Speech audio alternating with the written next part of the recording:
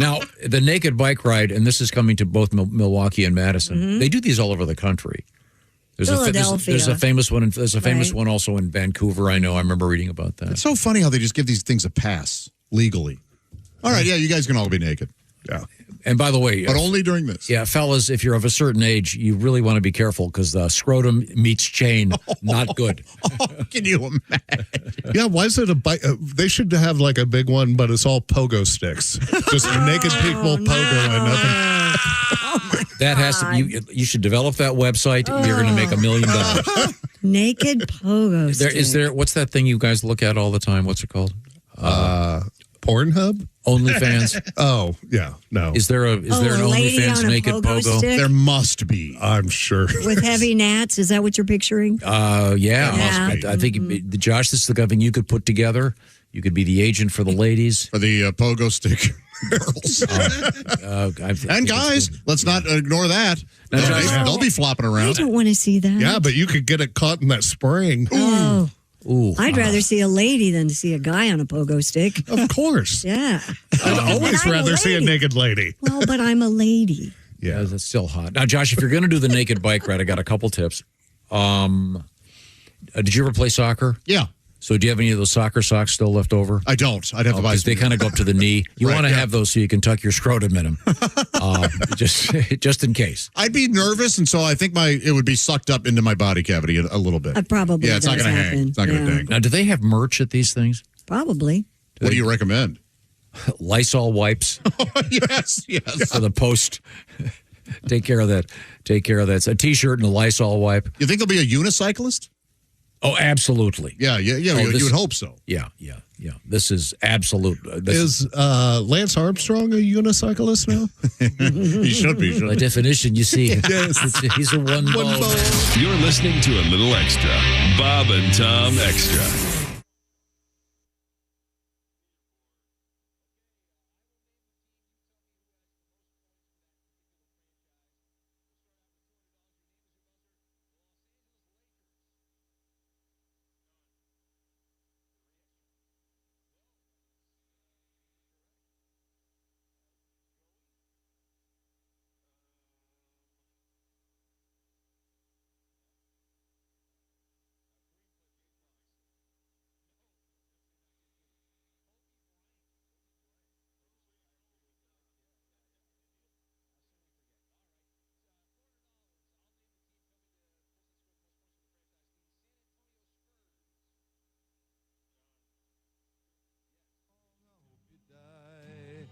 For too long.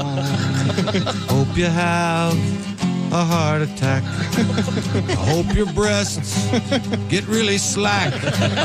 You were my girl, but now you're not.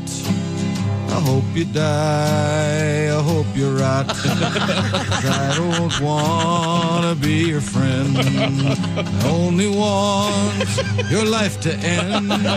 You're back in town, someone else's gal. I hope you drown in the love canal. I hope you die a painful death. I hope you choke on your next breath. Screwed me up, you done me wrong. I hope you die before too long. I hope you die before I end this song. I hope you die. I really, really hope you die. Die, die, die, die. And die. Thank you very much. Thank you. Comedian Dwight Slade. What's bugging you in the world? You mentioned a couple things before. I'm tired of the roadside memorials. These places where people wreck their cars, they wreck crosses. You know, it's a nice sentiment, but I don't drive in your graveyard. Don't put your headstones on my freeway. You're bumming me out. Bravo. Couldn't agree more. And have you ever seen one of these roadside memorials on a curve, ever? No, always on a straight. Yeah, straight away going to Nebraska. Well, what the hell happened? 3,000 people a day get through here. One guy, maybe it's good he's dead. He could have run into you. You don't know karma. People go, well, it reminds people to slow down. It's for safety. That's not safety. You're driving along. What is that, a wreath, a teddy bear? Ah! I am so there with you. That is brilliant. And my friend always pointed out, he goes, how come Jews don't wreck their cars? Which is, you wonder. It's true. These Christians, terrible drivers. Jews 10 and 2 going down the road. It's the old Eskimo trick of how to catch a polar bear. Now, what you do is you go cut a hole in the ice. Right? And then you take little peas and you place them strategically 4 inches apart all the way around the hole. Right.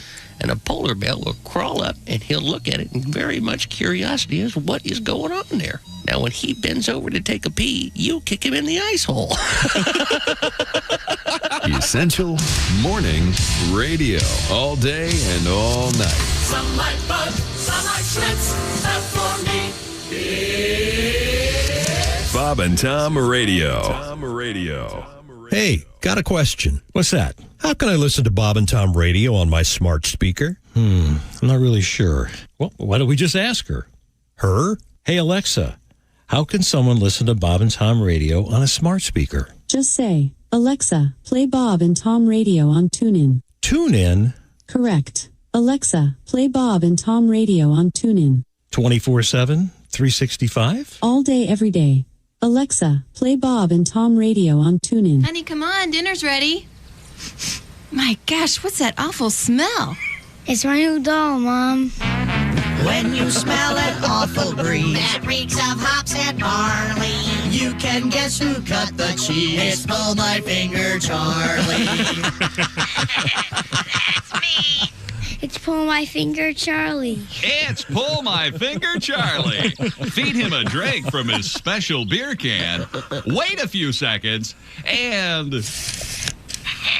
Hey, kid, pull my finger. Okay, Charlie. Somebody light a match. Pull My Finger Charlie comes complete with his own patented fart smell in a can. So you not only hear him break wind, you smell it too. And you get your choice of scents, including beer, eggs, burning tires, unscented, or new SBD. Ugh, that's disgusting. Whoa, did somebody step on a duck? Good one, Charlie. When you smell an awful breeze that reeks of hops and barley, you can guess who cut the cheese. It's Pull My Finger Charlie. Fart smell in a can uses a propellant that is harmless to pets, plants, and the ozone layer. Warning, failure to store cans in a cool, dry place could result in explosion. Pull My Finger Charlie. Pull My Finger Charlie. It's new. Available at toy stores everywhere. It's fun from Bob and Tom Toys. Essential Morning Radio. All day and all night. Might as well shoot me when the beer runs out. Bob and Tom Radio. Right now we've got Bert Chalice as our guest. No, you do live in Cincinnati. Did you drive here from Cincinnati? Yeah, I drove over and no longer driving my Yugo. I had got rid of it? Yeah, I got a Yugo for a while because, I bought a Yugo.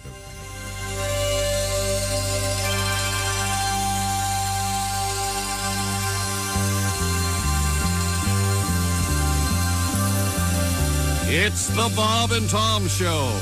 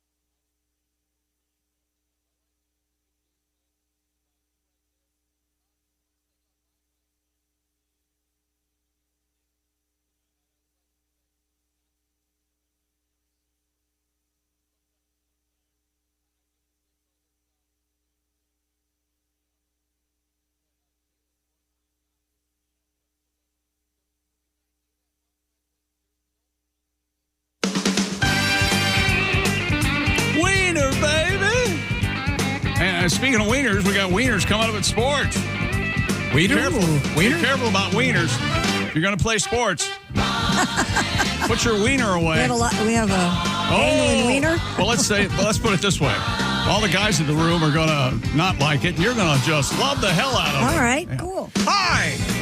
We're in the O'Reilly Auto Parts Studios. It's the Bob and Tom Show. Do you remember the slogan, "The wiener the world awaited"? That was Cons, right? Yeah, Cons, the wiener the world awaited. Yeah. I don't know if they still have it. It's been a while since I've been to a Reds game. But they used to have these Metwursts at Reds games from Cons. Man, those were good. I don't know if they still have those. Was it indeed the wiener the world awaited? And I love those. I would wait 2 or 3 days to get a Metwurst. Ergo, the wiener the world awaited. There's Pat Godwin. Hey, Chick. There's Josh Arnold. Hello. There's Ace Cosby. Hello. I'm Chick McGee, and hello, Tom. Hello, Chick McGee. The weekend has arrived. We're all in good spirits. We're going to move forward here. Well, let's not get How do you know? You haven't talked to any of us yet. Well, I was hoping. We were in good spirits. Perfect. Guess I was wrong. So I've got I'm kidding. Letter that'll cheer you up right away. What? Well, now that's a challenge. So I don't care if it's Chick, you've won $1 million. I'm not going to be cheered up. Among the many things we talk about on this show, we had I was trying to remember why we were talking about this. So I did a little, went backwards and found the story. You did a little homework? Yeah, I did a little homework. Attaboy. We had a news story about a guy in India that had the Guinness World Record for the largest collection of paper cups. I'm sure you remember this. 57. I'm sure you remember this. 57-year-old Sunil Yosef earned the title with 858 cups from 31 different countries. And by the way, every cup is different. Right. So just to clarify. And we were reviewing this dumb story, and we got talking about the Dixie Cup holders that used to be...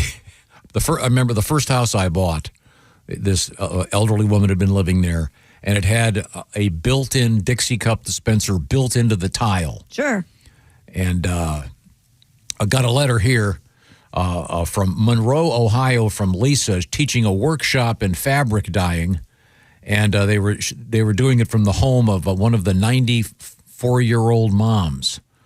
And she says, imagine my glee when I took advantage of a break in the action to visit the powder room, and lo and behold, found that Grandma's guest bathroom had a Dixie Cup dispenser built into the tile. Ah, yes. Yeah, remember those? You've seen those. Oh, absolutely. My grandmother had one. I told you this when I was a kid. I thought that was the epitome of you've made it, when you had a Dixie Cup dispenser in the kitchen and the bathroom, and to top that off, have a TV on the wall in the kitchen. Oh, my goodness. Yeah. Really? You must be rich. Now, some of the Dixie Cup dispensers, some of them actually had like a sleeve.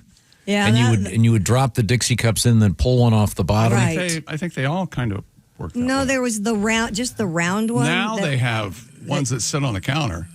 I think. But are you talking about the stainless steel thing that would... Yeah. It would just hang it looked like a big circle, and then you would load them in like that. Yeah, you'd load them in from the top. Yeah, that's what was at my house. Yeah, that's what Grandma had. The one that the first house that I bought. That's not the one that the plumbing went outside and down the wall, is it? No. Okay. No.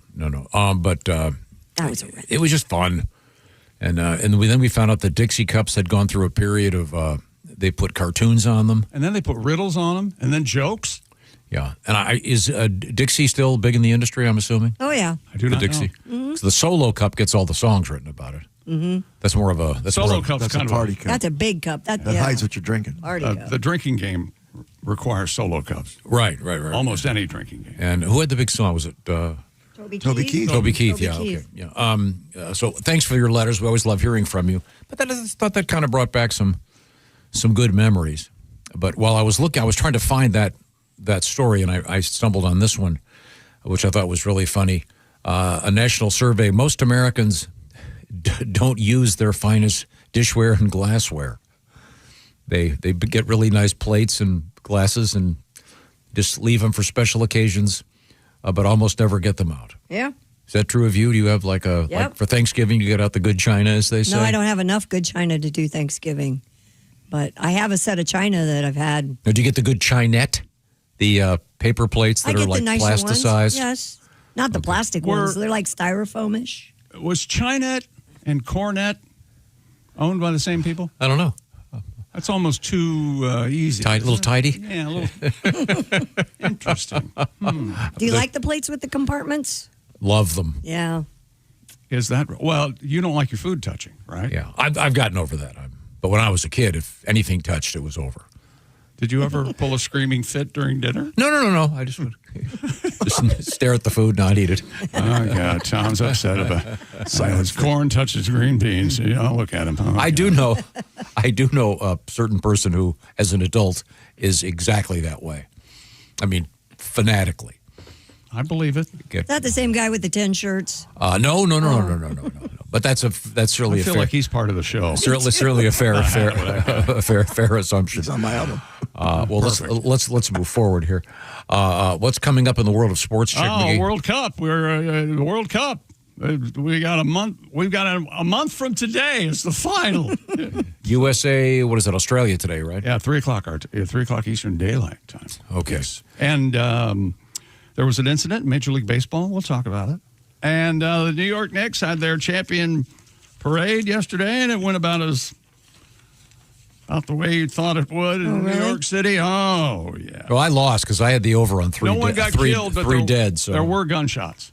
Oh, jeez. Yikes. And this woman was up on on the corner. I'm not sure where she was on the corner, but she was standing on the don't walk sign, and she's up there bouncing around. So she gets to get up there. She pulls the guy off, throws him aside like he's nothing. And this woman hops up and starts twerking. Well, the man comes up behind her and pulls her pants down. Oh. And she keeps twerking. Oh. She had a butt floss or whatever you call it. She had a thong, but then he pulled the thong down. And there's a big crowd there, of course. But there were a lot of guys. It's all on film. When he pulled the thong down, things got kind of serious, if you know what I mean.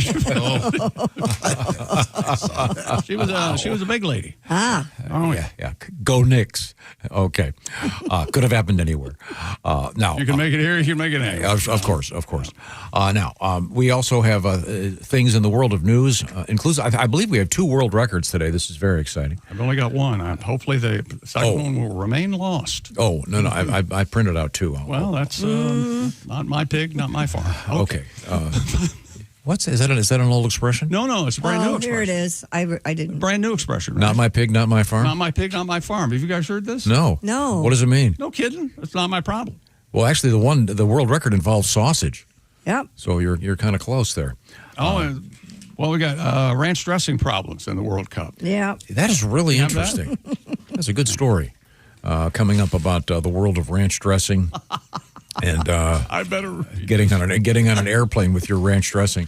And one of the fun things about this is as the tourists from all over the world are exploring Mexico, United States, and Canada for the World Cup, they're learning about all the delights we have here in America. And the ranch dressing has caught everybody's love. I can't believe it. It's a very big deal. And actually, the ranch dressing people, some of them have actually come up with a special thing that's being released in just a few days involving ranch dressing and getting on airplanes. We'll get to all of those things. But right now, Christy Lee, how did you get here today? Oh, in my beautiful Tucson Hyundai Hybrid. That's right. Hyundai is actually watching all the stars at the FIFA World Cup, as everyone else is doing, because they have their eyes on the next generation of talent.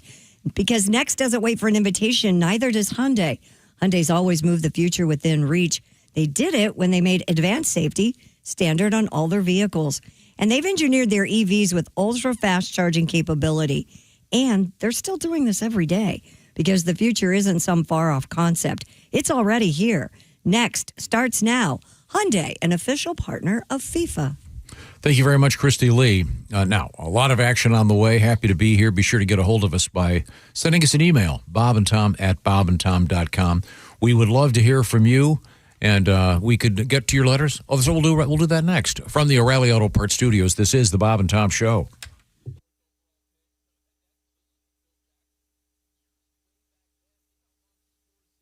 Coming to you from the Take 5 Oil Change Traffic Center.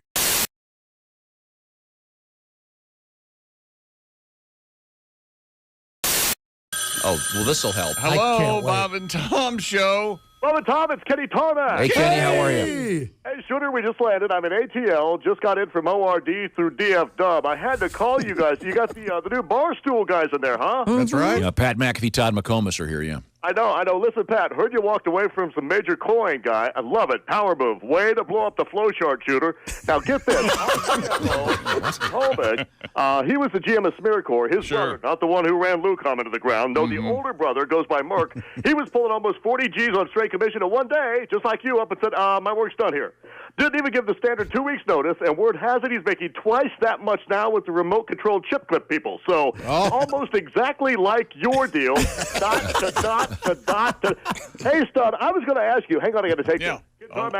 Hey, Shooter, we just landed. No, we're still here. No, What about me? Through RD. Not much. I'm just on hold right now with that idiot punter that walked away from like $500,000. Wait a minute. You're not on hold. Yeah, that Just one. a minute. I can hear you.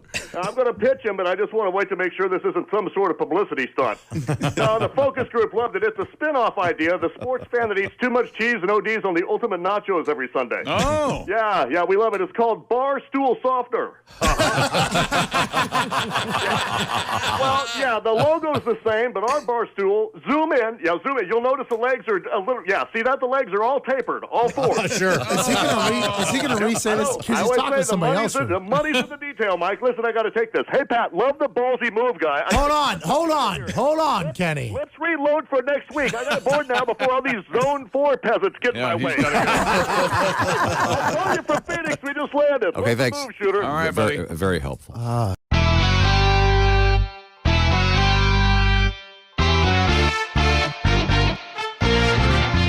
King Shark. King Charles was a young prince. He never thought he'd be king. Finally ruling England at the age of 73. King Shark. The Queen was his mama. Lucky Chuck. She used the Oxford comma. Born in the royal palace, hands never callous. King Chuck. Now that his mama's gone, I hope he doesn't fail. What exactly did he do as the fancy Prince of Wales? King Chuck. His teeth and ears look big and funny. Bucky Chuck. Will they fit on stamps and money? Born in the royal palace, hands never callous. King Chuck.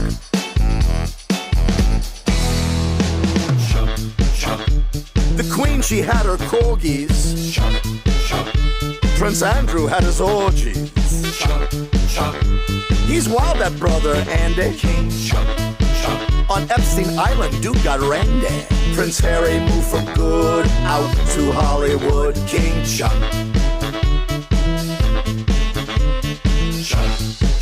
Charles loves the polo ponies. King Chuck. And dressing up for ceremonies. King Chuck. He wears a kilt, please don't stare. King Chuck. He's not wearing underwear. Finally gets to rule, cause he's got the family jewels. King Chuck. He married Diana, they had a castle and a villa. But all the time he dreamed about the homely one, Camilla. King Chuck. Couldn't wait to get his hands on Horny Chuck. Said he'd like to be her tampon.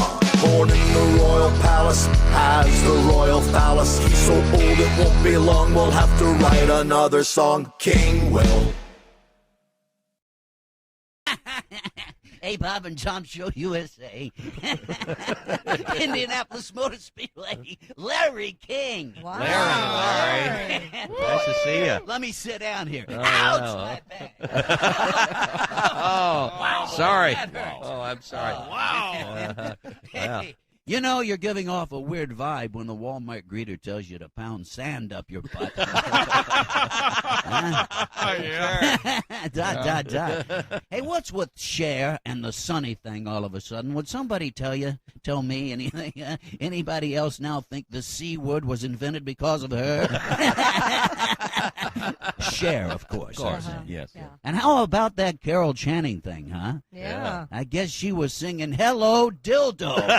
Hello, dildo. Yeah, man. Hello, dildo. It's just good Only got stuff. married. Only got it twice in her Twice in 41 years of marriage. marriage. Wow, she needs Viagra. And I said it before, but never address an Indian in war paint as Chief Big Pussy. Don't do it. Just don't do it. And finally, I gotta say, kids, it's been a stone gas being here, by the way. I gotta say, this body-piercing craze is getting out of control. You know, studs through the tongue, rings through the nose, eyebrows, the nipples, the belly button, and now a series of interlocking rings and hoops through my schwanz. Oh, did I say my schwanz? Oh, somebody stop me. You know how embarrassing it is to go through the metal detector? I'm sure. Larry King, you've got a solid nickel's worth, kids. Thanks. I'm out. Peace out. Peace out, Larry. I got to catch a plane. Oh, thanks very much, Larry. Hello. There's Josh Arnold. Hello. Hello. There's Ace Cosby. Howdy. I'm Chick McGee over here at the sports desk. Time now for emails. From around the world, our listeners brought to you by Hyundai. Discover what's next at your local Hyundai dealer, like the next generation EV, the Ioniq 9. Hyundai, official partner of FIFA World Cup 2026. And they spell Ioniq with a Q. Very cool. Yeah, a cool car. Now, we have, speaking of cars, let's change modes of transportation here. This comes to us from someone who is named Pat. Said, I wanted to thank you for the positive conversation yesterday about school bus drivers and your note that there is a national shortage. We need all the help we can get. I've been in school transportation since 1999 and have gone from driving to now being the grouchy-ass guy that answers the phones and manages the operation. Fun fact for Chick McGee. Yes. I started my career at Madison Plains. Madison Plains Golden Eagles, just outside of London, Ohio. That's what he said. We could not play them in football because there were too many fights. Oh. Because everybody knew everybody. Wow. Yeah. And I think they did start playing them after I left school. But well, thank you. West Jefferson. We always got into it. Thank you, Patrick, from Lewiston, Ohio. Or is it Lewistown? I don't know. I think, is it O-N or O-W? It's O-W-N. But we were talking about riding the school bus. Yeah. And Jeff I Oskay. never got to do that. You never rode the school bus. I did not. How about people on the bus? People on the bus go up and down. Where are you with that?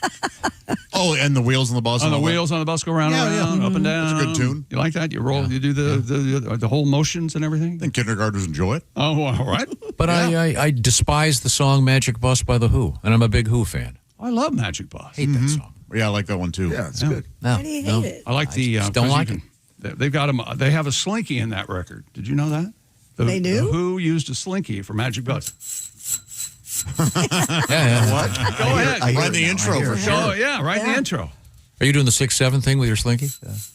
I'm not participating in the 6-7s because you think you know what it is. So I just. Oh, I know what it is exactly. Oh, hang on. There it is. Yeah, That's it. You can't hear it, can you? It'd be funny if he separated his shoulder doing this. I wouldn't doubt it. Well, now what the hell are they doing? Are they in the kitchen? What are they doing? They got everything. All the percussion, everything. Bring it all out. Yeah. Okay. That's awful. Okay. Well, anyways, a salute to all the bus drivers out there. We certainly appreciate it. I lived like 300 yards from my elementary school. So Yes. didn't need to get in the bus, just walked there. Now, when you were Did a your kid, elementary school go to 8th grade and then you went to high school? no, but I mean, it was close enough that I could ride my bike to junior high too. Okay. Now, one interesting thing about it, did you have to have a bicycle license when you were a kid? No. Yeah, we did in London. Yeah. We had to take a test. Yep. And What? You didn't get, and you got a little round, like a coin thing that they would attach to the seat of your bike. Ours were looked like a collar that you put on the column that goes down to the front wheel. You wrapped it around the front. Oh. And every time I get on my bike, a metal thing. and this is true, to this day, I'll get on my bicycle, and the hardest part about passing the bike test, you had to do a really tight U-turn, and I had to practice and practice and practice to get it down. So whenever I get on my bike now, I'll go out there and do that U-turn. Hey, Josh, Tom won't be in for a couple weeks. Oh, what happened? Well, he was out practicing U-turns on his bike in the driveway. He's always had trouble. Yeah, he always has trouble with this ever since he was a kid. He fell on both his shoulders. I don't know how that happened. How did that happen? I don't know if they still do that. But yeah, we had to have a bicycle license. We didn't have to do that. You couldn't you could not drive your bike to school without a license. Huh. Well, we couldn't drive our bike to school anyway, but maybe that was an Ohio thing. I don't know. Huh. Yeah, we were allowed to ride bikes. Yeah. Not my school. Yeah. You weren't allowed to ride your bike to school? Nope, not without a license. I'm serious. Huh. They took. What's the? Okay, my kids drove. They rode their bikes to school in elementary school. They did not have to have a license. Well, my place was more disciplined, and So is it hence riding? the highest SATs in the country. They pull. Of course it was. Yeah, of course. They pull you over and operating without a license. Is that what they do? I don't know, but we took What it. cop is going to pull a kid over on a bike and arrest him? Did you do this as a crossing guard? Did you pull kids over? No, but I mean, no. I'm totally serious. I was captain of the safety patrol. Yeah, but it sounds like something you would do. We had the big flags on bamboo sticks, and you go raise, lower. Arrest powers when you were? I don't think so. Could you detain kids? But I had one of those belts with the side sash and a badge, right? And a badge. Yeah. Dork. Beat up a lot. Oh, and we took it very. And then several years All after, the guys on the football team, look at this jerk. several years after I graduated, they no longer allowed students to do that. They had adults doing it. I'm guessing somewhere something went terribly wrong. Oh, jeez. That's probably you. Well, there's a seamy underbelly of adult crossing guards too. So let's not talk about that. But we had the big bamboo sticks. Yeah, And there was like a stop flag on the end of them. of course. And did you say when it was raise, lower? Did you say that? Yeah, out loud? it was a 4-way stop. Did they tell you had to do Yeah. it, or did you take it upon yourself? Oh yeah, and we would march out there in formation. How many of you were God. You had to say, as you were raising, raise. Yeah. Yeah, raise. Then I don't know. lower. I think that was a choice. Good No, Lord. it was. I'm totally serious. there? How many were there? 2 guys? Is that why you had to do it? So you Him did it and at the the other same time? No, there were Hitler Youth had to march out there. no, there were about 8. 8 of you. Yeah, yeah. How And many you does were- it take to stop a 4-way stop? Well, you had guys on each corner. And what was the process where you were named captain? Did you have a campaign, or were you appointed? I was appointed by Mrs. Brown. Does she have a daughter? Or? She's lovely, huh? Mrs. Brown was quite hefty, actually. Is that right? Yeah. Where this started? Yeah, a lot of. Did Mrs. Brown play bridge with your mom? No. Okay, that's good. Hefty gal. Well, she was probably like, what, 110, 115? Oh, yeah. No, Disgusting. No, look at that. No, I fat believe hog. not as hefty as Mrs. Brack. Morning, Sal. How now, brown cow? Raise if you can. Moo. Hey, I'm sorry. Now, Lower your H-1B. well, thank you for that letter. Chick McGee, you have a letter over there you want to share with us? I guess. Hang on here. Dear Bob and Tom Show, I've written in many times about my love of the blatant hostility on your show. Your genuine hatred for each other really trips my trigger. Who's this prick writing? Brian in Shut Iowa. up, Brian. I can't find this honest anger anywhere else.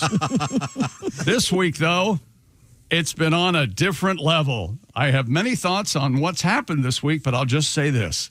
I will pay anyone's bail if and when you finally snap on Tom. Have you ever done that? So there we go. Pay bail? Paid anybody's bail? I have not. Knock wood. I have not. Pat? Have I paid? No, someone's paid for me. Comedy club manager in Charlotte. I had to bail my girlfriend out once. Yeah. You know, I've prostitute. No. DUI. I've done it twice. Twice. Mm-hmm. Oh yeah, not for me. I mean, but I paid bail. Yeah. Did you actually go down to the bail bondsman and have to do all that? Because that is something. I met the guy. Ah. Now that in fact, both times I met the guy right near the jail. Mm-hmm. So they have an office very conveniently located. If you want to have your bail office pretty close to the jail, I must say. But yeah, They're all, and they don't have a copyright on AAA bail bonds, right? I mean, there's a bunch of those, right?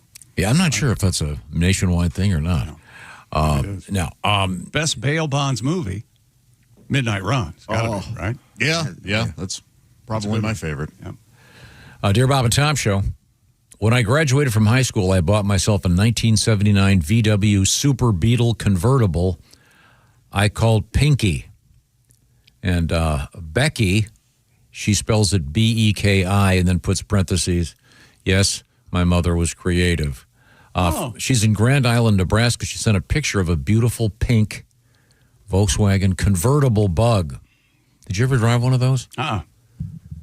Yeah, they were interesting because the early years of those, when you'd put the top down, it effectively eliminated your rear view mirror. Is that right? Yeah, it didn't go down far enough, so that was kind of like the side mirrors or in the cabin. Okay, the cabin one. And have you seen? This is something pretty cool I hadn't seen before. If you have like a Suburban or something, or a Tahoe. Right. And you have so much luggage in the back, you can't see out the rear view mirror. Yep. Have you seen what they did in the new ones? Mm-mm. There's a switch on the mirror that switches it into a TV. So it's got cameras. Got cameras somewhere. Yeah. So if you can't see because you've got luggage stacked in back of you, you clip it over and it goes to a camera system. You can use that all the time. My brother-in-law has a Lexus that does that, and he keeps his rearview mirror on the TV all the time. It's like, wow, okay. Yeah. Do you know where the rear view mirror was invented? Where? Yeah. At the Indy 500. At the Indianapolis Motor Speed. That's right. Pretty simple idea, but wow. What would we do without them? I know what I'd do without them.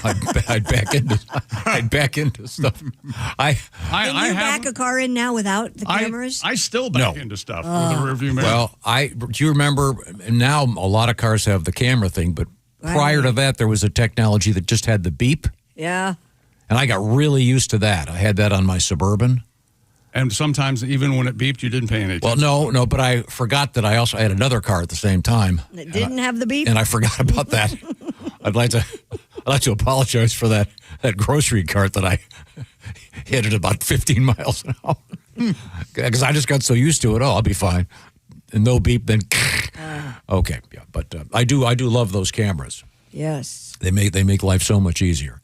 But back in the day, they weren't there. Christy Lee, do you have a letter over there? I don't have any letters today. No letters from you. No. Oh, it must be on somebody's list. Dear Bob and Tom Show, hello, favorite morning people, and Tom. Witty. So for the last week, we've all been dealing and listening with Tom going on and on about how much he dislikes the World Cup. But now, for some reason, as is his wont, he's rooting for Norway because they were rowing on an escalator. Now, once again, somebody explain this to me. You found that there's a a great video. They're sitting on an escalator that's moving, and they're pretending they're rowing. Mm-hmm.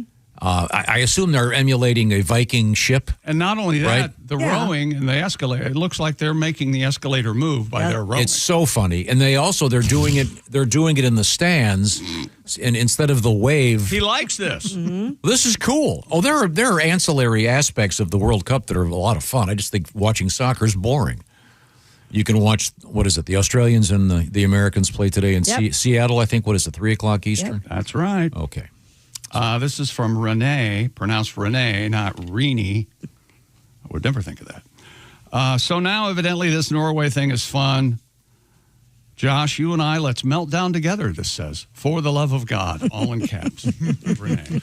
Dear Bob and Tom Show, I live in Ohio. As a kid back in the 60s, I got a ticket for riding double without a license. I had to go to what they called bicycle court. Come on with that. I had to write an essay. Tonight on Bicycle Court. And pay a fine. By the way, I can never run for political... Bad boys, what you gonna do? Bicycle Court. I can never run for political office because of my criminal record.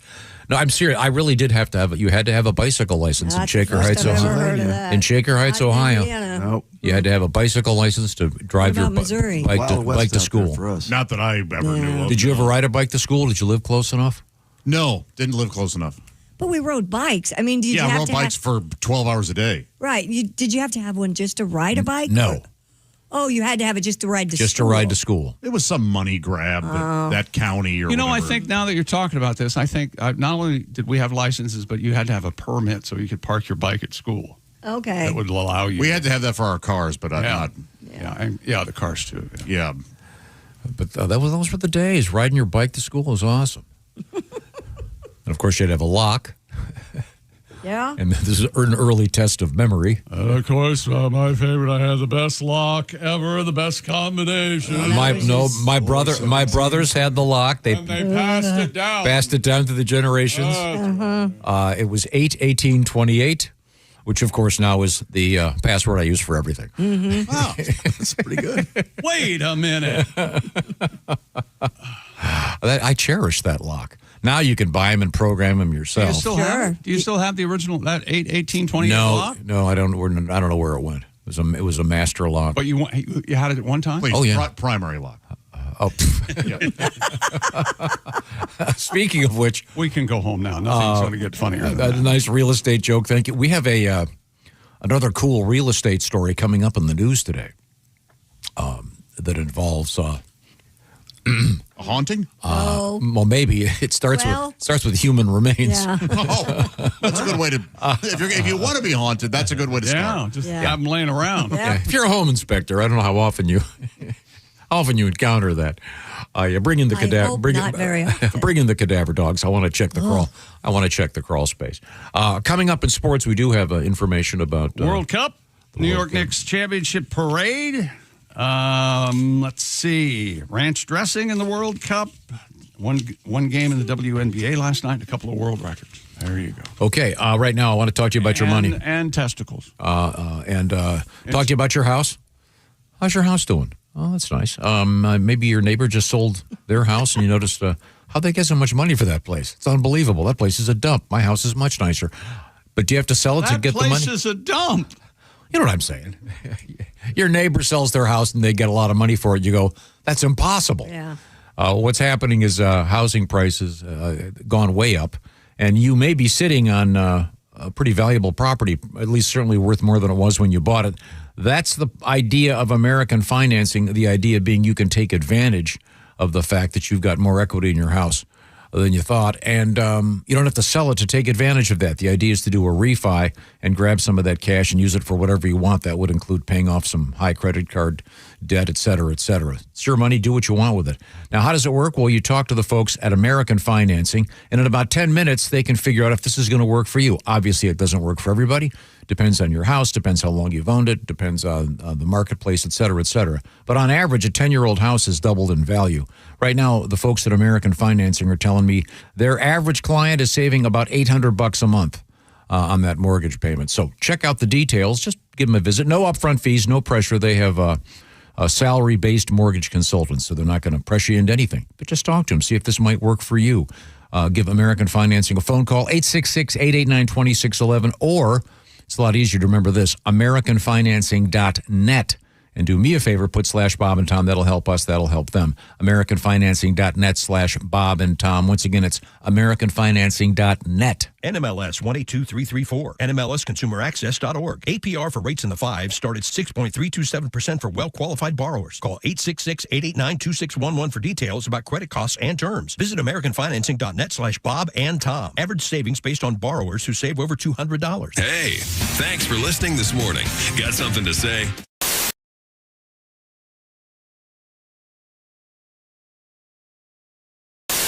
Hey! You still don't have orange insoles? Do you walk? Do you stand? Do you work? Then, buddy, your feet are losing the war every single day. Your arches go flat. Your heels scream. Your knees pop like popcorn. But wait. What if I told you you don't need a prescription, you don't need a diagnosis, you just need orange insoles? Rigid arch support that does not collapse. Deep heel cup for shock absorption. Built strong for work boots. Comfortable enough for everyday shoes. You upgraded your tires. You upgraded your mattress. Maybe, just maybe, upgrade what you stand on every single day. Orange insoles. If you have feet, you qualify.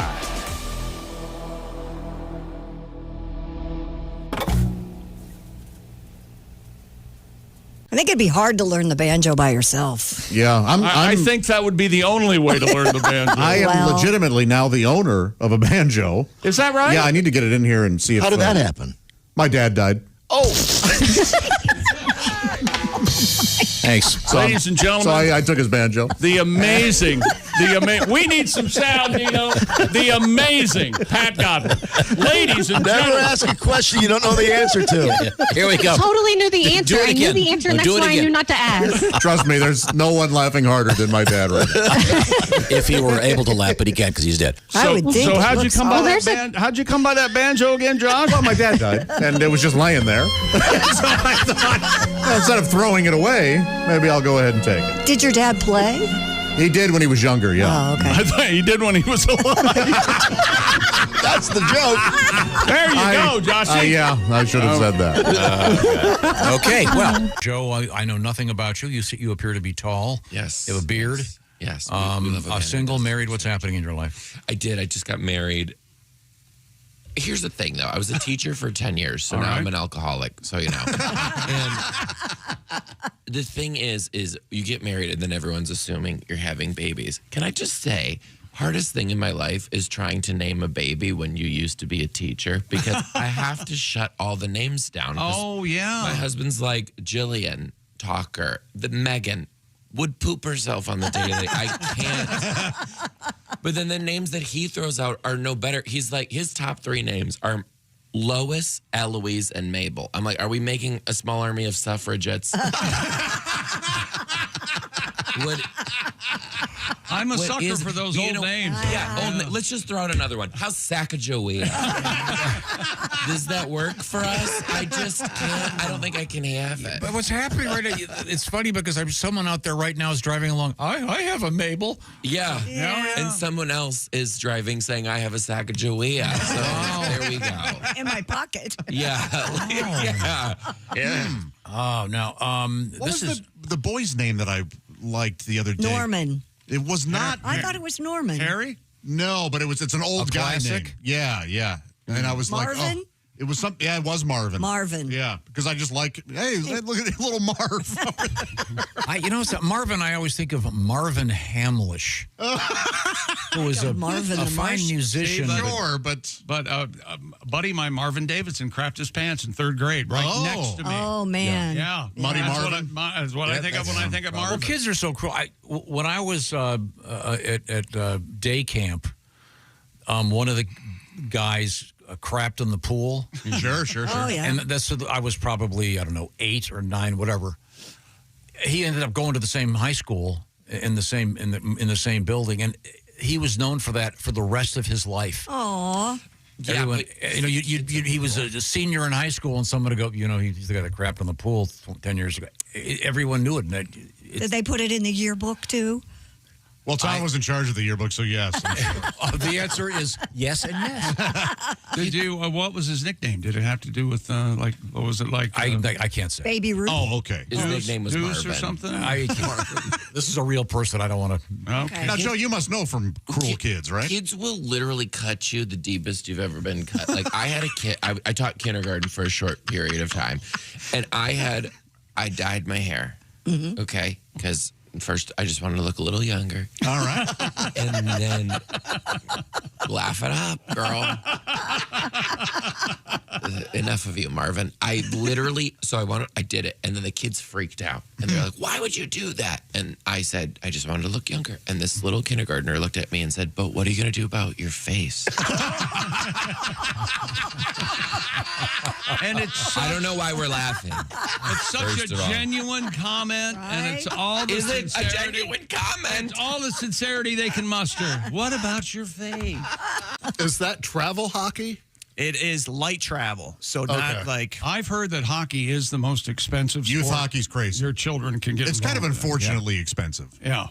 Yeah, it's kind of ridiculous. Yeah. And it's like, now as a parent, you're on the team too. You got to you got to manage the schedule. You join a group text. Every team comes with a group text. Yeah. Right? Oh, that's fun. And this thing is blowing up more than my family group text. Sure. Like 4th of July, it was lighting up. Like, hey, who's that? Grandma and Grandpa? Like, no, it's the hockey team. Yeah. Just thinking about you guys too. we're thankful we're on the team. Yeah. And there's always someone in there oversharing, like, Brooks can't make practice tonight. My mother-in-law had a stroke. We're going to be in ICU till we see things through. Go Knights. Hello, my name is Alexa. If you have a smart speaker and what to hear, Bob and Tom Radio, just say Alexa, play Bob and Tom Radio on TuneIn. Now, you try it. Alexa, play Bob and Tom Radio on TuneIn. That's the first smart thing you've said to me since you took me out of the box. John Mellencamp doing his greatest hit show coming up. Details on the way. Welcome back to the Bob and Tom Show in the O'Reilly Auto Parts Studios. There's Christy Lee at the news desk. Hi. There's Pat Godwin. Hey, Chick. There's Josh Arnold. Hello. There's Ace Cosby. Hey, Chick. Hey, I'm Chick McGee. Hello, Tom. Got a special letter here, a little bit of an alert. All right. I had not heard of the bug salt gun, the bug assault, they call it, which is a sort of a toy gun that shoots salt and apparently very handy for going out on the porch and picking off flies. And but I have received two interesting things. First of all, Tom, you'll want to know this, writes Ryan from Boonville, Missouri. There is a laser beam sight available for the bug salt gun. It's an adjustable laser for the fly gun salt shooter. Now, they also have Greg in Kalamazoo has sent me a photograph of the Bug Assault 250th Anniversary Liberty Edition. It's a red, white, and blue sort of large pistol. Once again, these shoot table salt. And he goes, you might want to wait, because I said I wanted to get one this week, and you might want to wait for the anniversary edition. Apparently, it's just coming out. So we'll have to get one in here and give it a shot out on the porch. But it looks like a lot of fun. Do fishermen use these? Is that where you were familiar with it, John? Hey, I saw it at a Bass Pro. Oh, okay. But You've never used one? I've never used one. Okay. All right. There are a lot of fans out there. Seems like a natural. Yeah. I don't know how I went through life without hearing about this. I have a letter. Okay. This will be of interest to you, Tom. This is from Richard in Lexington, Kentucky. The former Dixie Cup plant there has their water tower in the shape of a big Dixie cup. Oh. So it's... I think that's worth the drive. Yeah, well... to check it out. The Dixie Cup water tower. I don't know if you can see this. It's the... There you go. Jason has it. There it is. Yeah. It sure does look like a Dixie cup. What do you mean? It's an identity. I bet like it's way more real looking than I would have thought. Absolutely. Yeah, it's wider at the top than at the bottom. Makes sense. What do you? People don't know what a Dixie cup What is. would please you? That looks exactly like I a just Dixie said cup. that's what I said. We were talking about Dixie cups and the built into the wall Dixie cup holder and the sleeve that some people that's have. the problem. It's just a cup. It's not that part that Tom really wants to. Oh no, that's nice. No. But every time we talk about Dixie cups, he doesn't think anyone knows what it is, so he has to go through. Now it's a container that a sleeve on the wall. But now the factory closed, huh? Well, I think they got moved to a different place. Oh, okay.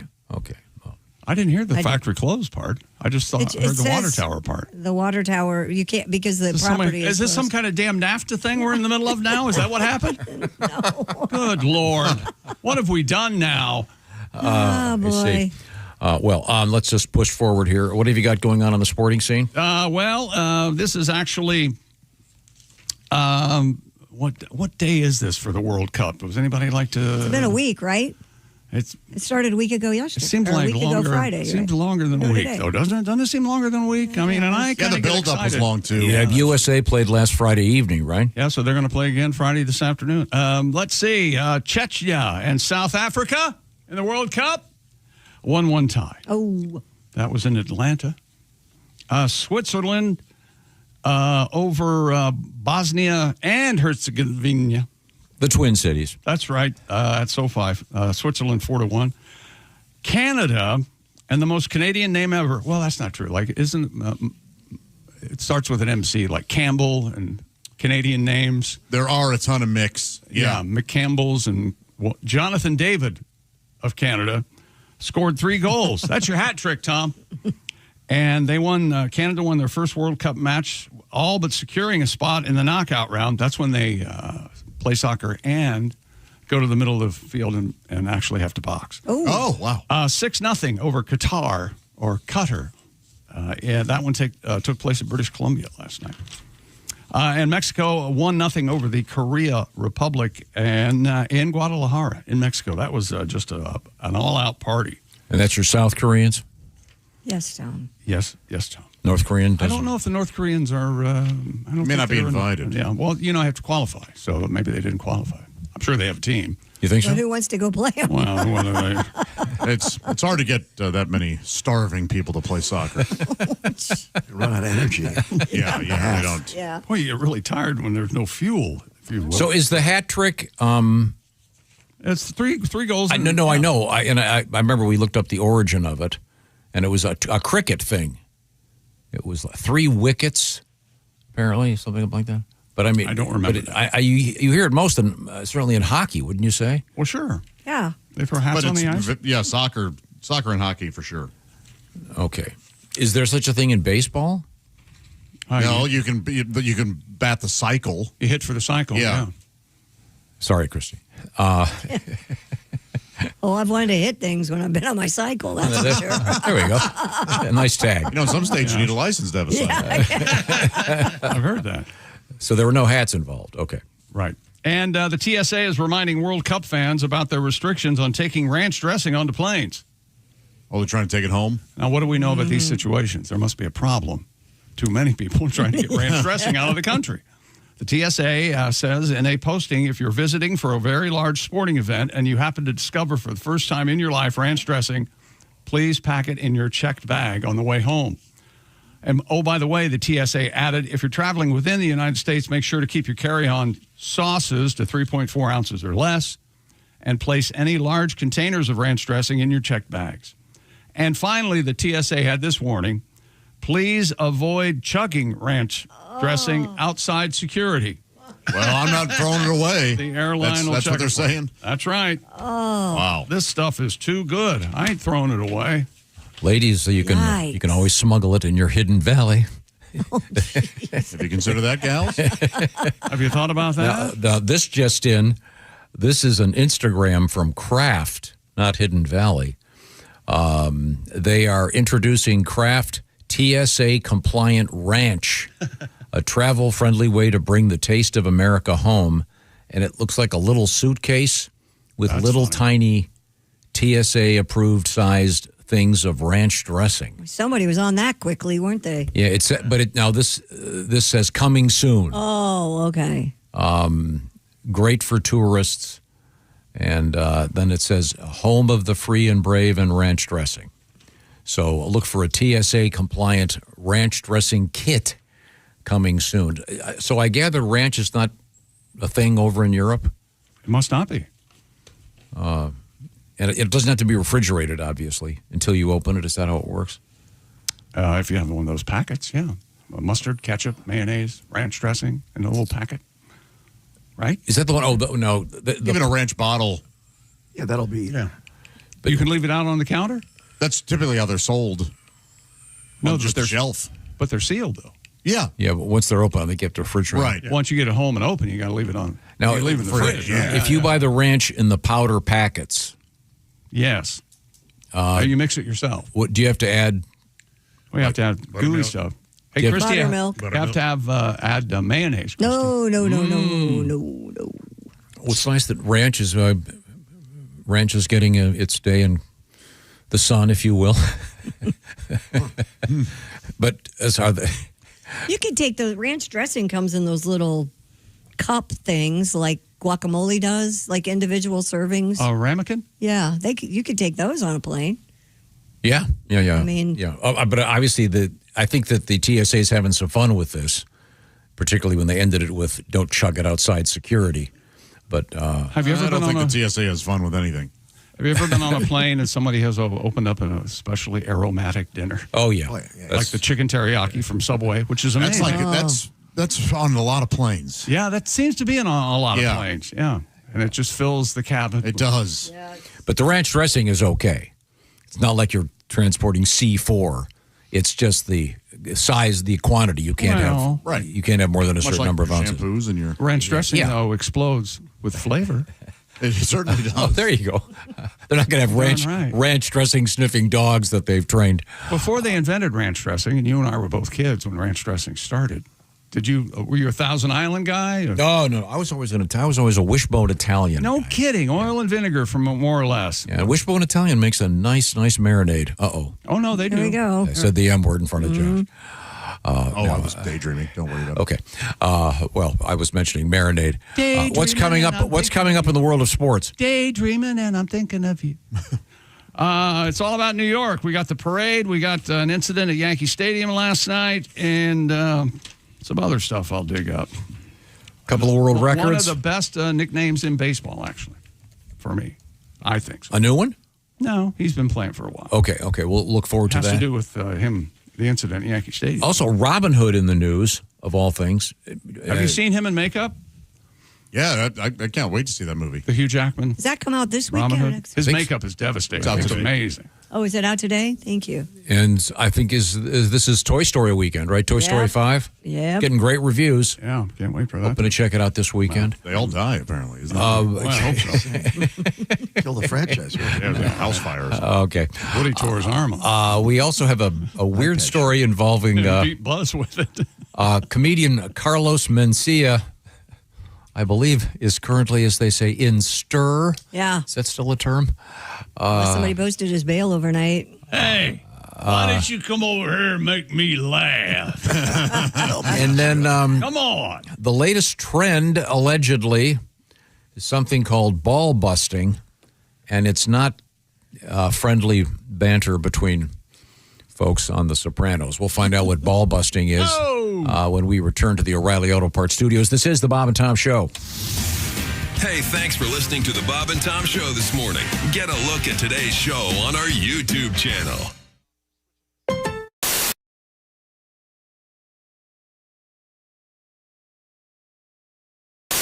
Joining us in the studio, it is Mr. Lewis Black. Lewis, great to see you, sir. Delighted.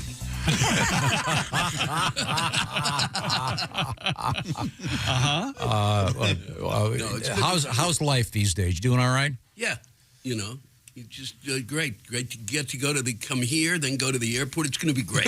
Yeah. It's a good thing you've got a great airport. If somebody tells me again how great your airport is, sit there with me today. Come on down and sit and let me know just how great an airport it is. So we have an interesting story. It is a pretty good airport. Yeah, it is. Yeah, I know. Yeah, all I know is my flight back from Disney World next weekend has already been canceled, so I'm scrambling to get another one. Christy, we have actually flying news. Yep. Do you want to do it in quiz form? We're going to talk about the #1 airport snack. The number one airport snacks. Cinnabon's got to be up there. Actually, we have the top 10 bananas. snacks. Is this in terms of sales or what people? This is Tom, any all thoughts? I have is from Delish, the #1 airport snack. And I find this list to be completely fraudulent, but go ahead. The #1 airport snack, Oreos. No, it's not. You just don't see. I haven't seen I've never any of seen these. anybody eat any of these either. I told you Absolutely this is fraudulent. I don't buy this. I didn't see an Oreo. I'm wandering through Newark Airport, which is huge, yesterday. Mm-hmm. And you know what was on my mind? Where am I going to get an Oreo?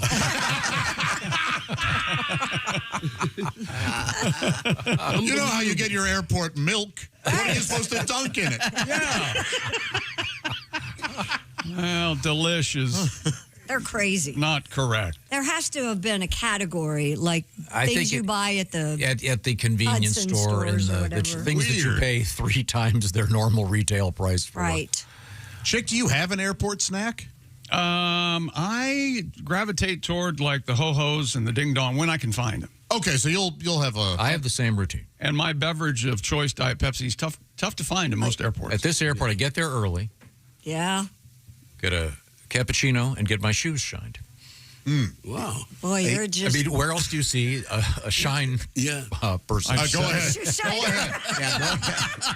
It's all you. It's all you, Tom. How about Griswold. this? How about this? From here on out, let's say shoe shine person. Yes. Okay? Or a shoe shiner? No, but Or stop.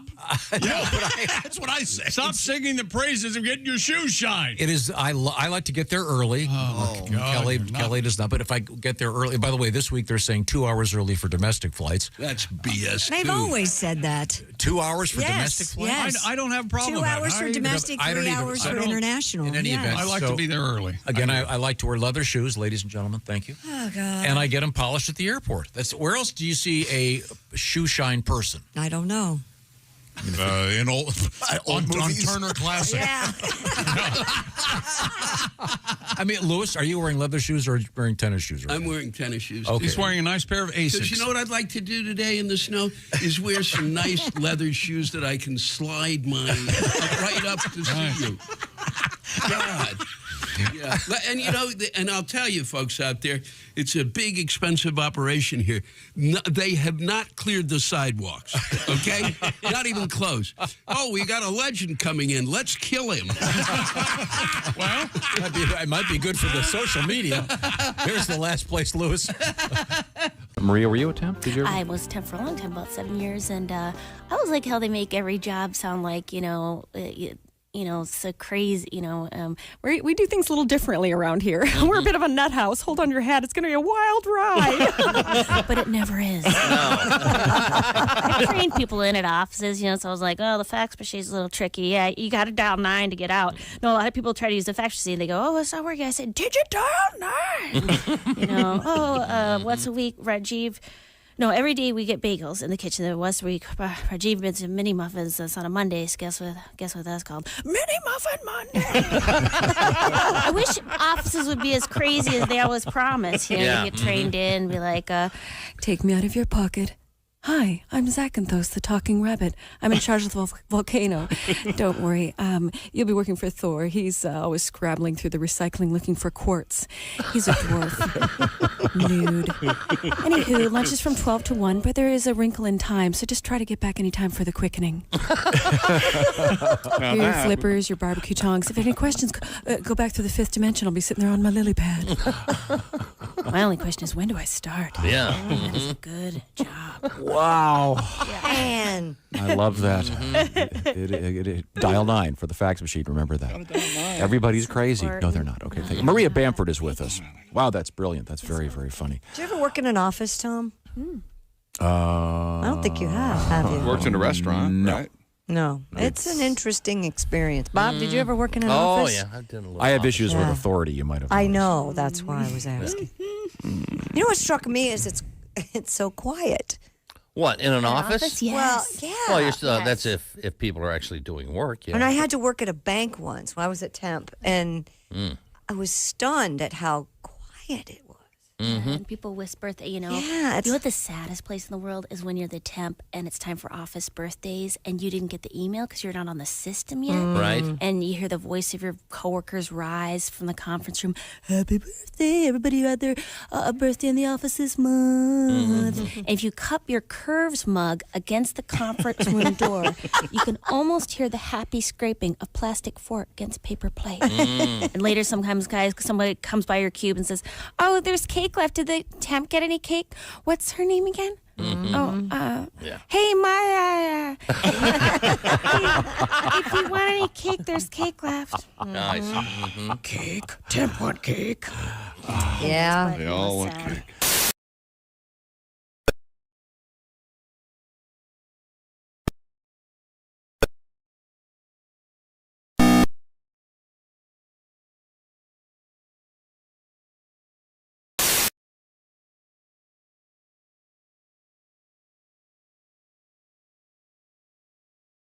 Yeah. Welcome back to the Bob and Tom Show. We're in the O'Reilly Auto Parts Studios. Christy Lee at the news desk. Hi. There's Pat Godwin. Hello, Chick. There's Josh Arnold. Hi. There's Ace Cosby. Hello. I'm Chick McGee. Hello, Tom. I'm somewhat confused. I don't, as you know, I don't particularly like watching soccer, even though I've watched my kids play it for years. That's different, though. I have a technical question. at the level of the World Cup, do they have a mercy rule? Like if it's 6-0, they just fold the game up and kids go home? No. They don't? Okay, just asking. I think it's a fair question. No? Okay. Just move on. We had one game that was 6-0. Canada, yeah. Yeah. Yeah, I mean, that's huge. What entertainment. That's a lot. We are returning to the sports page with Chick McGee. What's happening over there? The New York Knicks celebrated their first NBA championship since a whole century ago, 53 years, with a ticker tape parade through Manhattan's Canyon of Heroes. Thousands of fans dressed in Knicks gear. Finals MVP Jalen Brunson hoisted the trophy toward the crowd so they could touch it. Teammates rode floats through the streets, and drunk and disorderly seemed to be invented for the day. People climbing on light standards and street signs. And but I was wrong. Fisticuffs. I took the over on dead. I thought there would be at least 3. But all we had were some gunshots in Times Square. That's good news. That's very very good. Did you see the one player that tried to go shake hands with the crowd and the cops tried to arrest him? He was an actual player. Yes, he was actually. Last night, a Chicago White Sox, actually, wherever Jimmy Pardo is right now, he's very excited. White Sox have a pretty good team this year. The White Sox beat the Yankees last night 5-1 at the stadium in New York. However, New York Yankees Jazz Chisholm, Jazz, Jazz Chisholm. Or as they call him, Chaz Chisholm. Or Jizz Chisholm. Might as well go with both. His name is Hasrado, Jasrado, Prince Aramis Arrington Chisholm Jr. It's a great name. He goes by Jazz, and he's from Nassau, the Bahamas. He had a foul tip, and it went off his left testicle last night in the batter's box. And it looked and sounded a little something like this, actually. Oh, he's down. Hang on just a second. Chisholm, he felt that one. So it hits the ground and bounces back up. His foot last night. I don't know where he found this one off, and I don't really want to know. I don't think it was the foot. Good look at this curveball right here. See, Jazz hits. Oh, yeah, we're watching it. It hits him right in the nuts. He's singing at a high pitch in the shower. Sucks bad. Oof, he looks like he's really in pain. And you'll get a camera shot here of, I believe, Aaron Judge laughing in the dugout. Yep, they're laughing away. That don't wear one. Is that a new trend? There are more guys that don't wear one than you would. They're talking about Cubs. Some guys are just uncomfortable wearing one. Man. Oh, yeah, that hurts. Man. Sorry. And they also mentioned during, I think that was Michael Kay, the play-by-play guy of the Yankees. I think they were talking about the first thing you do is you start to sweat. And we've talked about that many times. Right. Ralph Harris said the room gets humid when you get hit in the balls, and yeah, that's certainly the case. Yeah. When's the last time that happened to you? Can you remember? I can't remember. I'm sure I've got. Could something like that rupture his testicle? Well, that was always when you were a kid. That you'd always say rupture. Yeah. And the jocks would always whack you in the nuts and go rupture. They thought it was hilarious. They'd go over to safety patrol nerds. Yeah, well, good. The main guy that did that to me has been long dead, so I'm feeling pretty good about it. Wow. He got his. There've been a couple. There's a catcher, Yadier Molina, who needed surgery after something like that. Oh, my goodness. Yeah. Is that the one where the cup actually broke? Cup, yeah. Broken in half, yeah. Wow. I think we need cast iron technology to return. Iron Age. Be a little hard to run. It'd be worth it. I got hit that I can remember in high school kickoff team during practice. Hit with his helmet, dove into me and hit me. But yeah, and also the ladies, you get hit down there. That's just it doesn't feel great. Yeah, but it's no big deal, right? You're all insulated. Yeah. And we've talked about this 100 times, but I mean, bicycles. I never understood why the boys' bike still had the bar coming across. I think Josh will back me up on this. I think getting hit in the testicles is much worse than childbirth. Don't you think, Josh?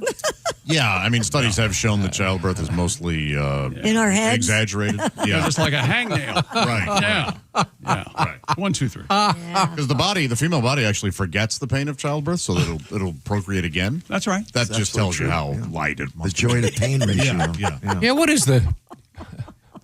How does that work exactly? Because no. I mean, I've witnessed this several times. And there is that phase right after birth where the woman says, "You're never going to touch me again. I don't want you in the same room unless you're changing the baby." But then it comes back around. It really is a biological thing. The female body knows how to forget the pain of childbirth. It's true. It's the same principle that Christmas revolves on. Really? Yeah. By the time you get to the next Christmas, you forget how awful the last Christmas was. You're absolutely This could be applied. This could be applied to almost anything. Now that I think about it, absolutely. It's like when you say, "Well, I can keep having all these alcoholic beverages. I'm going to feel fine tomorrow morning," and then you wake up and go, "I'll never drink again." We've all been there. Mm-hmm. So true. Where you look at your urine and it's shimmering. You realize you Never slept. had that. You slept next to a toilet. Calling the dinosaurs. Yes. History was made this week on the Fraser River in British Columbia, Canada. Sturgeon slayers, self-proclaimed sturgeon slayers, Dinosaur hunters. announced a new fishing record for the largest white sturgeon ever caught and measured. Oh. A prehistoric fish, and man, it looked prehistoric. Released back into the waters after it was measured, and it 11 feet, 8.2 inches. I mean, they seem like man-eaters, don't they? 55 inches around. Oh, my gosh. Almost, 4.5 feet around. Until now, the largest of this sturgeon subspecies ever caught and measured. This is the absolute record. I think we have a picture of the boys there with us. Okay, it looks like there are 7 guys standing next to a boat. Yeah. And that's a fish. Yeah. It really is like a canoe size. That's amazing. How do you catch that? What kind of lure yeah. do you use for that? You know, and one of them will say, we got her on a dough ball, and what we had was a 10-pound test, and you got to know what you're doing. Here's cheese puffs. Cheese puffs, dipped it in some peanut butter. Are those guys professional fishermen? They're all wearing... They're wearing waders. Well, sturgeon slayers is a thing. This is a society. I know. Seriously, how do they catch those? Is that a net? Net. I don't think they net it. No, I think they do kind of get in the water and grab them at some Really? at some point. God. I mean, especially at that point, there's nothing you can do but get those 7 guys in there and their waders. Where's this? This is on a river in Canada? It's the Fraser River in British Columbia. Yes. Beautiful country. Looking back up them. Wow. There's a nice boat behind them, too. Mm-hmm. That is a nice boat. There is a nice boat behind them. You think they're in Canada because they are avoided the draft? Yeah, I mean, that's like a trawler behind them. Like, that's why I was asking. I was wondering if they had a big, although I do see I don't know if that's a fishing rod or an antenna back there. Guessing that broke the That's pole. absolutely an antenna. Okay. Wow, but that's a giant fish. That's cool. Fresh water. Do they have teeth? I don't know what they're like, though. I'm going to look that up. I don't know. I know gars have teeth. Those are hideous creatures. I know. Yeah, your walleye have teeth. Some of those really big fish in the Great Lakes, I know one of them species doesn't have any teeth. So they talk like this. Well, does that just happen? That's what a sturgeon sounds like. That's actual audio. It sounds like fish. But between the legs of his teeth, stinky. Sturgeons don't have teeth as adults. They just suck up the food. Oh, okay, cool. Why haven't they made a cartoon with a sturgeon who's a surgeon? Why hasn't that happened? Oh, I'd like that. What would they use to do their surgery? Well, he did do like a surgeon. He did like a surgeon, Surgeon for like a virgin. What? Yeah. And by the way, we got a nice letter. Someone yesterday had gone to see the Weird Al. Weird Al's on a tour with a big band. It's a great show. Highly recommend. My son's favorite. If you get a chance, go see Weird Al. I'm going to. Now, we have, wait a minute. We have coming up in sports. World records from, let's see, Germany and Australia.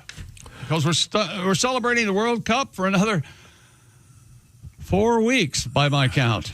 And you mentioned Christmas a few minutes ago. We do have a Grinch story coming up. Also, really? Yeah, we have an unusual story about lost luggage in the news.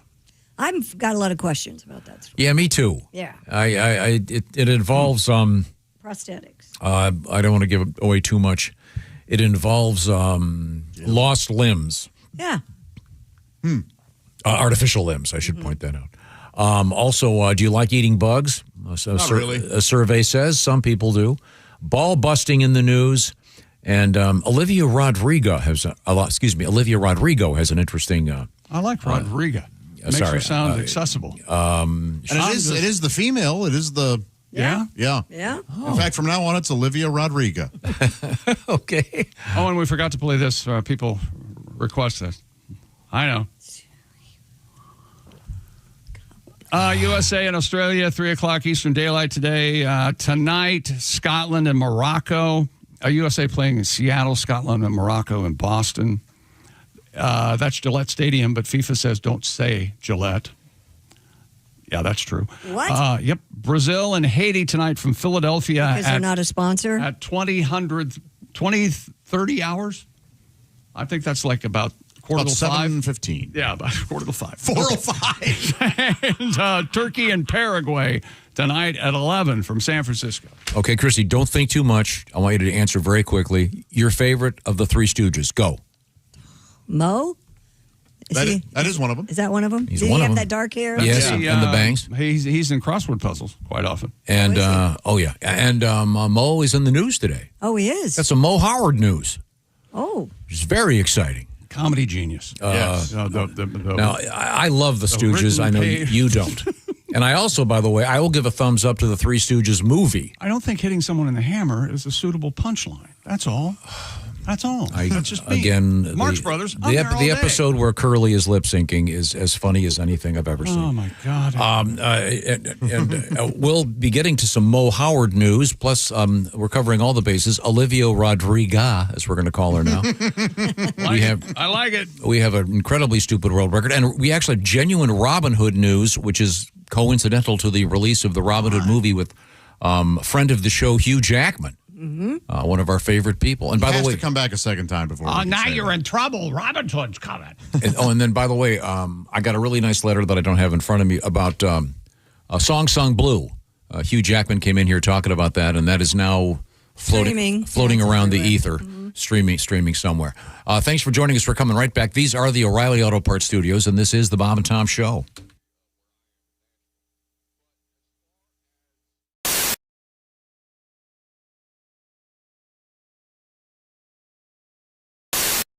Do you have any interest in going to space? Yeah, so I have a different definition of space, as would be true for all of my colleagues, my astrophysics colleagues. Many people don't realize that the space station, for example, which is anybody's common definition of being in space, if Earth were shrunk to the size of a schoolroom globe, then the space station is orbiting 1 centimeter above the surface. Yeah. And so I'm sorry, I can't think of that as space. Send me somewhere. Moon, Mars, asteroids, beyond. But I don't want to just boldly go where hundreds have gone before. The billionaires who pay to go up in the one where they're in space for like 6 minutes, that seems to me to be a real ripoff. That's not even as high as the 1 centimeter. So the billionaire boys race, the Bezos Branson, you're right. That's what's called suborbital. They go up and then just fall back for 5-6 minutes, and it's the falling part where you're weightless. So that's fun, and you're sort of above the important parts of the atmosphere. So that's fun. Stars will come out in broad daylight because you can't see stars in the daytime because of the scattered blue light from the sun that turns the sky blue. You get above that limit, so that's fun. I have no issues with that. But on this same scale with the schoolroom globe, they go up about the thickness of 2 dimes. Yeah, wow. And it's costing them several more dimes than that. Remember that guy, that crazy guy, Felix Baumgartner? Remember him? Sure. Yeah. Who did that edge Hot of air space balloon jump thing? Yeah. For Red Bull? Sure. Okay.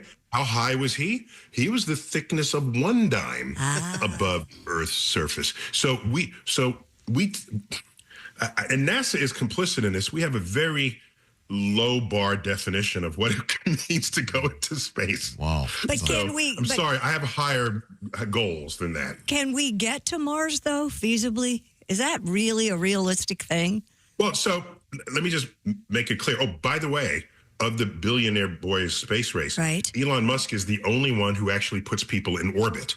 Okay. So he's the full 1 centimeter up, and that's why he can intersect with the space station if he chooses.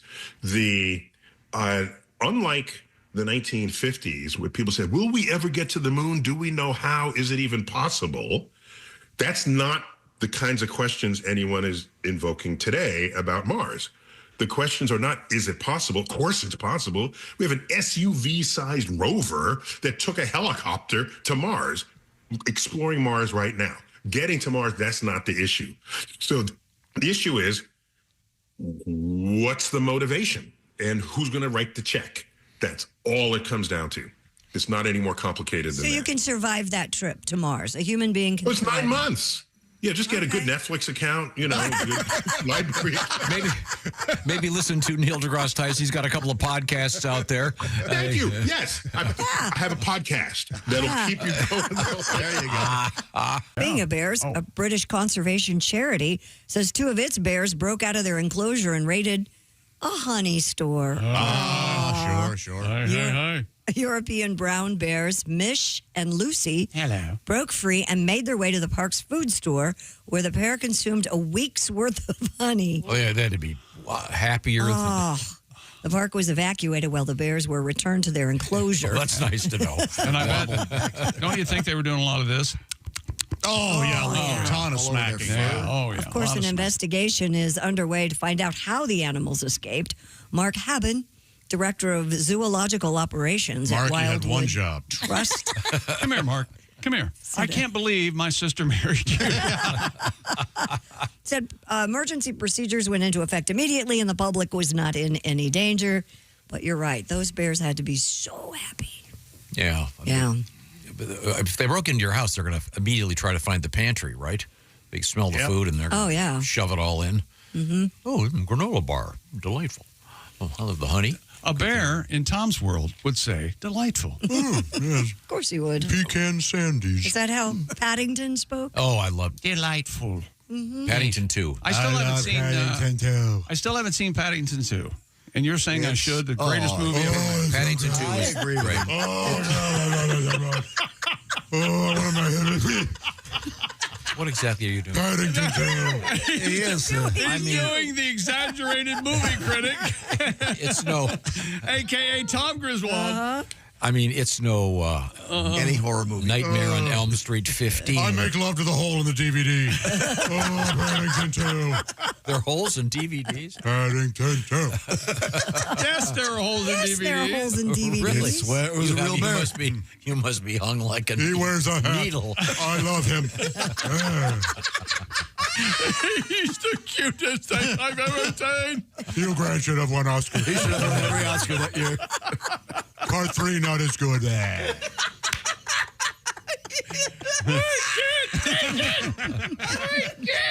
I didn't bring it up. Yes, you did. No one's bringing it up. Your life is Paddington 2. It's a great movie. Have you ever seen it? No, I haven't. And You're not allowed to watch I it. do know that I would love it. You're not allowed to watch it. Why? It might bring too much joy. Speaking of I movies. want your soul to be black and dark. Show Christy Lee at the news desk. Hi. There's Pat Godwin. Hey, Chick. Josh Arnold majestically striding into our broadcast facility full of piss and vinegar. There's Ace Cosby. Hello. I'm Chick McGee. Hello, Tom. Hello. How are you? I'm okay. Okay, good. I'm doing great over here. Yeah, all right. Just getting some Feeling stuff good. organized. Looking forward to hearing what's latest in the Looking world good, of Tom. sports. What's happening in sports over there? Feeling good, Billy Ray. Well, we've got one of these, I think. Or is the duck ready? Can we go up with the duck? Okay. El Craco? I don't know who this duck is or where he is, but it's named Donnie the Duck. He's in Providence, Rhode Island, and he's walking with the Scottish. He has a Scottish flag on the back of his. There he is, walking along. He's supporting Scotland in the World Cup.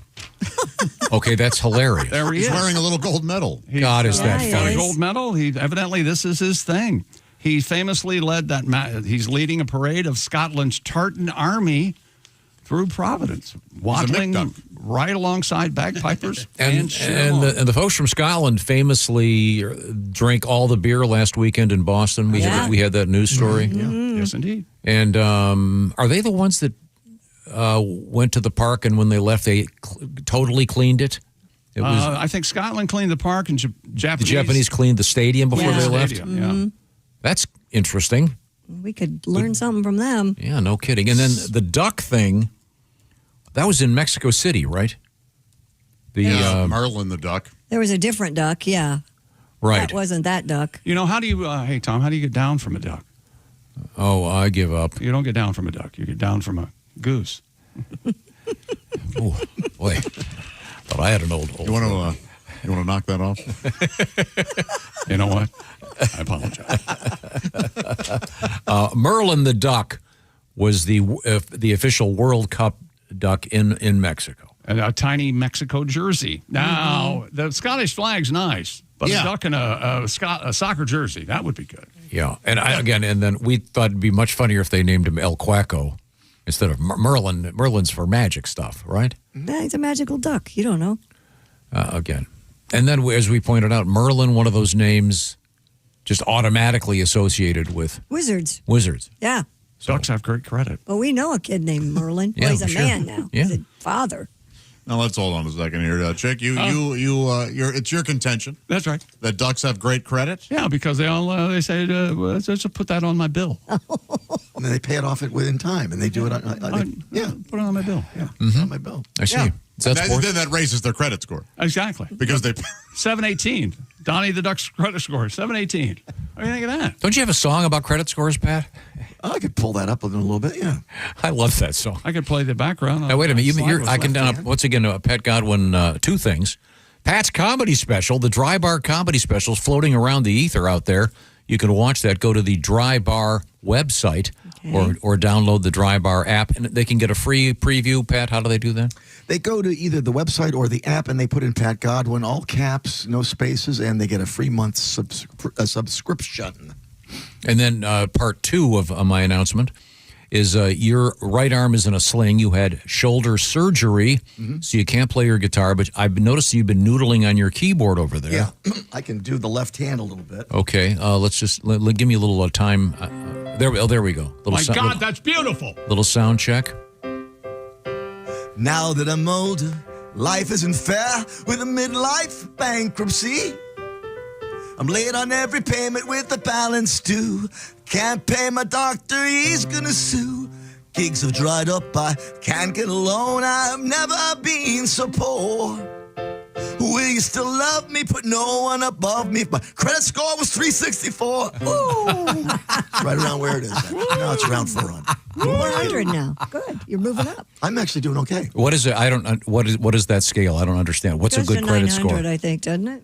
What is it? 850? 850? 900? I mean, I'd say 700, 830, or whatever the hell it is. Yours good. Okay, but there's a lot of weird stuff that goes on to there is. A good credit score. You would think you'd keep all of your bills paid I know. off. I'm pissed because my Uber rating went down. I can't figure out how. If you pay off too fast, your credit score goes down. And if you cancel a card, your credit score The one that goes pisses down. me off the most is checking your credit score can affect your credit score. Exactly. Yes. Wait a minute. That doesn't make sense. That is ridiculous, but Yep. Okay. the goal is to just make enough money to where you don't even have to worry about your credit score. Credit score, credit Yeah, score. yeah. is Get what I that say. Elon Musk thing. That trillionaire stuff. Well, can't all be trillionaires. Yes, we can. Just ask the mayor of New York City. We can all be. Boy, we can all be. he's really gotten under your. What's his name? Trotsky Mandamus. What is it again? Stupid world record. Do as I do as I say. A German man assembled 65,000 Lego bricks into the shape of a bratwurst. Of course he did. This is silly. Officially broken the Guinness World Record for the largest Lego brick sausage. Okay. That's a category. Well, a lot of competition in that one. 45-year-old Tommy Schmidt assembled the Lego pieces into the shape of giant bratwurst. I mean, what keeps it from looking like a turd? Do we have a picture of this thing? Oh, okay, there's a bun. I see. Okay. Well, it looks. Boy. It's turd-like. Yeah. It's very phallic. But the bun does separate it from. The way he's posing, it looks like the penis is trying to tell him something. Yep. Yeah. It sure does. He's the penis whisperer. Yes. Well, no, there's a porno movie. And the bun looks like a lemon cut in half. Well, I don't understand. Yeah, that bun is. Oh, it has all cheese wrong. on top, right? What is it that makes him so punchable? Is the thumb up? I think so too. I dislike that. There's something, and the thumb up makes me no. You're a punchable man. But I think he did the thumb up so he could flex his bicep a little bit. Yeah, the T-shirt's I go, annoying. tight yeah. T-shirt. I don't care for this guy. Ooh, the bun does look like a lemon. Yeah, that's a bad bun. But There is mustard on it. Is it mustard or cheese? so that's I the guess it would large. be That's mustard, considered yeah. to be the largest plastic sausage. The massive Lego bratwurst took weeks to design and assemble. But that is how the buns look over there. They're almost like tiny baguettes that are. Oh, okay. Yeah. Oh, that's true. And it's not a hot dog. It's a bratwurst. He says it's based on one produced by the sausage producer D. Thuringer. Is that what that says, Chick? That's your finest. How do you pronounce? Is that Schmidt said the idea for the project came from sausage producer D-I-E. Is that Die Thuringer? Thuringer, but there's one of those 2 dots over the U. Ah, yes. Yeah. Now that's the world's second largest plastic sausage is a strap-on. That's from Der Anal Buster. Der Anal Buster. Yeah, they got a big strap-on plastic sausage. It's Der Anal Buster. Get that right in the buns, by the way, if you're not careful. that's gonna hurt. Stupid world record. 2 record. An Australian man has achieved the Guinness World Record for the loudest shout by a man. What? How do they? Well, Joseph McGrail Baitup. And McGrail and Baitup are hymenated. You. Of course, I meant hyphenated. The official town crier for Canberra and an Australian city, Queanbeyan. Queanbeyan? Quean? Queanbeyan? Broke the record with a reading of 122.4 decibels. my goodness. McGrail Baitup, also known as Lord Joseph, can shout as loud as a rock concert and match the noise levels of a military jet taking off. Please. That just seems insane. Please We tell don't me have to hear this, do we? couldn't find it. Please Well, tell me. the version we found, they stupidly have music playing, so you can't. It's not worth even trying to. Gotcha. 122 decibels that's loud. Go back to the ball player that got hit in the nuts. You'll hear a sound like Yeah, yeah. Except it's much higher pitch. Man. And he's an official town crier. Yeah. Hear you. I'm glad to hear those are still out there. You are? Yeah, I like them. You want some douchebag walking down the street waking you up? Way better than that was the news back. I don't have to check my phone. I can just hear what this guy has to say. Yeah. He's just trying to help. Remember, you know what lectors were? You guys were you familiar with that? Lector, no. So if there was like a big factory and a bunch of people working on the factory floor, there was one guy sitting in a chair with the newspaper, and he would just read the news to everybody working on the factory. Sort of like what we do. Yeah. So he was I'm just a lector. It was before. Yeah, that's a good point. It was before Is that morning where- talk radio. Yeah. Is that where the word lectern comes from? I think they're both related. Sure. Yeah. So he would just sit up there and looks like the Red Stockings won, and here's That's right. and people would just be sewing and That is really interesting. What a gig. the Yeah. lector. That would have been, had you been born That was a gig earlier. for you, man. Wow. And it would be like this. I would selectively edit so that Yes, you Yeah, would. exactly. Oh, You'd that only may have get been. people Hopefully, half that the was story. punishment. Hopefully, there was a lector's code Yeah. where you weren't allowed to do that. Oh, really? You'd have to read everything? right. Well, you can't embellish. Boy, that would create big problems for most of the contemporary television networks. Oh, things have changed. We Sure. have to we have to read this. I refuse to. I don't agree. Oh, that's a great thing. I learned something today. Thank you, John. Well, I hope somebody still has a lector. I like town criers. A lamplighter. Now, do you ever go to those? I just drove by one the other day. Those what do you call them, like Renaissance things where everyone's Renaissance Fair? they've all got the get up on. I've never been to one. I've driven by one as well, but I've never been to one. You know what gives them away? I know. Footwear. Yep. You'll Yeah, see a guy the all dressed shoes. up in Renaissance and then, Air Force Ones back Yeah. then. Okay. Wow. Maybe we should all go to one. I went to one that was. Did you hear how all excited we No, are? I went to one that was. It was at a restaurant. A restaurant. Yeah. And oddly enough, it was at a restaurant on the top of a very tall building, but they had this really cool.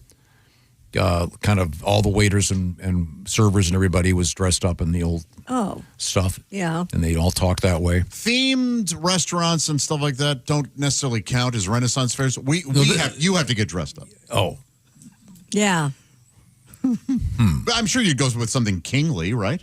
Well, I was just going to say, thank going to medieval times, does that count as a Renaissance fair? Oh, that's a themed experience. This was a charity thing, and it was just like a one-off. But, That's fun. And the theme was. And the waiter we had was amazing. he was an actor, and it was really good. Forthwith and all that kind of stuff. But thank you for pointing out that I would have to be the king. I certainly appreciate that. Well, you would have to be the king. Yeah. So that's the world record. And when again, 122 decibels. This guy can shout. That's real loud. That's nuts. That would be actionable at a workplace. We got to get him in here. I wonder how well he hears. Huh? Yeah. Might be shot. Yeah. Well, now coming up, we have. One more thing, I think. Go ahead. Yesterday at the Athletics Mariners game, as you'll see in the third, Mariners are ahead 11-1. Here's a young Chick McGee having popcorn at the baseball game. It's a little boy just shoving a giant thing of popcorn in his face. And he knows how to do it. He sure does. Cheeks McGee. Look at him.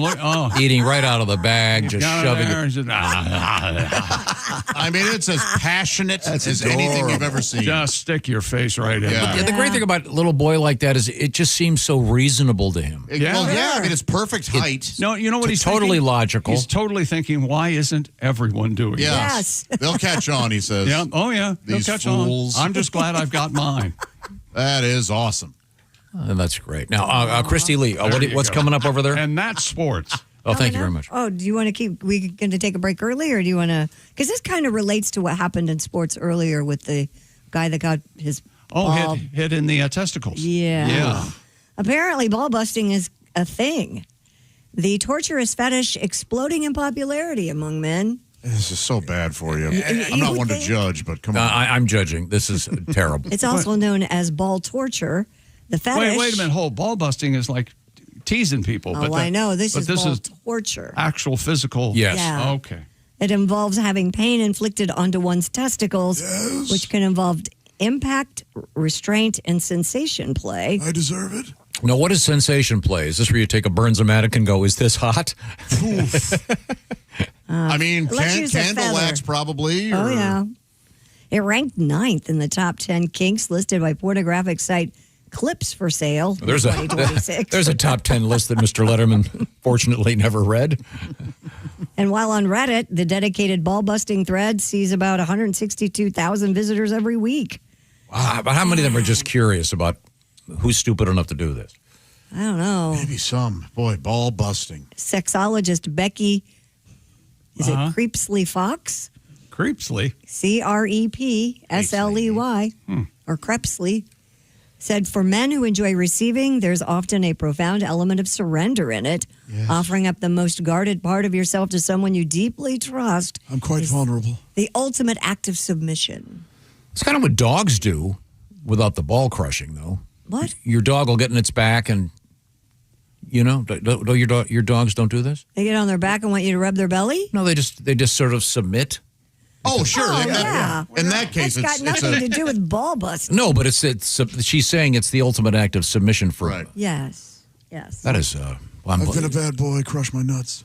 Oh. Yeah, I mean this ironically is truly nuts. Yes. This is the one. It wasn't you? Chick? You were telling me there's something involving stiletto shoes or something. Yeah, This has got to be part of it. That famous series on HBO, Real Yeah. Sex. That woman made lots of money doing it. Stomp them. Can you do? But you can't do that more than once, right? He over and over again. He loved the hell out of it. Wouldn't it puncture? Yeah, There's got to be some danger involved. Yeah, you would think. Wow. I remember somebody called in Loveline one time and had this, and Dr. Drew was like, "You please don't do this. Oh. It's so bad for your testicles." I mean, do you suppose that there's a clinical aspect to it? Do you suppose that is this done by a woman to a man or a man to a man? I guess. I'm going to guess mostly woman to man. Whatever you. So would you give her one of those little hammers they use to like a reflex, reflex hammer, rather? Yeah. I don't think I've ever seen. It's only in the movies you see the guy takes the hammer, whacks the knee, and I had it done once. I had it done just last and I year. couldn't believe how my leg kicked. Yeah. Yeah, it's I went, "This is a real thing." Yeah. not the cartoons. Oh, I gotta call my doctor. He'll do it. I thought it was the Three Stooges. I wonder if he has one. Now it didn't. Sure he does. My leg didn't go up to kick the guy in the Right, face, it but just it jumps a little. definitely Yeah. jumped. Yeah. And It's not part of your physical. So It was part of my physical in my teens. So if your leg doesn't do that, then what do they do? Well, you have a neurological problem. Cut off your leg. Oh yeah, they have to get rid of it right Yeah. now. Oh, no, they go, okay, hold still. No anesthesia right there. Sorry, no reflex. You can't continue. What do you suppose? Reflex. What do you suppose one of those goes for? Yeah, how about that? Those little rubber they're like little triangle hammers. I could get you one here tomorrow. Hold on. I don't want one. I'm just kind of curious. I would Google reflex hammers. I'm guessing because they're medical grade. I'm guessing $50. I'm going $70. I'm going 200. I'm going something $59.95 because they know they can charge that. $849. I can get it here today. Oh, that's $149. Surgical online tailored tomahawk precision reflex hammer for neurological exam. How much? $8. $8.49. Okay. Now, how about one made in If America? you want to spoil Christmas, I don't go want. ahead. I don't want one made out of radioactive Yeah, we don't want the China plastic. Timu hammer. Apparently, that's the standard. That's the number one. Ah. Mm-hmm. Why would any person? The just Taylor need neurological hammer medical instrument. I can get one for $5.99 here. Will you use it on my bones? Could we? I'm sorry. Hit me in the nuts with it. Hit me in the nuts with it. I want the broadside. Whenever I get testy, I get hit in the nuts by my girlfriend. Could we? I love it. Here's one it doesn't have the little rubber. It has a little rubber ball on the end, and it's more like a real hammer, and it's $34.99, but it's still a reflex hammer. Wow, that's a very nice one. Yeah. So you can get a hammer for your testicles and for the shaft. That's your ball peen. I wonder when when you order little carpentry joke there. I appreciate it. the reflex hammer, the $34.90. Does it say? Would you like the service? the guarantee For an extra $5 in case you have something goes wrong with it. Oh, I can get it in rose gold too. It's really pretty for $54.99. Now we're talking. Uh-huh. Is that made in the USA? I don't know, Tom. I didn't look. Hey, look, I'm loyal. I'm an American. You have to get two, one for the left leg, one for the right leg. You know that. And there's one for the stomach too. If you put the right leg if you put the right leg hammer on the left leg, it will kick backwards. What's the hammer for the stomach? The acid reflex. You never heard of that? No. But wait a minute, hang on a second. I'm luxuriating in the silence. What's the word I'm looking for here? Yeah, Pat, sometimes it's not the notes you play; it's the dead silence. Are we off the air? That was a really nice attempt, though. I think you mean acid reflux. I believe is the source of the joke. Wacko. and I use the term joke somewhat loosely, as we often do on this show. Mm-hmm. We're going to try to reconvene with better material. No. These are the O'Reilly Auto Parts Studios. This is the Bob and Tom Show. Just got to get a hold of us? Call, text, or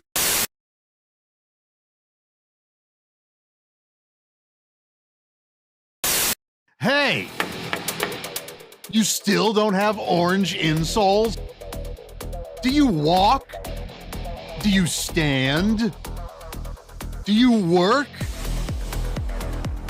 Then, buddy, your feet are losing the war every single day. Your arches go flat. Your heels scream. Your knees pop like popcorn. But wait, what if I told you you don't need a prescription, you don't need a diagnosis, you just need orange insoles? Rigid arch support that does not collapse. Deep heel cup for shock absorption. Built strong for work boots. Comfortable enough for everyday shoes. You upgraded your tires.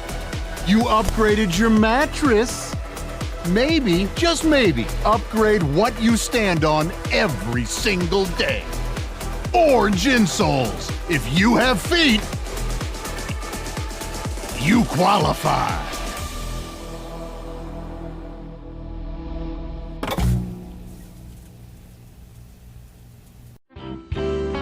One of the things I like about you is you don't necessarily lower your sights when it comes to some of the things you do. You're willing to go out on a limb. Oh, I have no sights. You're willing to go out blind. You're willing to go out on a limb and do an impression that perhaps most people aren't going to pick up on. I'm fearless, and I respect you for that. Thank you. Especially when there's a high quality to the message, and of course, I'm referring to Gregory Peck. Oh, yes. Now, Gregory Peck, Gregory Peck, not familiar to everybody necessarily, a brilliant actor. Not everyone knows who he is. That's right. But if there was a period of time in which he was a big leading man. Mm-hmm. He was one of the biggest stars in Hollywood. And he was in something you don't see much anymore unless you look hard, and that is what I would call an important movie. Yeah. There are a lot of great movies out there, usually The Omen, independent movies. No, Boys from Brazil. To Kill a Mockingbird. Yeah, I that don't one. mean the. Okay. But you know what I'm saying. There are a lot of great movies out there these days, but they tend to kind of, you got to look for them. A lot of the stuff that gets a lot of publicity is just a bunch of crap with a bunch of crashes and the same old junk. But To Kill a Mockingbird was a great film. One of the great films of all time. And, Yes. and you do one of the few tributes to it. Well, yeah, it's a great movie. You learn a lot about tolerance and diversity from it and stuff. But it was made in like 1960 or whatever, and America's changed a lot since then. There's a lot of groups in this country, not even just racial or ethnic groups, groups of people who define themselves a certain way, and a new one pops up every week. We're like, all right, we're weird, but you better like us, or you're a jerk. Like, all right, we'll write you down on the list. Yeah. If they made To Kill a Mockingbird now, it'd be like 10 hours long to cover all these different groups. How true. Atticus Finch would be out there, tell his little daughter. Now, Scout, remember how I told you that black folks are just the same as we are, and we're to treat them with respect. Well, the same goes for these Shiite fundamentalists who just moved in across the streets. They just believe different things than we do. So if you see them out there stoning one of their women to death for sneezing on Wednesday, you pay them no mind. Nobody likes a nosy Nelly. And in this house over here live coprophiliacs. Those are people who derive sexual pleasure from human feces. Now, just because they're unrepentant dump truckers and we're not doesn't mean that we are somehow better than they are. They work hard like all Americans to put food on their table so they can eat it and poop it out and have sex. I don't know how it works. I don't want to know how it works. There's have to be tolerance. No Oscars for that movie. No. Mike McRae. How about that? This is the Bob and Tom Show. Hey, hi. With us in the studio, comedian Sal D'Amelio and Scott Dunn hanging out with us. Scott, anything else in your life of interest these days? Well, I just bought that van. So we're that's right. We're savoring that. We're enjoying that. Now, van or minivan? Minivan. In this day and age, everyone just assumes minivan when you have children. I would think. How many people have the conversion van? Is that what they're called still? Oh, I would love a conversion van, but yeah. Is that where you can convert it into a bedroom? Yeah. Boudoir. Sweet. No. Really? Yeah. Knock one out on the way going down the road. Let's pull into that rest stop, honey. Well, you're going to have to leave the kids at the previous rest stop because. Well, none of them are going to be there. Buying a car is a grind. I haven't bought a car from a dealership. It is like a 2-hour, 3-hour grind. That's tough, yeah. And so you don't want to be stuck with some idiot. No. You want a professional. You want somebody. So I've done a little list of how you can tell whether your car salesman's professional or unprofessional. Oh, really? Okay, good. Okay. We'll see. All right. A big bonus to these minivans is the DVD player in the back. Oh, sure. So if your salesman wants to show you how to operate it, that's professional. Mm-hmm. If he makes you go an extra hour on the test drive so he can watch the nude scene from American Pie, unprofessional. Yeah, you're right. Okay. Same token, you're buying a minivan for your family. Mm-hmm. So if he wants to show you the storage capacity, professional. If he wants to show you some great places to hide your weed, professional. All right. Now, I understand that buying a car is negotiation. I'm trying to get a good deal. He's trying to make money. Mm-hmm. So telling me my offer is too low, understandable. Okay. Spitting in my coffee, unacceptable. Wow. Yep. On the same token, while we negotiate, if he tells you he needs to leave the room to go talk to his manager, that's probably okay. Sure. Mm-hmm. If he tells you he needs to leave the room to go drop a deuce, not okay. Not okay. Too much information. Wait, Yeah. $50 never killed anybody. Well, he's never done this before. Used cars, Christy. Yeah. Now, this one's for the ladies, Christy. Yeah. If your car salesman offers you free financing, Yeah, that's great. great. Yeah. If he offers you a free mustache ride, not so great. No. It depends on what he looks like. There you go. Oh, I see. Okay. Depends how cheap you're getting this car. And What do I have to do to get you into this car today? And finally, if your car salesman tells you that the van is a certified pre-owned car, that's professional. Yes. If he tells you it's a certified poon wagon, unprofessional. The old. But good to know. wagon. Yeah, but good to know. Thanks very much. I know. Let's see, 10, 9, 8, carry the one. Oh, we're about 15 minutes away from your shot to win $2,500 from Q95. Hey, welcome back to the Bob and Tom Show. We're in the O'Reilly Auto Parts Studios. Think O'Reilly Auto Parts for all your car care needs. Get the parts and service you need fast from the professional parts people at O'Reilly Auto Parts. Christy Lee at the news desk. Hello. There's Pat Godwin. Hi, Chick. There's Jess Hooker. Hello. There's Josh Arnold. I love it. Josh had something stuck in his nostril. Batteries. Batteries up his nostril. The double Put a A. battery up your nose. My nostrils are too wide to hold two AA batteries. Wow. Two? Not AAA, double A. Oh, It God. probably just falls right out. Oh, yeah. Huh. There's Ace I've got. Cosby. Wait a minute. Hang on a second. I'm Chick. Oh, that's Hello, disgusting. Tom. Do we have another? Try a 9-volt. I've got some C batteries. I may have to try those. Now, ladies, Rip your nostrils. ladies, never mind. Oh, those days are gone, my friend. Oh, no, they're all What were these rechargeable. batteries Now they're all for? They were rechargeable. just sitting. Is the dildo industry keeping D battery industry alive? Not anymore No. because they're all rechargeable. Oh, they're all charged. Car- Yeah. with a Everything, cord. everything's rechargeable. I guess flashlight. Well, flashlights are recharged. Yeah. Yeah, there's been a revolution out there. They're already talking about the iPhone 18. And I'm not shallow enough to be reading about it because I'm going to get it the first week it comes out. Right. Yeah, you are. Yes, I am. We have Christy Lee at the news desk. Miss Hooker is sitting in with us. Good to see you, Jess. Hi, Tom. We have some suggestions for some possible things we'd like you to cook for us. We've got a list working at this point. Yeah, what's on the list? Carrot bacon. I have to make the carrot bacon, the vegan. Can't wait for that. Yeah, me That sounds either. delicious. I also got beef bacon in the refrigerator now to go with it. That's right. We're going to Right, do. we're Yeah. going to do both. Yeah. Fun. Now, I've never tried beef bacon. It's delicious. Oh, I thought you said beef. Have you ever tried they're a 50-50 burger, right? Oh, yeah, 50-50 burger. We do those. What's We're- that? Like 50% lean, 50% No, fat? 50%. No, we ground up bacon. And so you do a pound of bacon and a pound of hamburger. And your grill will catch on fire. It's a lot of fat. Yeah. Yeah, I'm. What do you go? I bet you're a 90-10 hamburger, aren't you? Oh, no. 96, whatever they're for. Yeah, 80-20. I hate juiciness. Yeah. I'm Flavor. There's such a thing as too much bacon, and I kind of with Christy on this. I prefer.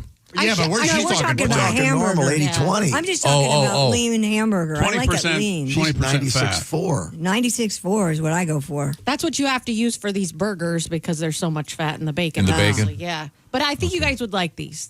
Now, I do like a really BLT, but I like the BLT now. They add the avocado. Oh, of course. Yeah. The That's avocado. that's It's a California BLT. Thank you very much. That's a black. They call that the BLT du gay guy. They do. I was like, you know what I was observing? make that motion when they say it? Yeah, what I was observing was Josh trying to figure out a way to incorporate a different pejorative term without. Don't. How dare you tell the listener what I was doing? Oh, I can see you thinking, is there a way to make that word if I French it up a little bit? Yeah. And the answer is no. Okay, So sorry. a BLTA would be a blada. Under the right circumstances, nothing beats a BLT. Oh, I'm with Got you. the lettuce has to be cold and crisp. Yes. Wow. Only iceberg in that situation. And on toast, right? Yes. on Toast. Okay, very good. And How the do you- tomato. That's Yeah. got to get it right. What about a butter lettuce? A butter lettuce, that seems Not to crisp be, enough, is it? No, it's not. You got to have a bite with it. Yeah, you're right. Yeah. You guys are, it is iceberg. Yeah. Yeah. What is that? A butter girl? A butterface? Butterface, right? Butterface, yeah. He's attractive. Great body, but I'm a butterface. fan of Ooh. butter lettuce, though, in my salads. Oh, Yeah. I've heard that also it as in the mix. girl's a Bengal. Yeah. Angle. Great uniform, ugly helmet. You know? I've heard that. That is really awful. That is really I'm sexist. not saying I say it. I'm saying I've heard this. I have a feeling you Is there one of those applicable to every NFL team? I don't believe so. No, I don't know if there is. I'm just aware of the Bengal one. Okay. To be fair, there should be one for everything. Yeah. Now, let's Dear move Bob forward. and Tom show. Oh, wait a minute. I'm Scott from Cincinnati. I'm listening. Hi, Scott from Cincinnati. I'm listening to you, Tom, talk about you being a crossing guard.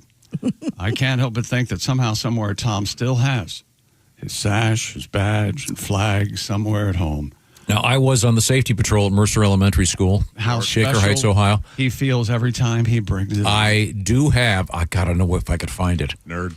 I have when you graduate, they give you a miniature. It looked like a cop badge, like a sheriff badge, Right. but it was blue in the middle with silver. Dingus. And they gave me a mini one, which I Hey, Griswold, I have it's somewhere. time for your 3 Are you o'clock meeting. appointed? Are you appointed? Yeah, so you have to be selected. Oh, okay. Then I was voted captain of the safety patrol, along By with your peers? yes, along with Paul Klopper. Okay. You know, your father gave that teacher a 50. Yeah. I don't want to Look, I know. your bubble, Tom. We know what everyone thinks of Tom, but he feels You special. were Lori Laughlin into that position. make him captain of the safety. You'll be happy to know that Andy was also on the safety That tracks. patrol. Was he? Yeah. Your husband? Yeah, nice. Oh, yes. Now, but Yes. and we had in my day we had these large, like I don't know, 15, 20 foot long bamboo poles with a flag on the end of them. Okay. And then in the years that followed, they went to shorter poles, and then eventually A cane on one end, a dick on the other. Am I right on that? they replaced them with adults. They didn't trust the kids to Adults do it with anymore. those little handheld stop signs Oh, where they yeah. walk out there and go like this. So I'm guessing that there may have been an incident somewhere. Maybe. One of You know, the you kids- don't have to stop for those people holding those handheld stop signs. They're not official stop signs. They're not real. You know, official stop signs have. You can like just speed right through? A VIN. They do. Real stop signs have a VIN on the bottom. I was being stupid. Oh, but that's true. I think of that when I'm in a parking lot because a lot of those signs aren't real stop signs in a parking lot. Really? Yeah. You know what? I'm still abiding by them. Yeah, They're there for a I know. How do those people who do the crossing guard with the stop sign, don't they smack the kids every now and then? Stop running, whack. On I bet the on best ones backside. do. Yeah. Yeah, well, but yeah, it's kind of a shame that they've taken that responsibility away from the kids. I was on a team when I was a kid. It was, or in high school, it was called, it was like the mental health team. It was called Natural Helpers. And you were voted, you were voted by your peers. In the event of an emergency, like if a kid dies, like we go in and we talk to our peers that are affected by it. Like if there is something like catastrophic that happens, our peers have voted us to be a safe person to talk to through. So hopefully you were never used. I was used 3 times my senior year. Okay. Yeah, it was a. Hey, I have an idea. Let's see now. Wow. We'll just go around the horn. Hey, didn't we have a duck dressed up like a Mexican soccer player? Yes. Anything that might not have. I thought that was. I thought it was a good reflection of my character. I didn't mean for it to be a bummer. No, that's fine. Let's just change the topic. 3 times. We got it. We have a great story coming up about a Nigerian guy that. Do you see me, Tom, as a natural helper? I see you. You're the reason people need natural help. I see they Walks right in. They calling you in. What's the problem here? You'd be the equivalent of the dummy they use to teach artificial resuscitation. Yeah. Resuscichicky. Let's hold it down. Anything to change the topic. Coming up, we have a guy that's storing too much feces outside his house in Nigeria. How much is too much? We'll find out. My question is, how can you tell? I'm guessing. The ambassador to what country? You measure it by depth. I'm guessing Lagos probably has it's an aroma of its own. How can you tell? Coming up, we have Christy Lee at the news desk. Maybe he's being fined because there's not enough feces. Hey, you're supposed to have 40 pounds. Coming up, we have Mo Howard in the news. Miss Hooker, can you name any other of the Three Stooges? Yeah, Curly and You got Joe. Well, no, yeah, there was Joe well, Besser and there was a Curly Joe and a Joe Besser. Yeah. They don't count. Okay. Yeah, no, that's no. They both Howard. made me laugh. But, Okay. No, but that's nothing like the original. That's like the Filipino guy that's the lead singer for Journey now. So it's Sorry, Mo- He was real good. It's Mo, Curly, and Larry, right? Larry Curly and Mo. Larry Curly and Mo. It's in that order. It's like Crosby, Stills, and Nash. Larry Has to be Curly, in Mo. that. Oh, okay. Okay, just saying. That's all going to happen when we come back. There'll be some apologies passed around. I'm sure I'll be giving at least 2 of them. We are in the O'Reilly Auto Parts Studios. This is the Bob and Tom Show. Thanks for listening to the Bob and Tom Show this morning, even though we're not too much to look at.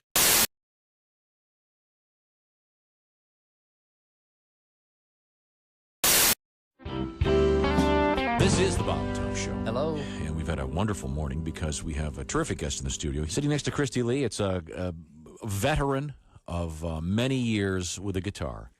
A guy who... I think you're going to say bottle. I can't, Pat, I tried. Well, this is why I get the reputation of being the dick in the show, but no, I'm trying to do something nice. No, you are the dick on the show. Oh, yeah. Who put the dick on the show? I blamed it all on me. See, this is, I'm not going to say anything until I'm introduced. Oh, I'm sorry. It's Pat Daly is here with us. Thank Pat. you. Good morning, everybody. Nice to see you. Hi, Pat. Now, Pat, Frank, good to see you. You do an annual residency, if you will, at Sloppy Joe's. That's the place that does the famous Hemingway lookalike contest every year. Yeah. And you could actually... And you win every year, You don't could you? certainly place in that. They've been after me for a lot of years to do that. And now I say I'm too old. He shot himself last year. Oh, yeah. All right. Let me play a song for you. Okay. Please. Ohio is having a blizzard. Missouri is having a flood. Oh, I can't read the paper. It's too small. Must be the martinis. Okay. Where's that music stand? Would you like chicks Okay, readers? here we go. You want my Missouri- cheaters? Okay, let me start over. Okay, Ohio is having a blizzard. Missouri is having a flood. Most of the South is having a drought. And Malibu's having a slide in the mud. San Francisco is having an earthquake. They say she won't last through the year. The whole country is reeling in recession, and I'm having one more beer. Oh, I'm having one more cold one till the news and the blues disappear. The world's on the brink, but there's time for a drink, and I'm having one more beer. Oh, yes. Wait. My sister is having a breakdown. My son is having a toke. My dad is having his old emphysema, and I feel like having a smoke. My buddy is having a sexual crisis. He's smiling at me kind of queer. Uh-oh.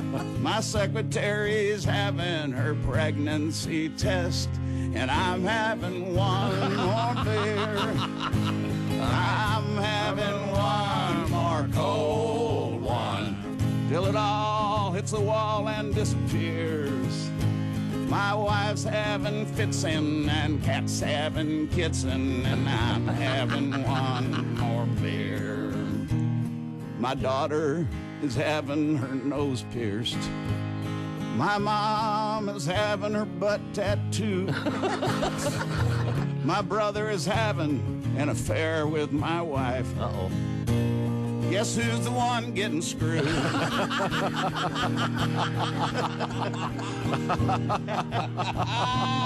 So if you're having heart palpitations about the way things are heading around here, just give that waitress a pat and tell her that I'm having one more beer.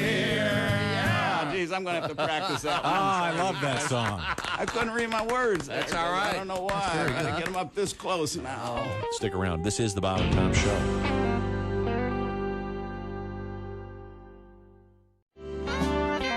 What about this then? Well, Is that the- Christopher Walken. The tribute to Christopher Walken. Marsupial. Designed by one of your fans. Indeed. Beautiful. Christopher Walken, one of your main men. Oh, yes, please. Every morning is good.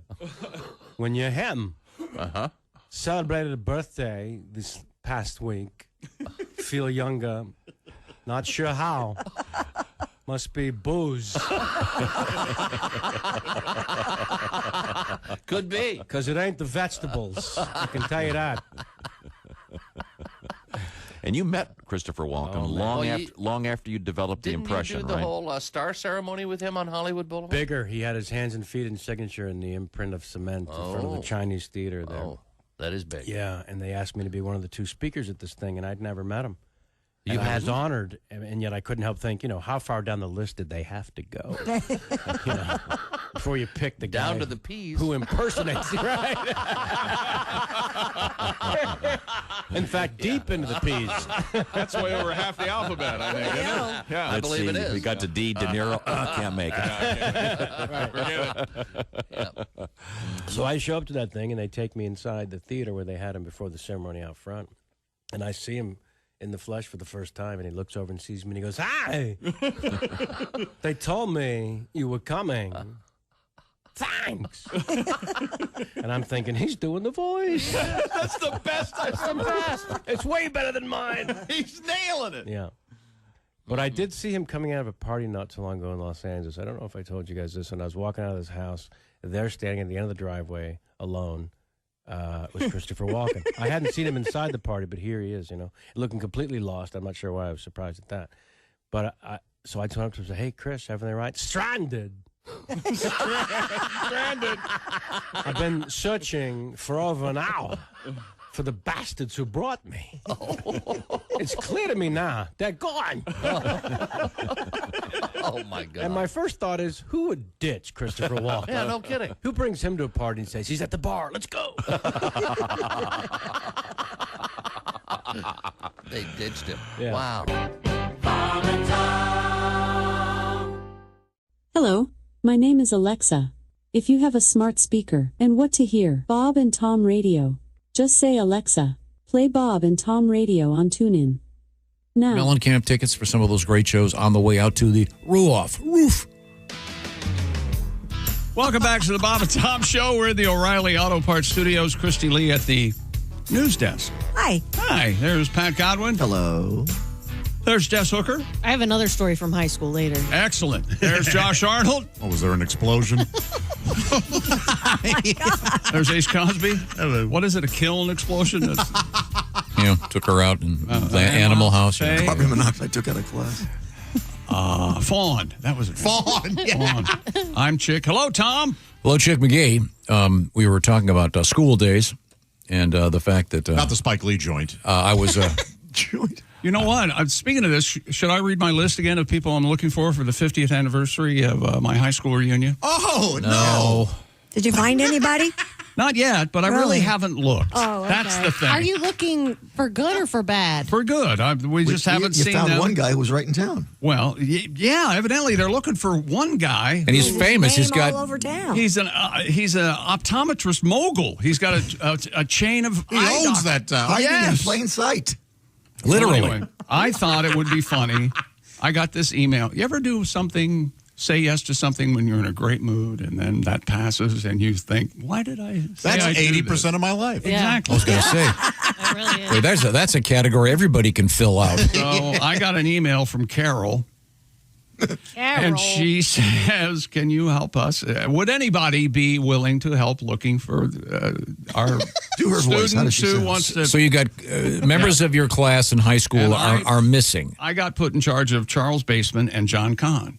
You just have to find those two? Those two. That's all I'm in charge of. But there, Janet and Mary and Dave and Terry and Vicky and Mike also have to come up with these other two people. Well, did you find the two you're supposed to find? No, but We're gonna find 'em. But in my defense, I have not looked. Okay, so It's amazing how little can be done when you apply no effort. Yes. And I've got till September, so I'm golden. no, you don't, because they have to have time to make plans to and come. come. Wait Tell till- her to shut up so I don't have to. I say you The tell way to Carol. make it fun, is you go backwards. You start assuming they're dead.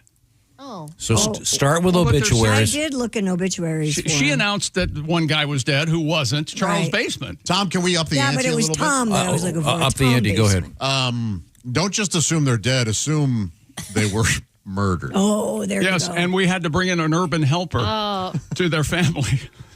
Or you could just lie. You could lie, say that they're currently incarcerated. Yes. They could be. That's what I was thinking. They could be in jail, yeah. And Janet Newhart, I like her. She was she had a very Is there complimentary a, thing to say about the show. Am I telling a story? Yes. I've got headphones. I hear my voice. That's because you're about to slander someone. No, I'm not. What did Janet Newhart say? She said something nice. She works in healthcare, and some of her patients really love our show, and we really. Not her, really, but- No, she said I never understood it until. That's what she told me, and it was very nice. That's nice. You're not going to put a tag on this then somehow No, insults her. I'm not. Okay. Anyway, I'm looking for Charles Baseman and John Kahn. They're in Ohio somewhere in theory. Baseman, like first baseman. I have a question. Well, that's helpful. As a civilian, is there a place I can access a list of everyone who is currently incarcerated in this country? I don't know. Well, so much for my fun little. I bet there's a dating app. Hey, this is Mr. Slander over here, and he's suggesting the people you're looking for are in jail. No, that'd be funny. Janet's looking for Rocky Garrett and Sherry Johnson. Here's the thing. Let's just say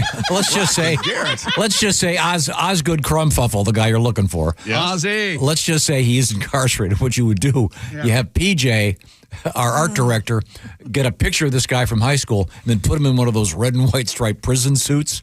Have a big picture of him as they walk into the reunion. Red and white. He's not in a candy cane factory. I thought It's usually black and white. He said that? He thinks prisons are like in Paddington. Yeah, aren't they doing the pink and... That's the big That's joke. because Paddington messed up in the laundry. I thought it was... It's worse than that. It's black and white. That's the big joke in that Paddington movie, that someone put a red sock in the laundry. That's a great movie. Don't you knock that movie. Isn't there some sheriff in Arizona It was in that Arizona for a short time. puts everybody in the stripes? I read my list of these classmates haven't been Toy to Story our- 5, Paddington eats Woody and chokes to death.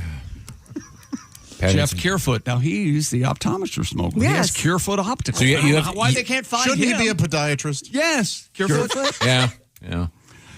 Becky McBroom, I don't know, but she could be a cartoon witch. She's a Scottish That's witch. amazing. All of these people could contact you through the show. And That's you could- exactly right. Yes. And I thought you only had to find two. I do. Well, who are the two on your list? Charles Baseman, John Kahn. But I thought I'd help out. John Kahn. Con how? How's that spelled? CONN, like the musical. Okay. Melvin Cordell and Mike Fry. Has it occurred to you maybe they don't want to be found? I know. Maybe they don't want their names out there. Has it occurred to you they don't want to be found by you? Yeah, that's definitely true. You know, I Who's on the actually, phone? Did you have a nickname in high school?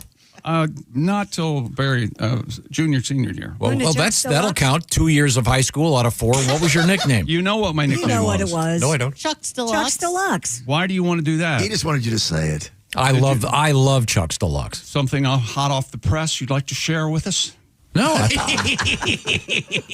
You started this, mister. I think Chuck's Deluxe is kind of a cool nickname. Melvin Cordell, Mike Fry, James Miner, Frank Penwell.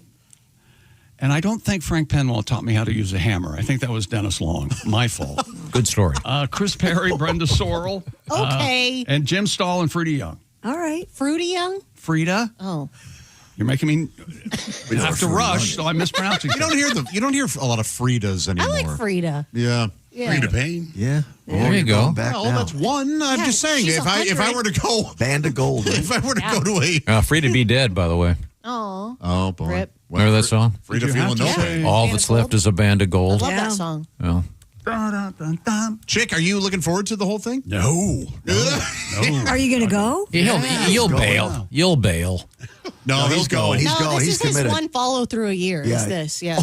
Oh, sorry. I'm going to keep it up. Keep it up, Motormouth. With friends like these, huh? Yeah, that's what that is. I have an idea. Why don't we have Miss Hooker create a dish called the Chuck's Deluxe? Oh. And you could bring a tray of them to the reunion. No. That'd be cool. Asked and answered. And what you do is Sometimes it's no. And Sometimes the answer is no. and then what you do is you load them with LSD and you dose the whole place. What's wrong with you? Then you go to jail.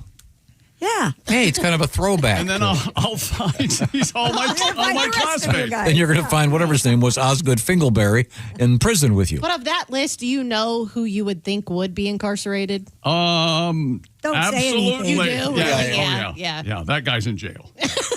Is it being held at the school? No, the London Country Club. Oh, nice. Where actually, oh my God, I can't believe I didn't remember this till now. Bob Zaney and I did a show at the London Country Club where I received a certificate from Ohio for something. Yeah. nice. So it's not restricted. No, it's wide open. Yeah, Zany was. Never mind. I don't think that's right at all. And certainly I'm. Hey, speaking of comedians, we got a restrictable. Real quick. We have an interesting comedian update.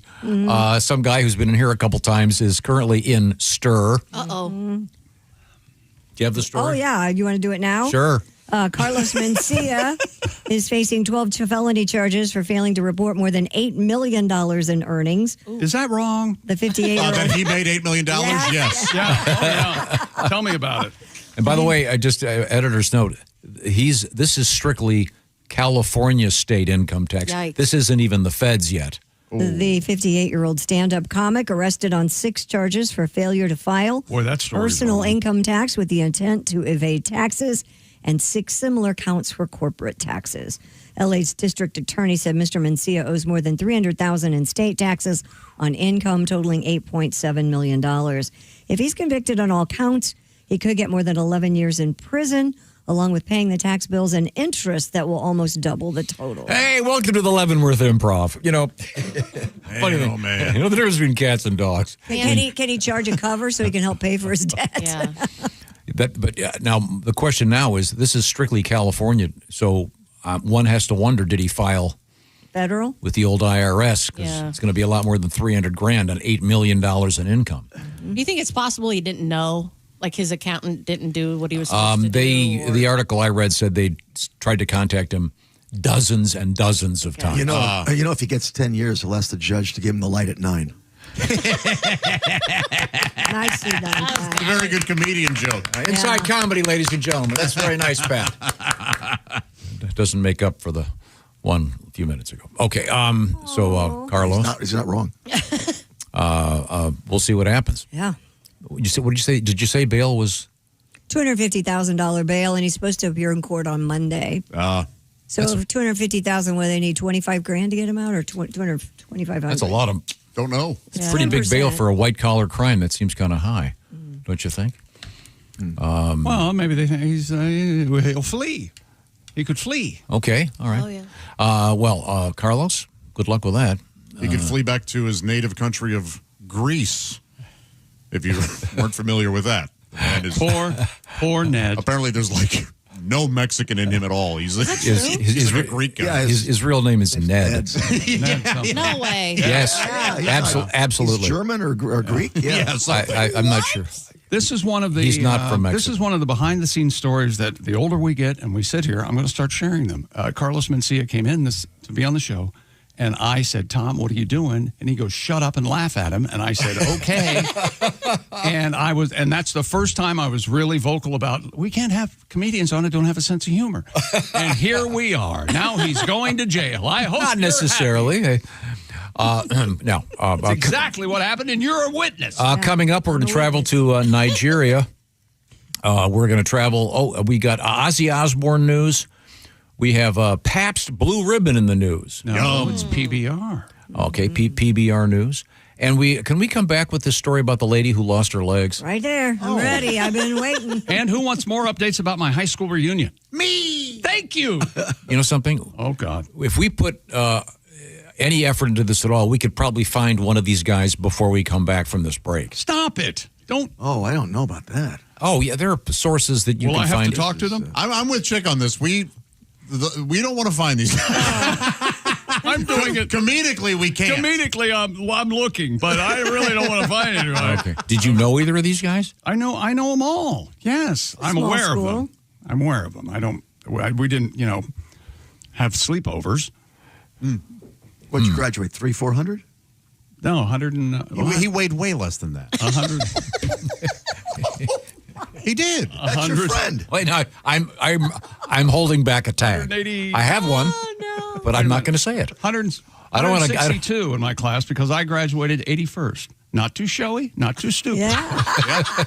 Right there in the middle. Exactly right. And I can imagine the effort you put in high school. Oh, yeah. I didn't think I didn't blow off anything. I'll bet you didn't ever hurt your arm carrying a book home. Busy beaver, that's me. Work. Okay. What kind? That reminds me of. I've got a fun. Sorry. What voice? He almost said, mind me. No, sorry. Turning into Jay Leno? I just remember. Mom's Mabley over there? I remembered a funny story about Bob that I just remember for the first time in ages. God, I should. Oh, I'll tell it when we come back. Okay. Write it down so you don't forget. Okay, I'll forget. Right now, I want to remind you about American financing. Sounds like serious business. Well, it is, because your house may be worth a lot more. If you own your house, it's probably worth a lot more than it was when you bought it if you've owned it for a while. If you've owned your house for 10 years, it's probably doubled in value. It depends on where it is and what's going on. But this is pretty much standard. A 5-year-old house, on average, worth between 30 and 50% more. How does that help you? Well, you don't have to sell it to take advantage of the increase in equity, as they say. American Financing specializes in refinancing homes, perhaps like yours, and handing you a check. Right now, let's see, their average client is, they've knocked about $800 a month off their mortgage payment. And they have a special program right now while it's in place that could actually let you skip 2 mortgage payments. So get the details from the pros. And by the way, no upfront fees, no pressure. They have salary-based mortgage consultants that can help you out. They say in about 10 minutes, they can figure out if this might work for you, and then they'll put you through the process. See what I'm talking about? Visit AmericanFinancing.net. I can give you the phone number. I hope you can remember 866-889-2611, or just go on the website and get hooked up with them and see if this would work out for you. It's AmericanFinancing.net. Do me a favor and put /Bob and Tom so they know that we sent you. Get all the details. See if it would work out for your particular situation. Once again, it's AmericanFinancing.net. NMLS 182334. NMLSConsumerAccess.org. APR for rates in the 5s start at 6.327% for well-qualified borrowers. Call 866-889-2611 for details about credit costs and terms. Visit AmericanFinancing.net /Bob and Tom. Average savings based on borrowers who save over $200.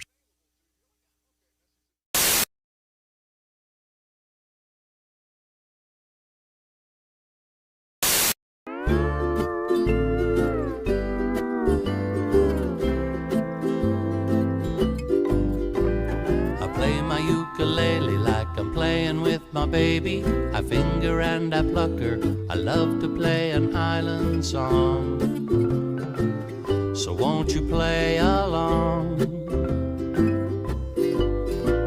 My Honolulu baby likes to play my ukulele. She strums it and she hums it. She loves to sing an island song. So won't you sing along? Ukulele baby, you can play me, you can lay me, satisfy me in Hawaii. Ukulele lady, you can lay me, my ukulele baby. Ukulele baby, licky licky on my wiki, wanna lay you in Waimea. Ukulele lady, you can lay me, my ukulele baby.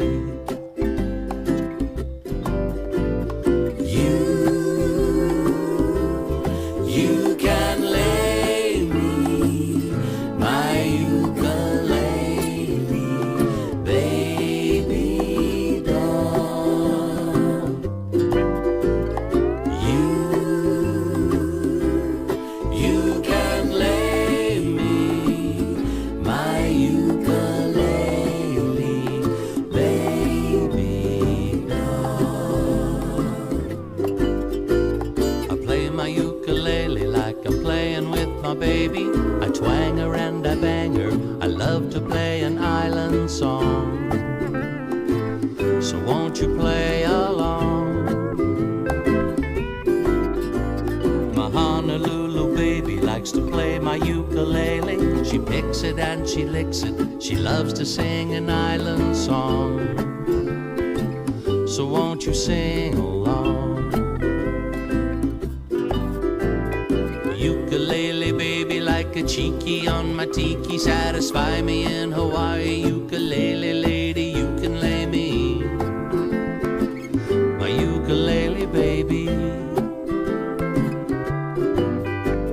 Ukulele baby, rub your knocker with sunblock. I wanna lay you in Waimea. Ukulele lady, you can lay me, my ukulele baby.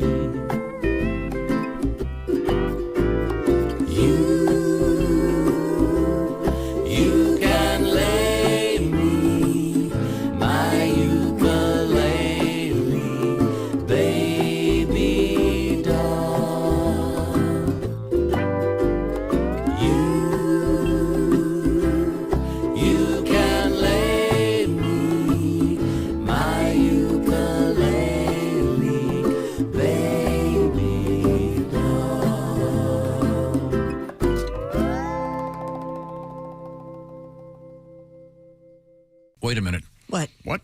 Okay, I'm not sure exactly what's happening. Could you focus on the big screen? Oh, my goodness goodness. gracious.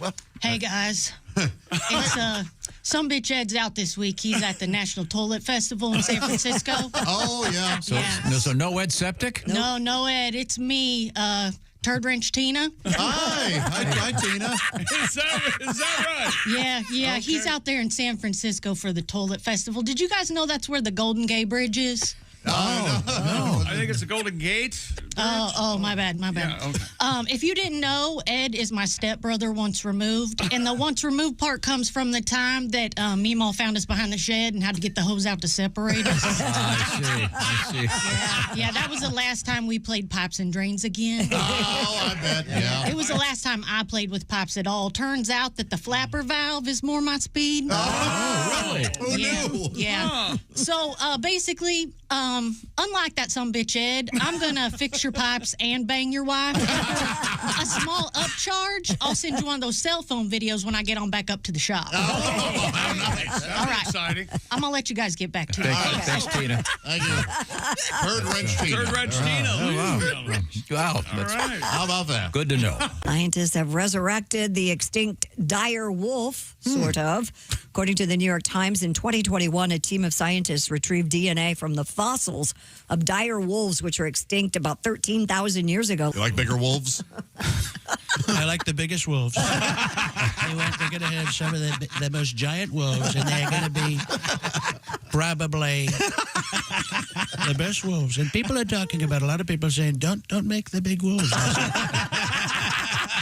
We're going to make them bigger and stronger and better, and they're going to be the best. And people. The purple people. Do you remember that guy? I remember that guy. I do remember that guy. Right in the middle of your frame of reference, Tom. And they look good to me. But the giant dire wolves, they're very big. And They're too big, though, Mr. President. They can't get too big. If they get too big, if they get so big, you start to think, how big are they? Are they big enough to be? If they're too big for the planet, then the planet is inside. But, sir, this is where you ask me who I'm with. Who are you with? Wait a second. Who are you with? I'm with the Bob and Tom Show. Next question. Hey, welcome back to the Bob and Tom Show. Christy Lee at the news desk. Hi. There's Pat Godwin. Hello. There's Jess Hooker. Hi. There's Josh Arnold. Hello. You notice something different about Josh, Tom? He's full of absolutely perfectly ripe avocado right now. Yes, Nailed he it, man. is. It was a good one. Oh, nice. There's Ace Cosby. Did you cut it yourself? I'm Chick McGee. I am a 48-year-old man. An avocado. You send your avocados out to be cut? You got an avocado lady? Did you cut it yourself, big boy? Good That is so impressive. Am I condescending I know it enough? sounds like everything I interact You with. can't be condescending enough. How many times have I told you that? Arms are so strong. Would that be rage baiting, what he just did to you? Oh, maybe some would consider it, yeah. No, I was wondering if he'd had time during the break to prepare an avocado. That's all. Yeah, I've got it down. I thought perhaps there's was a tool. perfect. There's a special tool. No, Not here. I brought a tool in and I can't find it. Oh, but, no kidding? Yeah. So I just used a knife. Yeah, there you go. Oh, your tool? Oh, I borrowed it. Yeah? Yeah. What are you trimming with the knife? It's gestating in my ass. It's what? I tell you what. You are very accommodating. Yeah, no kidding. Is it a big tool? I'm sorry. Let's see now. We were talking about the fact that comedian Carlos Mencia is apparently in jail in L.A. for not paying income taxes on $8 million in the state income taxes. Yeah. This article indicates they don't know if he's filed with the IRS nationally. One would hope. But his real name, his name at birth was Ned Arnell Holness. And Holness? Your Holness? Yeah. He was born in Guatemala. He was raised by his uncle. Oh, okay. He was not raised by his parents. I think he was one of, I want to say 18 kids. So he does have, yeah. Even his parents. That's a lot. My God. That's a lot of kids. Yeah. That's not a clown car. That's not a clown car, ma'am. So 18 kids. So he must have some Mexican in him. Yeah. I believe his mother may have been of Mexican heritage. I'm not sure. The point is, he's in trouble right now. Would it be like a 10-day suspension, like a 14? Oh, sorry. Okay, let's move forward here. Christy Lee is at the Bob and Tom news desk. Have we missed anything? A woman living in Ireland says she was left unable to work after an airline lost the bag containing her prosthetic legs. Sarah Ribeiro, a Brazilian native who Wait a lived minute. in Dublin for the past... Don't you need your legs when you're traveling? That's what I thought, Chick. Like, where were her legs? Huh. I'll tell you what, on the plane, handy. Yeah. I mean, to have legs?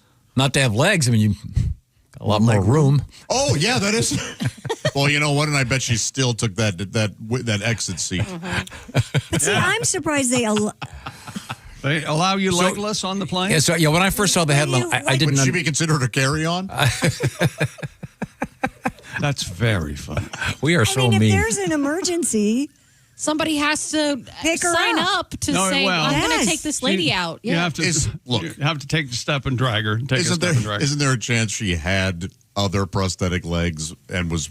Well, let me finish the story. Oh, okay. because- These are an extra set. Right. Okay. But we'll finish the story. When she arrived, she says she was traveling from Sao Paulo to Dublin when her luggage went missing. Because I know when she goes boating, she needs her sea legs. When she arrived in Ireland, she discovered the bag containing her 2 prosthetic legs had not arrived with her. Ribeiro, who works as an English teacher, said she spent 5 days trying to track down the missing luggage. During that time, she was unable to work and described the experience as extremely stressful. Because she couldn't work because she didn't have legs, or she couldn't work because she was spending all her time trying to find her legs, so she had an extra. Maybe she. I don't know. This whole story leaves me stumped. So she just used a wheelchair for that. I get interrupted in the middle of that great punchline. No. That's why he did it. She was, so. Yeah. She was steamrolling is what we call Yeah. it. Keep it moving. Well, she can't sue. For the Eileen She joke. can't sue? No, she doesn't have a leg to stand on. How many more of these He's are got there? 4 more. He's got Eileen coming. Go ahead. Over under 6 is what that's what we're betting. So she had other legs. How do you know? Maybe she got wheelchaired onto the She's going plane. to Dublin. You know what? Why Dublin? Because if she had legs on the plane, then she could have worked. What if she was spending all her time looking for her luggage? She couldn't work. Maybe that was her excuse. I don't know what's going on. I think it would be much more comfortable without legs on the plane, though. Yeah. You know? But I can't. I would not. How do you go to the bathroom? Yeah. How do you? You couldn't. Well, you have a helper. You have a buddy. You have a helper. You get one of those little. You bring a skateboard. They'll put you on the drink cart and just roll you down. Man, oh man. What do you got What I can't figure out is why this thing made the international news wire. Well, And I guess if you were storing your legs in a bag, wouldn't you mark them really carefully? I don't know that it matters. I mean, Yeah, no, they just lose stuff. this is the worst thing an airline could lose. I mean, can you put something on there that's like that says what's in there? So like, hey, you guys really pay attention. why to this wouldn't one. they just let her take these on the plane? How big are they? Do you guys mind if I bring half my body with me instead of stowing it? Yeah. I'm sorry, you're going to have to check it. Yeah. I am trying to Find a picture? this out. Yeah. Well, There's a picture of her. If a guy can put his suit jacket in the closet, she should be able to put her legs. Exactly. If Yeah. Godwin can bring his guitar on. Yeah. maybe now Take do you up have like 6 spaces? And do you have 2 separate cases, one for the left, one for the right, because they'd fit in the overhead. Yeah. But if you had both together, they might not fit. It was only. how big do you think legs are? She lost her left leg at the age of 18 when she was hit by a truck. The 2 prosthetic legs, one she usually wears and a replacement, had been repaired in Brazil. So she had one leg. She has one leg. She's just missing one prosthetic So when leg. she got to the plane, they said, hop in. Yes, thank you. I'm enjoying Stop this. applauding. I'm enjoying this very much. Well, sorry. So that answers a lot of questions. Okay. So she's Nothing. still had a leg. There's no stories could be worse than this one. We used to have a prosthetic leg that was in my office for Yeah. years. A big fan of the show died, and his family sent it to us because he had one of our stickers. Did he go to your high school? Boy, you are really on fire today, Hooker. Man, That's true. I remember I remember that. he was. Well, so he wanted the show to have it? was, I guess. Why can't I remember his name? It's Vic Dunlop. Yes. Oh, it was that guy? Yeah. Wait, whose leg we had? Yeah. Yeah, The comedian. Oh, I didn't know that. Uh-huh. Why is it not here with us anymore? I liked Vic. No, it's just in storage. It's not. Yeah, It's just not on display. I sold it. Did his family send it? Oh, that was the story. I didn't even know Yeah. that that's who it belonged to. We were sitting in here one day talking and just chatting away, and all of a sudden we didn't know it, he all of a sudden lifted his leg with its shoe on and put it right there on the table. Yeah, he sure did. But we're not conflating those stories. No, his prosthetic leg had a shoe and an athletic sock on it. Mm-hmm. Yeah, and there's a legendary story about him, which kind of ties into this Carlos Mencia. Oh, really? Vic, who was, by the way, a Vietnam veteran, great guy. Vic, the last, 5 minutes of his show was a pitch for those glasses, the googly eyeglasses. Oh, that's not quite. Not quite. They're not the spring glasses. Right, no, they're like... They look like sun tanning glasses. Exactly. Yeah. And they were eyeballs, so it looked like your eyes were kind of popping out of your head. Okay. Yeah, those, and in any event, that's how he would end his show, and then he would sell them. Okay. And everybody bought them. Okay. So he would take a couple $100 every night from every show. Gotcha. So he could have paid comedy clubs $200 to appear, and then he would have still made $250,000 But every night. And the legend was, and the true story was, Mr. Chan's novelty shop in L.A. got audited, and they saw, well, who's this guy that bought $10,000 worth of eyeball glasses from you? And the IRS caught up with him. Yikes. Because they said, hey. That was cash money. I'm not Yeah, going to we noticed you bought 10,000 pairs of glasses in the last decade. Oh. And they that was sort of a famous report your income story that every comedian was aware of. Yikes. But Vic passed away, and he left us his leg. Wow, he was funny. Yeah. Yeah. Very, very nice guy. Very nice guy. In fact, we can play a little bit of. I promised I would tell a real quick Bob story. Oh, yes. I was joking with Chick when he was talking about being Chuck's Deluxe at high school, and I said something like, "You probably never hurt your arm carrying a book home," but I remember Bob would brag about the fact that when he was in high school, he never once took a book home. Huh? Never once. I believe that. Yeah. Yeah. Because he would get there when he was in school. He was doing schoolwork. The minute the bell rang, done. Yeah. I think he carried that to this day. I think so, too. I think he did Yeah. that same When he was in, he was here. When he was gone, he was gone. Yeah. That's It was awesome. a good But focus. I'd forgotten that until just now. We all knew that kid, though, that could thought my just son walk invented in. that. One of my best friends is that guy. He could hear. He didn't have to take his book home. Yeah, my brother was that way, and he Yeah. would just hear it. He would take the test. Great test taker. Right. Just flew through high school. No big deal. Yeah. Never took notes. Just no, listened. nothing. Well, Yeah. my best friends had a book at school and an identical book at home. So he loved boasting. Right? He never took a book home. Oh God, That's kind of different. Yeah, kind of a different thing. Oh, It yeah. really doesn't apply in any way to the story. It's underhanded. It's real life. Is what it's called. By the way, can we do a congressional oversight hearing for the price of college books? It's insane. It doesn't make any sense. It's criminal almost. What I love is when they have a new edition. Yeah, exactly. The latest edition of. So now you can't even buy the the latest edition of Ancient Greek. What we did is we changed the pagination. You find some new word in an old carving. So you got to buy it again. Yeah. Aren't most textbooks online now? Yeah, but still, you gotta buy 'em. if they're college, of course, they're still almost just as expensive. Really? Yeah. Did you ever sell your books at the end of the semester? Absolutely. Every time. That was the best day. I kept some, like a true nerd. I do. I have 3. Yeah, I still have 3 of mine, too. Yeah. No. And it was the rule was the way it worked was because your parents, of course, bought your books. So when you sold them, that had to be you had to purchase alcohol with them. That was, it's free money. Yeah. Oh, the liquor store had a. Parents, of course, bought your books. Well, of I course. don't know about that. In but- his life. Man, oh man. Boy. Yeah, that's right. I'll tell you what, Tommy. I want you to have a good life. So you go out and make $1 million. So what I'm saying is, here's $1 million. what I'm saying is, I didn't go, hey, Dad, thanks for helping me with my education. By the way, the $600 we spent on books, we had the best party last night. You didn't have to work. And for most of those books look brand new because I didn't bother cracking them open. So you got more for them. I figured by having them in the room and looking at the binder, I would be able to soak in Richmond Lattimore's translation of the When you Iliad. were in college, did you have a part-time job? No, in the summers. I worked all the time in the summers. What'd you do? Mostly painted houses. Yeah. It was He was fun. area know-it-all. Josh, did you work in college? Yes, yeah, 40 hours a week. Did you really? Yeah. My How many best job, though. semesters?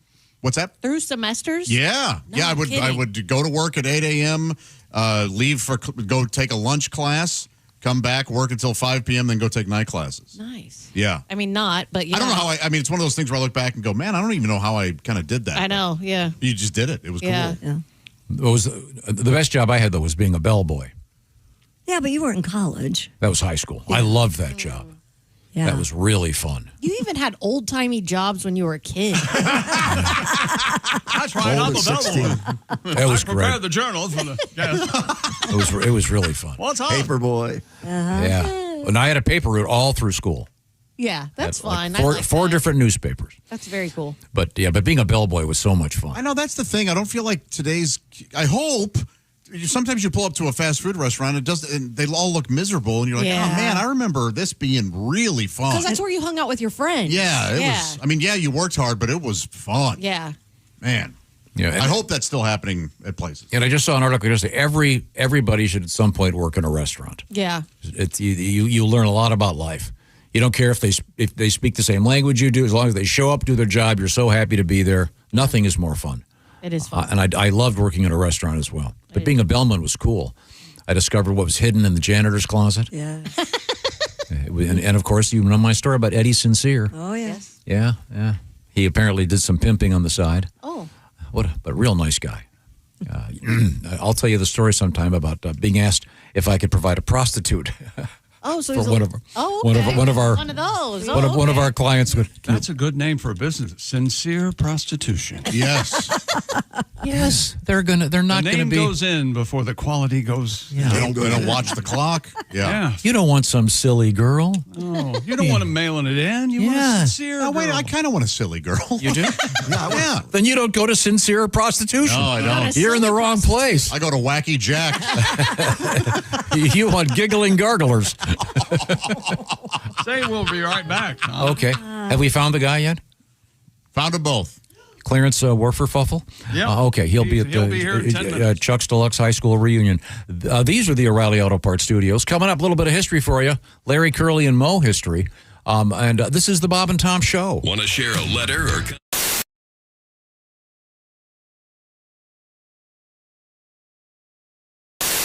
Hey! You still don't have orange insoles? Do you walk? Do you stand? Do you work? Then, buddy, your feet are losing the war every single day. Your arches go flat. Your heels scream. Your knees pop like popcorn. But wait, what if I told you you don't need a prescription, you don't need a diagnosis, you just need orange insoles? Rigid arch support that does not collapse. Deep heel cup for shock absorption. Built strong for work boots. Comfortable enough for everyday shoes. You upgraded your tires. You upgraded your mattress. Maybe, just maybe, upgrade what you stand on every single day. Orange insoles. If you have feet, you qualify.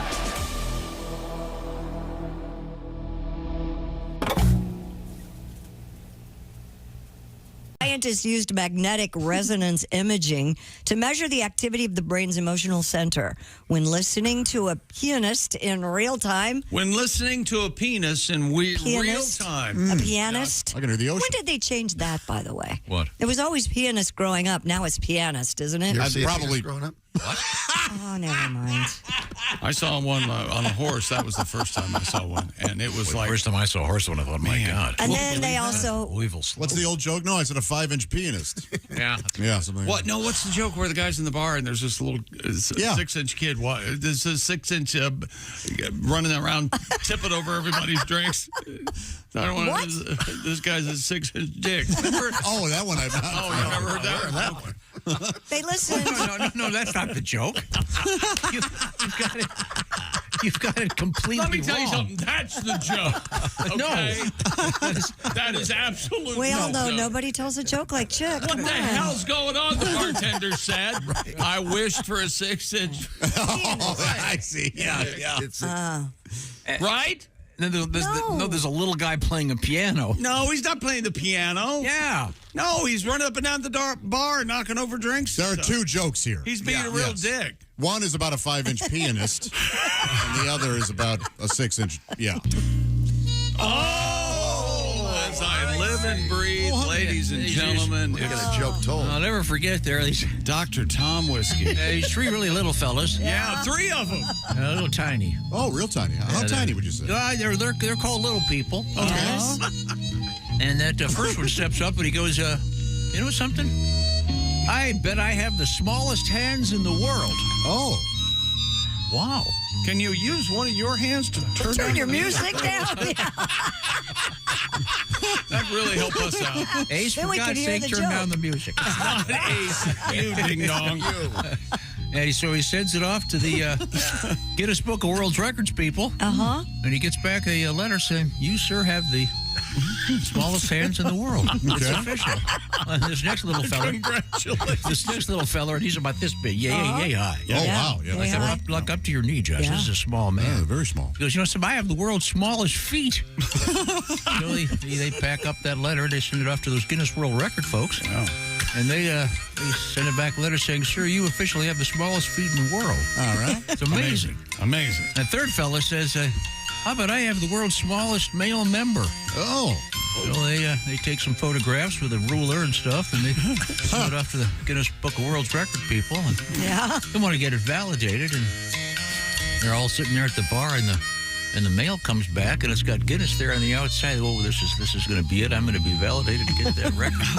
So the guy, he takes that envelope, he opens her up, and he looks at the thing, and he goes, oh, I have the world's second smallest penis in the world. Oh, no. Really? Who the hell is Chick McGee? Okay. All right. Okay. Very nice. I had not heard that. That joke had not entered into any of the jokes. It wasn't anywhere We were Curveball. talking about. Yeah, it was a true story from the Old West. Yes. Bob and Tom Show. Bob and Tom is Steven Seagal.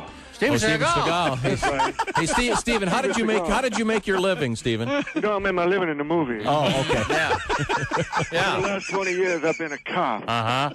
I understand Christy Lee is having some second thoughts about moving. No, she already moved. A lot of people don't know, but for 5 of the last 20 years, I've also been a real estate broker. Really? We had no idea. I didn't love know. open houses, man. Oh. Sunday, I show up. Yeah. Meet the owners and say, "You get out the car! You get on the ground!" Yeah, it's crazy what happened. Steven Seagal. Yeah. You Steven Seagal. Yeah, I get that a lot, man. And then you Steven Seagal. Yeah. Hey, back up, man. That's it. You Steven Seagal. Oh. I made my living in the movies. Hey, got my ass whooped by Steven Seagal. For the last 2 seconds, I've been a bitch slapper. Steven Seagal. Law man. Wow, those you have sound effects and everything, huh, Steven?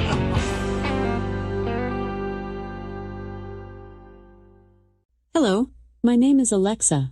If you have a smart speaker and what to hear, Bob and Tom Radio, just say Alexa, play Bob and Tom Radio on TuneIn. Now, you try it. Alexa, play Bob and Tom Radio on TuneIn. That's the first smart thing you've said to me since you took me out of the box.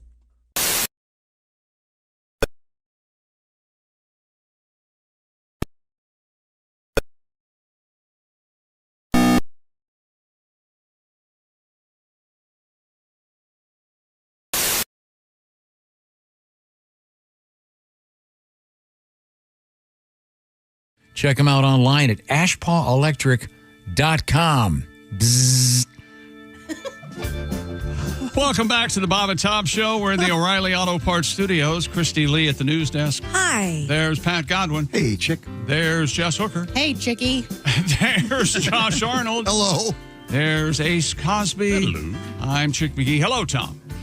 Hello, Chick McGee. Hi, buddy. How you doing? I'm doing great. Time now to learn a little something. Uh-oh. We've learned a bunch today. I'm really impressed. We learned about the lector. What is it again? The lector. The lector was someone who would go into a factory. They'd sit them up in like a lifeguard chair, and they would read the newspaper out loud to keep the folks entertained. Is the word lecturer needed, or could you just say a lector? I think in that case, since he's not a lecturer, would be a little different. Okay. Lecturer almost implies they wrote it themselves and everything like that. A lector just reading. Yeah. Interesting. But I'm sure They the call Latin of lec is all... Well, we call it the lector at church when we read the readings. Yeah. That's the lector. Do you do that? I have. Do you do traffic and weather between? No, I don't. Okay. You don't accidentally slip into it? No. And then Jesus said, "We'll be right back after this word from Monday." It's time for history. And peace be with you. And now the romantics. God, I would love to be able to do that the once. secrets that you keep. This is a in your sleep. Or is it talking in your sleep? this is a trick one. Oh God! So I'll throw this your way, Mr. Godwin. 1846. Oh, boy. The New York Nines played the New York Knickerbockers in what? Well, let's see. The basketball? Reds were the first baseball team. Oh, you said but trick. that was in the 1860s, so I don't know what you got a hold of. The New York Nines played the New York Knickerbockers First basketball in game? what is considered the first officially recognized game of baseball. Yeah. Baseball. Oh.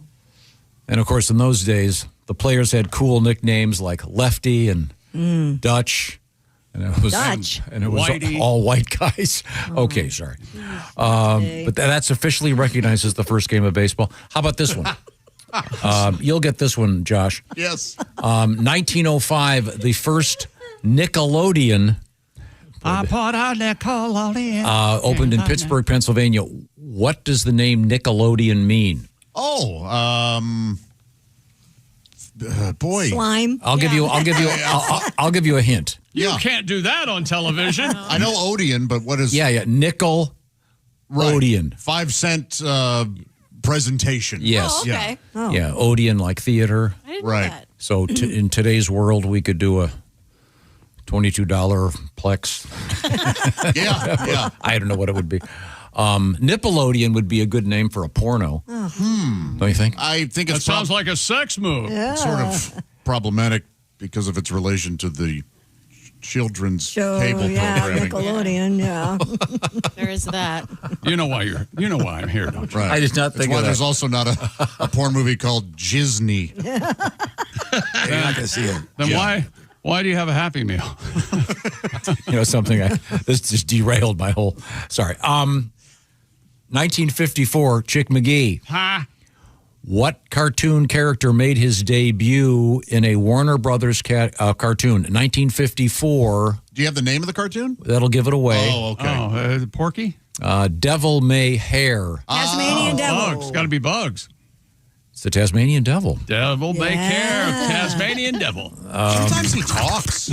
He does? Sometimes. I didn't know that. Devil's sad.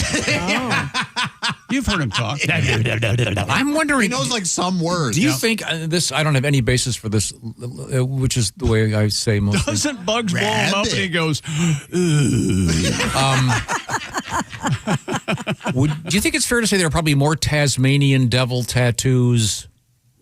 I would say That- Tweety. Oh, you think? I personally have seen more Tweeties in my life. huh? Can you call your tattoo guy and see? Sure.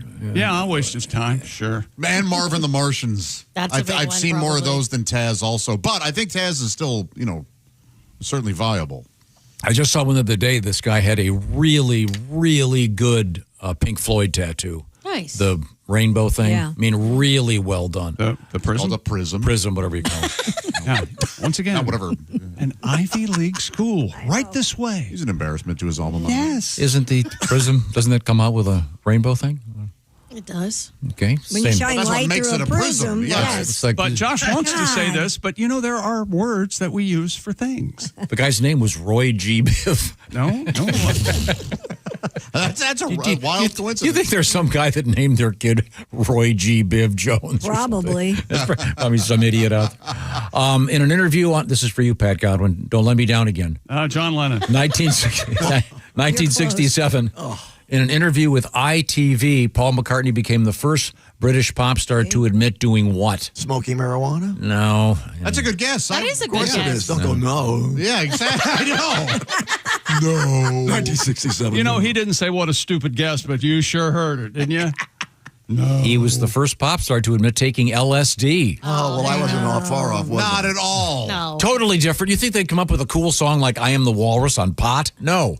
Lucy in the Sky with Diamonds, that's got to be acid. Well, of course, Those are but both to George admit it songs. on John songs. to admit it on British television, Yeah. no less.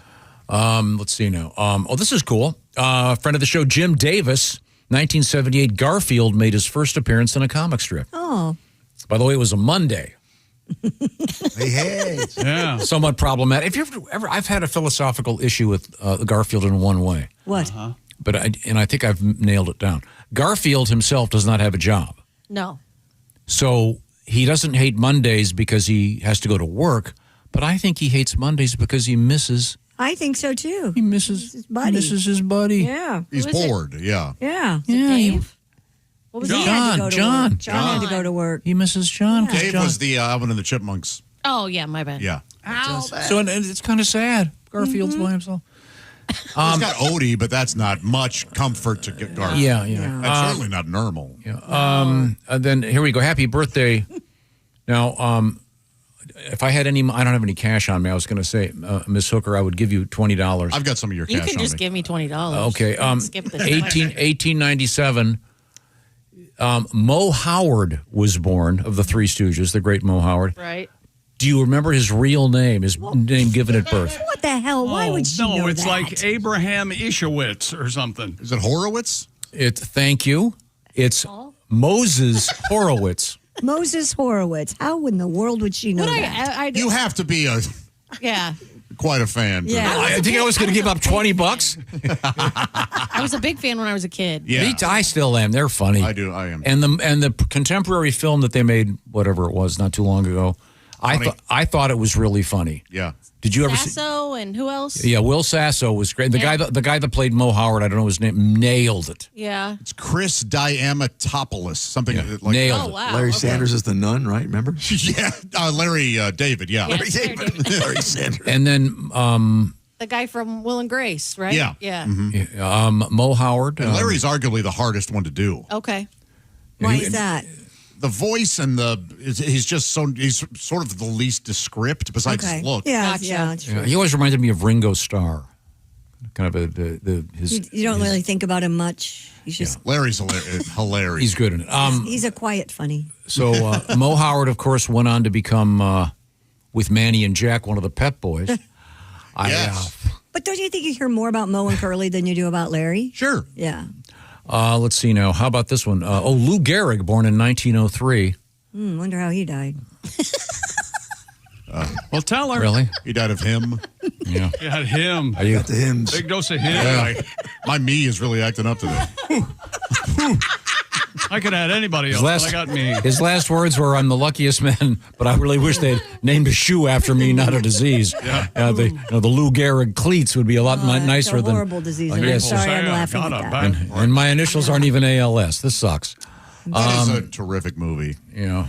Pride of the Yankees. What's going on, Tanglefoot? 1954. Happy birthday to the great actress Kathleen Turner. Love her. What's he doing now? Kathleen Turner's I see. right. I see what you're saying. She's a great actress. Body Heat, if you He's a want to see. stevedore now, isn't she? She has the voice of Lurch, but she's very hot. Hey. Paula Abdul, her sister. He goes Abdul. Abdul. It's Abdul. Paula Abdul. Paula Abdul. Stand back. My intellect takes large steps. Abdul. Straight up now, Ted. Hers. I saw her. You saw her? I saw her sister last night in the Fever game. She plays in the WNBA. Paula Abdul's? We were having fun, but thanks for Paula. boring us out. Paula. You got a joke? No. No, I can't get it out now. Paula Abdul-Jabbar. Thank you very much. What a joke. No. You ruined it. Did we? Let's go back to singing. Straight up, now tell me, do you really want to love me forever? Ow, ow, ow. Is this a hit and run? If you guys only knew how hard I would whack it to her. And on that note, I think we've wrapped up history. My neighbor's mom had the best of Paula Abdul videos, and I borrow that. Isn't that nice? Josh wants to be a dancer. Isn't that nice? He loves the arts. 1883. No, sorry, 1983. You still talking? Happy birthday, Macklemore. Oh, yeah. You seen him lately? It's Macklemore, isn't it? Yeah. Oh, I think it's Snacklemore. Has he really gained weight? No, I haven't seen him. I didn't think so. 5 pounds, maybe. What about He doesn't know. He's just making that up. why didn't SpongeBob have a mackerel more somewhere on the show? Is it Paul Dano or Dano? Dano. Dano? Great actor. Great I loved it. 3 different answers. Dino. Paul Dano is Dino in the Flintstones live movie. Man, he's so good he can play a dinosaur. When we come back, we'll try to get the show back on track. I think Pat's going to play us a song. Hi. You're going to try? Okay. These are the O'Reilly Auto Parts Studios. That's the O'Reilly Auto Parts Studios. Thank you. And this is the Bob and Tom Show. More of the show is on the way. You can find us on X at Bob and Tom, or you can email us at bobandtom@bobandtom.com. Lee's Famous Recipe Chicken has never been an overnight sensation, but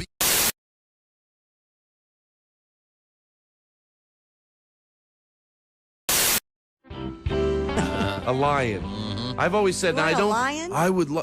I know this is crazy that I thought about this. What now? I would never go into the wilderness and get and have a lion because they belong. Right. That's where they belong. But if somebody maybe they worked at the zoo and there was a lion and it had to live in a house, but it had to be sedated all the time, and I How could about raised squeeze from it. a cub? I'm raised from a cub and Yes. know you. And I would love a lion just Why? because they're so cute. I would just bite them all the time.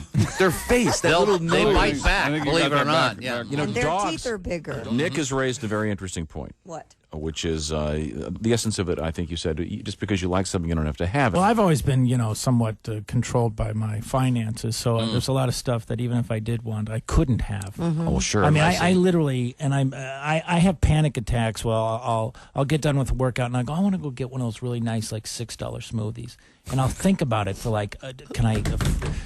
should I treat myself? Am I worth? Yes, Nick. You're worth $6. You know what says something you think? I think in my head I'm probably the only one doing this. Right. I was at Whole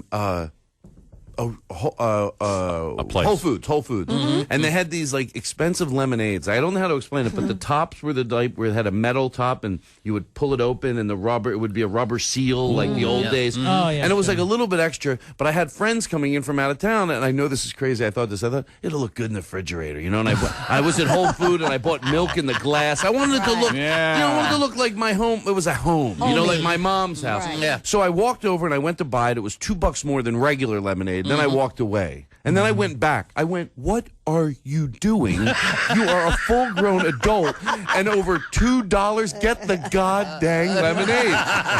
Well, it worked, because I'm not kidding you, but the outcome is how I reacted. My sister-in-law was there, and she opened the refrigerator, and, I go over, all my brothers are married, their refrigerators are filled with, so she opens up, she goes, oh, fancy lemonade. I was like, oh, yeah, I didn't act like, I acted like, yeah, that's the type I buy. Totally worth it. Yeah, totally worth it. Yeah. As I only half it's there, I left the other half in the Rolls and it's spoiled. I'm having the Rolls Royce fixed. Well, that's why I'm driving this. I would have got the milk in the jug, but my lion ate it. So Yeah, my lion likes it out of the glass. that's right. Yeah. We all do weird things.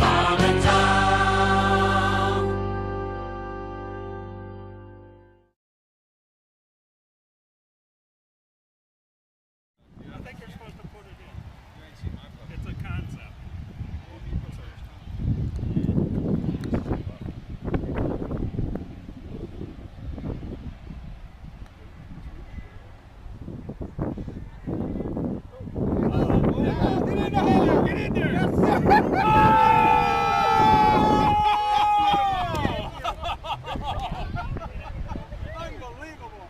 Candy, that's the best bump we've had all day. Ladies and gentlemen. Not even a putt. Congratulations. Tom, quickly. Tom, how does it feel? My God. What is that, 80 feet? My God. Now, right now, I'm buying a Mutual of Omaha hat, just like he has. Right now. Save that, You don't even have to hit it. You better hit that. That's unbelievable.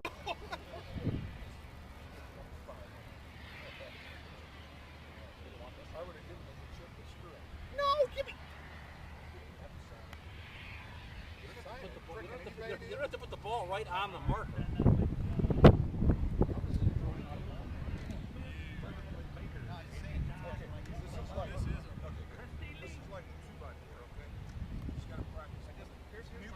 I do this a lot. I'm going to hit you with this flag if you screw this up, okay? All right.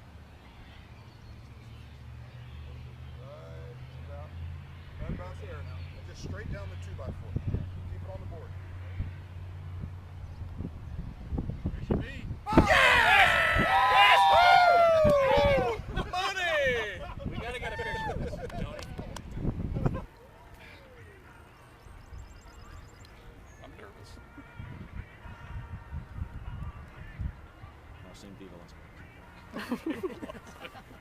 I'll tell you what, Ms. Pat, that was really good. That was really, really funny. And I tell you, I am going to take you out to dinner.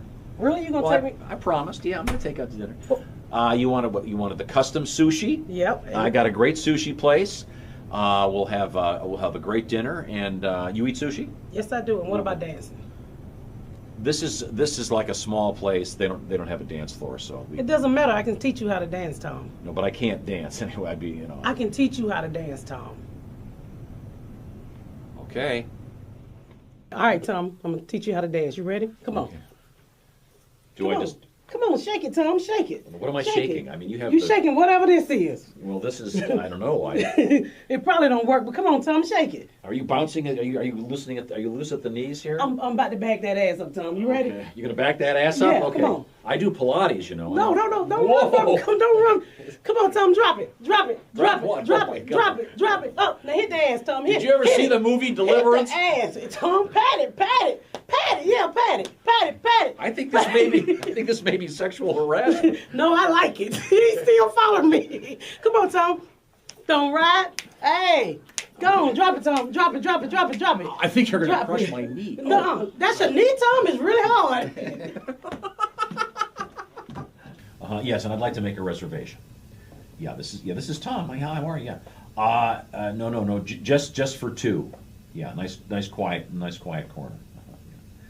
Hey, listen, is there like a dance place near you? Some kind of funky.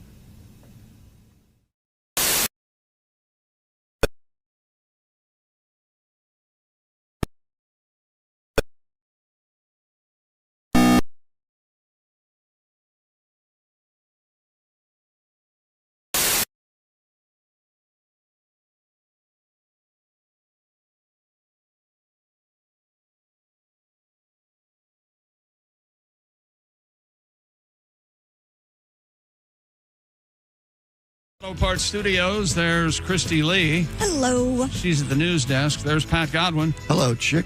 Yeah. Yeah. There's Jess Hooker. Here I am.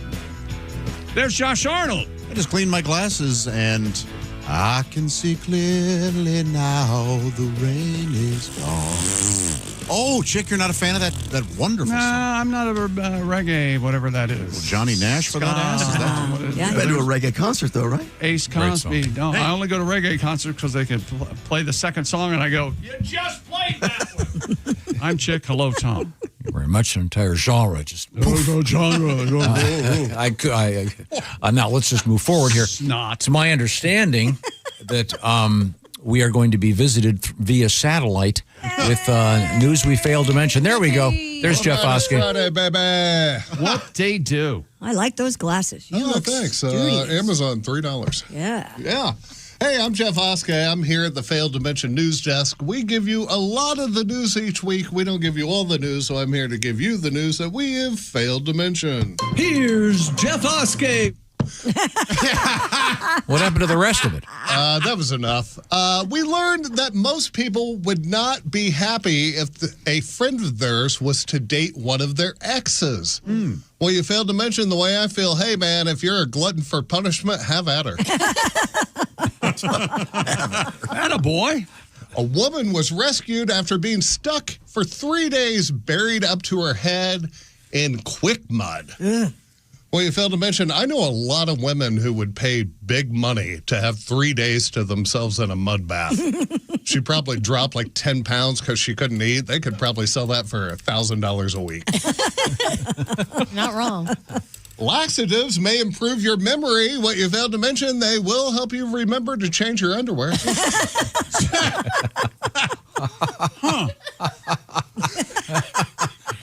A vacant home was overrun with snakes. What you failed to mention, well, you got two choices. You can get rid of the snakes, then you got to go back to having the rat and mice infestation, or you can live with the snakes. Which one? Your choice. Is Harvey Firestein a realtor now? Yeah. All right. Scientists have concluded that self-pleasure before bed equals a better night's sleep. Well, you failed to mention, before you try it, just remember that wife laying next to you may not appreciate your little science experiment. There, Ellis. We had another earthquake last night. I don't know what happened. And finally, some lady set up a kissing booth for her golden retriever.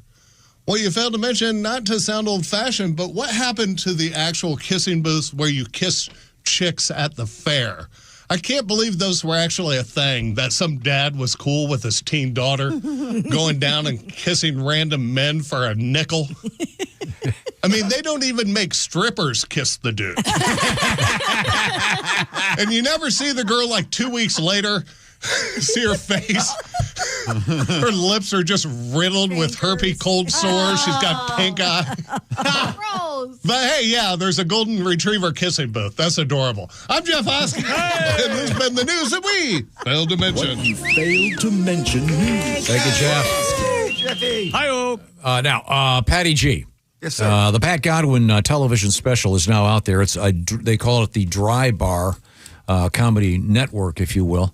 And you can go to the Dry Bar website or download the Dry Bar app and see Pat Godwin's new comedy special. It's great. It was filmed about a year ago. They finally got it edited. It looks great. And what's the trick to this now? There's some code word. You go to the website or the app and you put in Pat Godwin, all caps, no spaces, and you get a free month. Yay. Sounds But Pat's good. going to play us a song. But Okay. we have a story that leads into it. Okay. I hope they coincide. I hope so, too.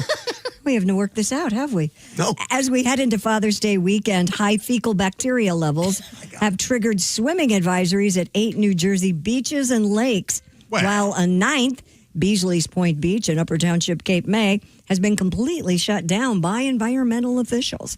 So be careful. In other words, people will be swimming in New Jersey. Yeah. Wow. So the where is this? This is near the Cape May area. Yeah. Yeah. Got to watch out for the sharks and the sharts. Yes. Short! Aqua dump, my friend. Won't you? Now, you're going to try to play the Yeah. If ukulele? my doctor, Dr. Shelley, Ukulele. is listening, I am not playing the ukulele. Oh, sorry. It's going to set you back. I was afraid to go into the ocean, as nervous could be. I was afraid to go into the ocean because of that sight in the sea. 2, 3, 4, tell the people what you saw. It was an itsy bitsy kind of soupy yellow cornfield piece of poopy that I saw in the ocean today. A teeny weeny brown zucchini, undigested tortellini. So on the beach I wanted to stay. 2, 3, 4, stick around, I'll tell you more.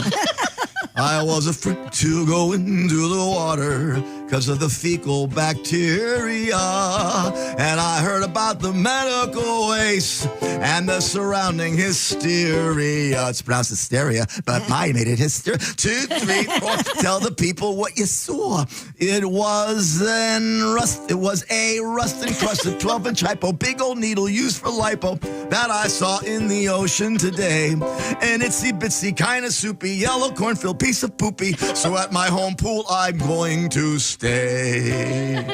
All right. Thank you very much, Pat. I mean, Yikes. Very nice. Yeah, see, you can move your hand a little bit. No, he's not supposed to be doing that. At all. I'm in his left hand.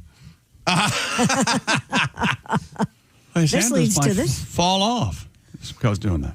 A man in northern Nigeria has been sentenced to prison for storing human feces outside his home. Oh, who doesn't? All of us don't, I hope. Supposed to store it in his home? The BBC reports Mr. Mohammed Sadu was taken to court in the Thank city you. of Kano after neighbors complained about the foul smell outside his place. Mr. Sadu, whose job is to empty septic tanks, is believed to have been selling the feces to farmers to use as Don't you? fertilizer. Hate it when, don't you hate it when guys take their work home with them? Yeah. Oh, boy. He pleaded guilty to a charge of endangering public health and was sentenced to 2 weeks in prison.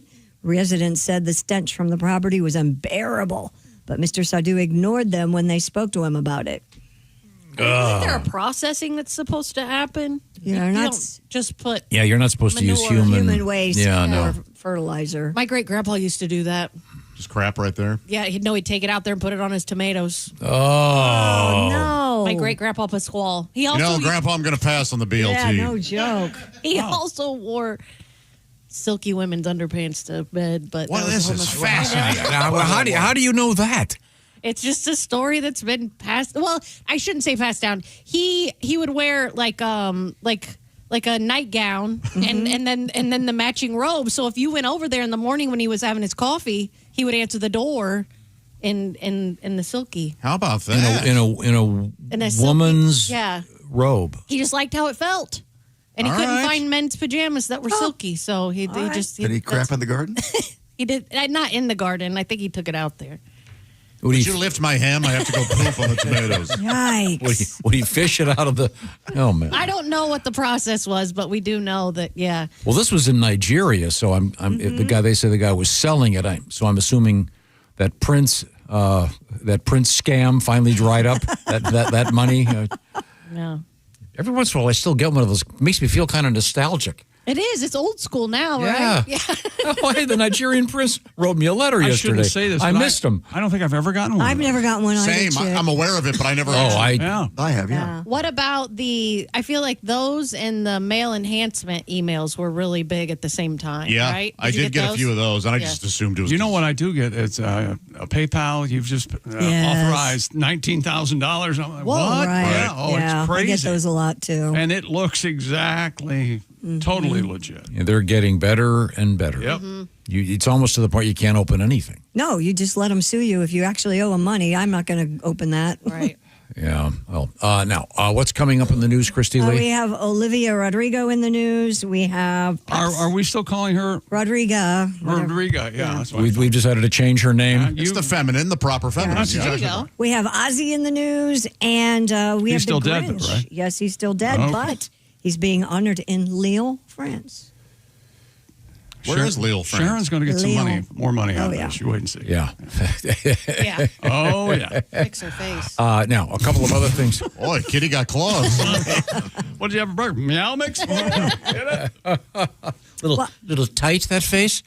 While the world is watching the stars at the FIFA World Cup, everybody's got their eyes at 3 o'clock this afternoon. Is that USA and Australia? Yep. And From we- Seattle. Yeah. My friends at Hyundai have their eyes on the next generation of talent because Next doesn't wait for an invitation. Neither does Hyundai. Hyundai has always moved the future within reach. They did it when they made advanced safety standard on all their vehicles. And they've engineered their EVs with ultra-fast charging capability. And you know what? They're still working on things every day because the future isn't some far-off concept to Hyundai. It's already here. Next starts now. Hyundai, an official partner of FIFA. Thank you very much, FIFA. Thank you very much, Hyundai. Thank you very much, Christy. Well, that was special. When we come back, would you like to eat bugs? No. Also, as you mentioned, Ozzy, but we got some PBR news coming up. And a Robin Hood is in the news. Not just the movie with a friend of the show, Hugh Jackman. He's not a true friend until he comes here a second time. Okay. Someone get the Jackman on the phone. These are the O'Reilly Auto Parts Studios, and this is the Bob and Tom Show.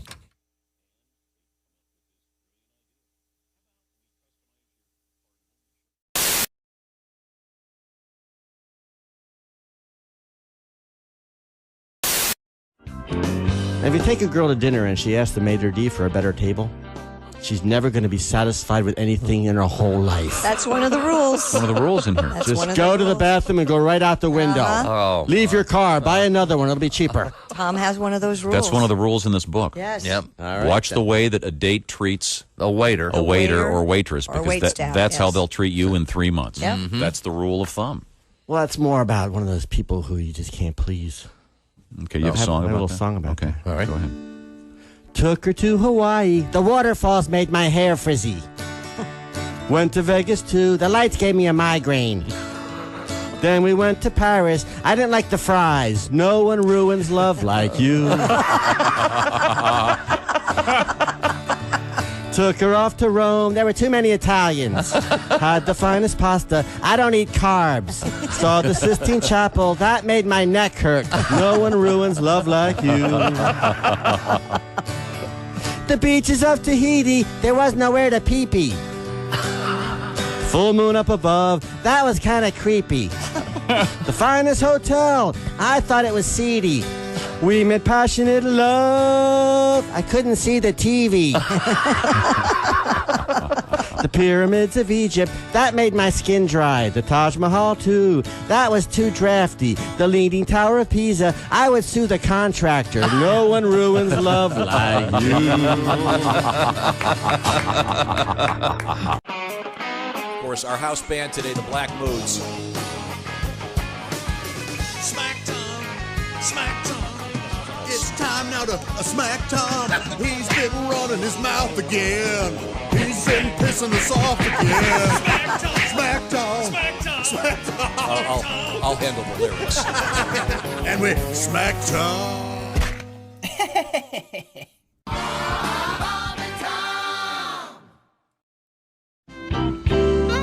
We were talking about racial stereotyping because you're a golfer.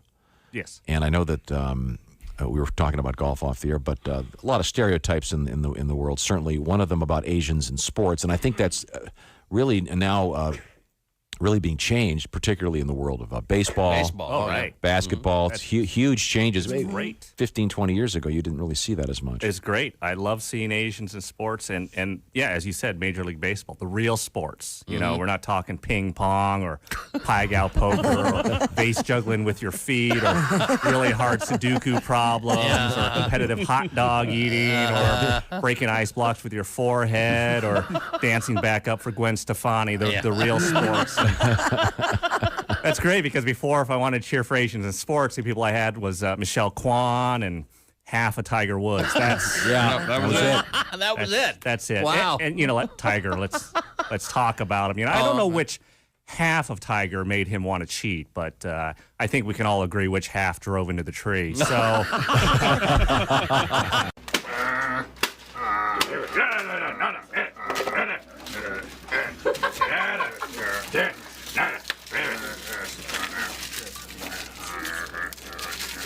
Oh, yeah.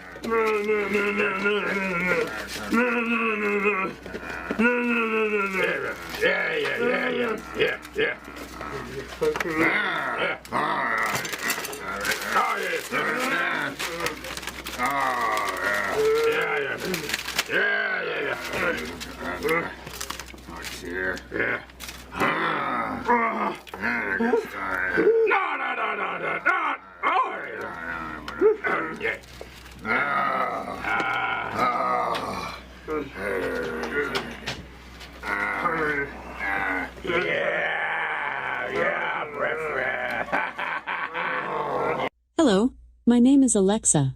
If you have a smart speaker and what to hear, Bob and Tom Radio, just say Alexa, play Bob and Tom Radio on TuneIn. Now, you try it. Alexa, play Bob and Tom Radio on TuneIn. That's the first smart thing you've said to me since you took me out of the box.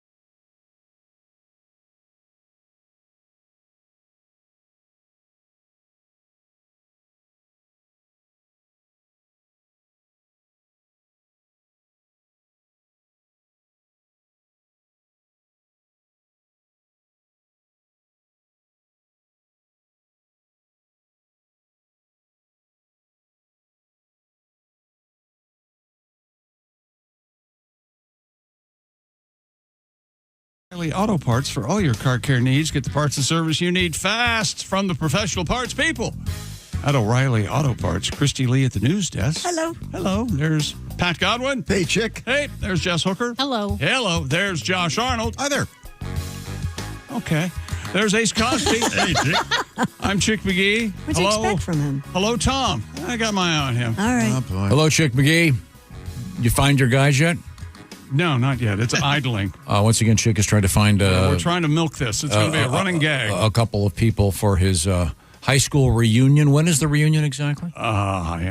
September 12th, I think. Maybe they should have given you some cute girls to look and find. That would have motivated you more. No? No? Maybe that would have been a good idea. Maybe. Possibly. Yeah. Yeah. Yeah. Are these good-looking guys? Very handsome, as I recall. All yes. Well, then that's your motivator. Maybe. Charles Baseman was, we always called him, I did not come up with this, but Tom, we called him first. Oh, really? Because of base. That's good. First Yeah. baseman. Yeah. Oh. What an awful nickname, right? No, that's cool. That's good. Any nickname that has an interesting origin story? I think that's good. Okay. Call him first. Weren't you Butch, right? Everybody called you Butch? Dude or Butch. Doodle? Yeah, Doodleberry. Doodleberry. Yeah. Does Tom Griswold look like a Doodleberry? Yeah. When I was a little boy, my sister called me Doodleberry. Well, that's sweet. That's why I Then call it- my daughter that. Then Doodle. it evolved into Dude, pre-Lebowski, if you will. Yeah. And then it evolved into jerk. Witty. Christy Lee is at the Bob and Tom news desk. Pop star Olivia Rodrigo says she smelled fans wearing diapers while she's been on stage. During an appearance on Kiss Radio, Ms. Rodriguez was asked about the worst place she'd ever had to relieve herself. What a question. Yeah. The 23-year-old replied, No kidding. right? Was she Come here? on. Pardon? I said, was she here? Yeah. Sounds like a question somebody would ask. I would never ask that. She said, quote, I can't think of anything for myself, but I have been to certain concerts and certain festivals where people wear diapers so that they can be in the front row of the show. And that's been an experience as a performer that I have actually smelled. That'd be awful. Oh, so they're wearing them by choice. Yes.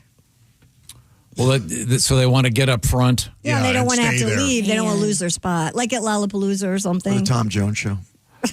Yeah. Well, Well, they're wearing diapers for another reason. Yeah. You get in to see at a Tom Jones show. you get in to see TJ. You don't want to lose your spot.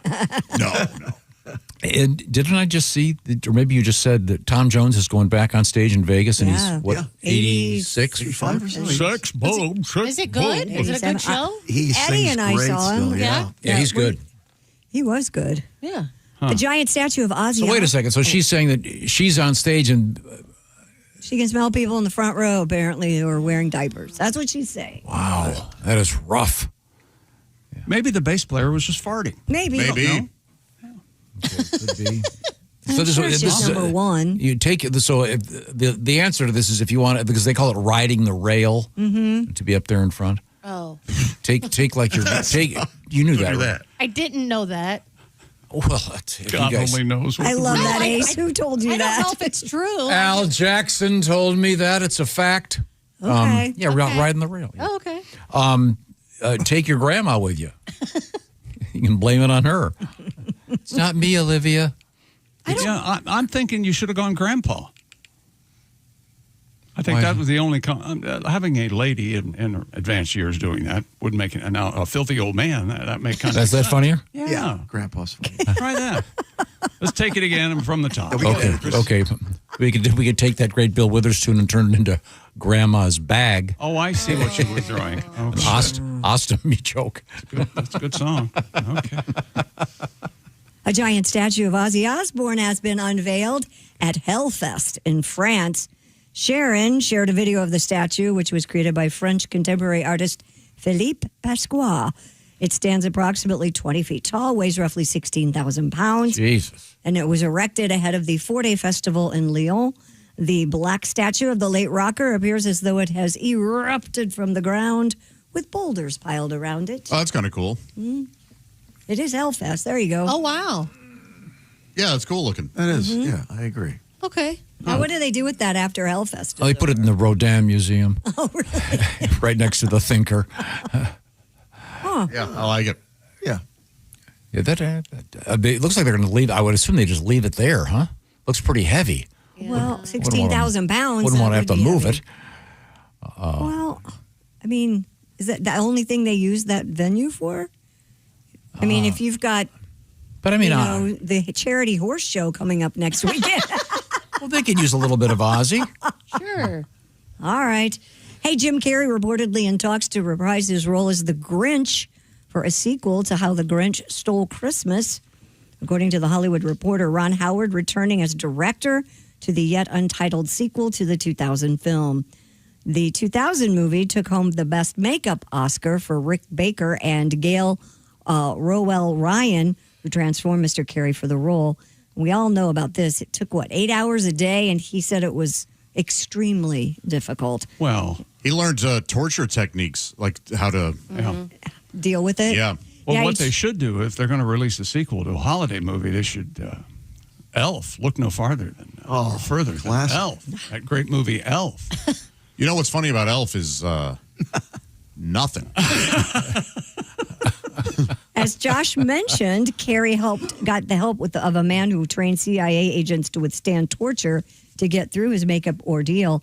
And thanks to the makeup eventually being reduced to just 3 hours a day. So I'm sure that's come a long way in 26 years. Carrey even said he wants to do motion capture instead of doing that would make sense. Yeah, there you go. Yeah, I know a lot of people like that. I hated that. You hated The Grinch? He is so good in it. Yeah. I know, but I hated the camera angle thing that Ron Howard did. Oh, you don't like that when it's on askew. That really bugged me. The Batman TV show did that when they were in their villains. I've never, and my daughters love the movie. I can't watch it. Couldn't sit through it. That's in our. Does it need a sequel? I mean, they've already. I don't think it I know does. the long version of the cartoon they made stunk. Does it need a sequel? Boy, I can't wait to watch Toy Story 5, says Tom. There's a slight difference. Why? One's a work of genius. The other is lesser. There is no explaining you. You know that? Zero. I mean, isn't the Grinch story kind of the arc is over? But well, who knows what they'll. What's he going to steal? Easter this time? Maybe Cindy Lou Who comes back and makes it personal or something. You don't know. Yeah, Who's to say? that would be interesting. She's all grown up now. Money grab. Sorry. Yeah. Oh boy, can you? How dare these movies want to turn a profit? Yeah, like Toy Story 5. Yeah, isn't that awful? Well, I'm sure at their meeting of the young socialists. No, that's all right. We're a charity. You're the one complaining about people making money. No, You're just now. You know what socialism your mouth's is? just moving and words are falling out. You don't even know what you're saying anymore.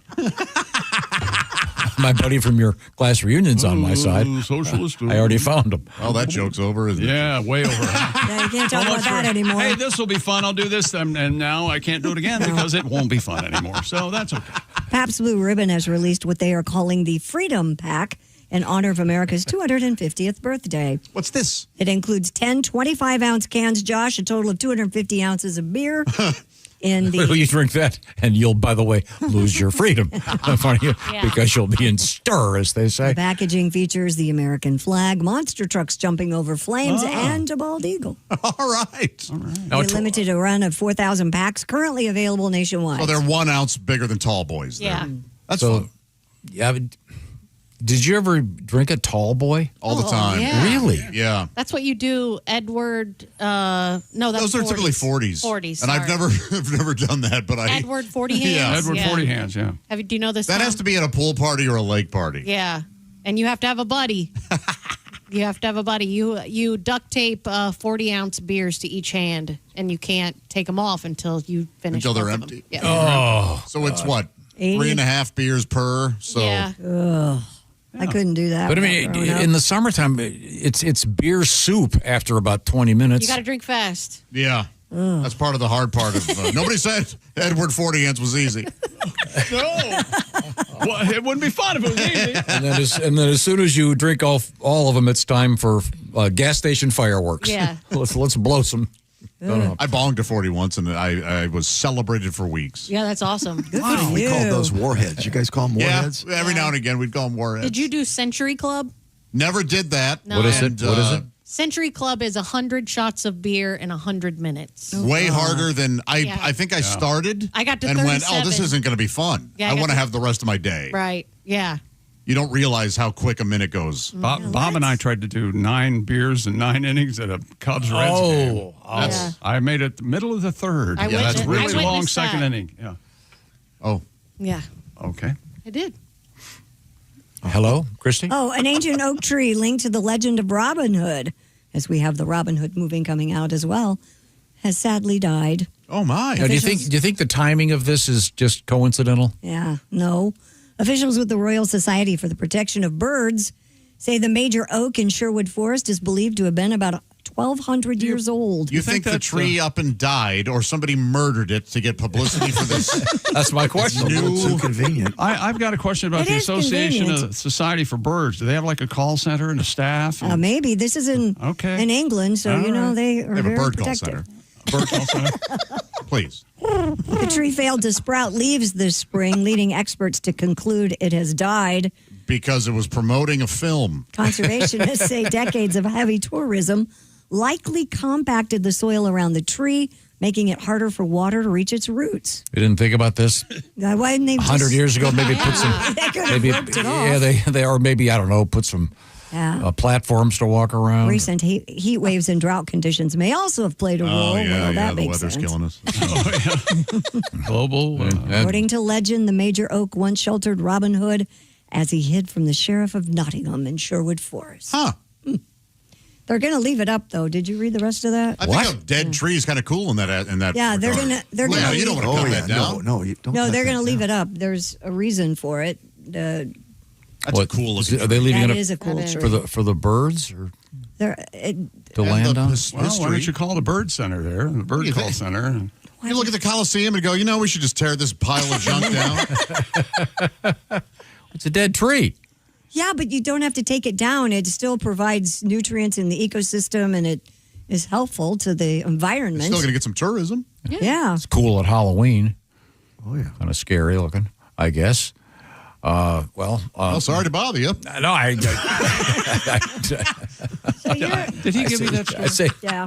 Jane, I did. Jane saw it up, and So you I wanted saw it to. up. I wanted. You're heckling yourself more and more. I wanted to plug Hugh Jackman's movie. He didn't care for you. You came out of the gate strong with him. Would you call my brother? Would you call my wife? Would you call my... God, you're embarrassing. Hey, Hugh, call her. She loves you, Hugh. Okay. What's coming up in the news, Christy Lee? Coming up, have you ever eaten bugs? Well, you might like them. And If I can go home now, I'll eat a bug. and be careful if you buy something as is. Oh, boy. Especially a home. We'll talk about it. Yeah, that could be bad. Caveat emptor. Yes. Now, I want to talk to you about your money. Money. How about your house? Do you own it? Well, maybe it's worth a lot more than it was when you bought it. They say the average house, it's a 10-year-old house, if you've owned it for 10 years, rather, I should say, it's probably doubled in value, depending on the place you live, et cetera, et cetera. A 5-year-old house, they say up 30 to 40 to 50% more, depending on your exact situation. This is where American Financing comes in. They'd like you to take advantage of the fact that your house is worth more by doing a refi. You refinance the thing, you can actually pull some cash out of that. Take advantage of the increased value of your home. You could use that money to do whatever you want, pay off some high interest rate credit cards or whatever it might be. Get the details by talking to the folks at American Financing. They have no pressure. In about 10 minutes, they can tell you if this might work for you, if you'd like to grab some cash and perhaps be like their average client right now has knocked about $800 a month off their mortgage payments. So find out the details by visiting American Financing. The best way to do that is to either give them a call at 866-889-2611 or check them out online at AmericanFinancing.net. Once again, salary-based mortgage consultants can walk you through this very quickly to see if it would work for you. No upfront fees, no pressure. And if you start today, you just might be able to delay 2 mortgage payments. Get all the details once again at AmericanFinancing.net. NMLS 182334. NMLSConsumerAccess.org. APR for rates in the 5s start at 6.327% for well-qualified borrowers. Call 866-889-2611 for details about credit costs and terms. Visit AmericanFinancing.net/Bob and Tom. Average savings based on borrowers who save over $200. Got a comment?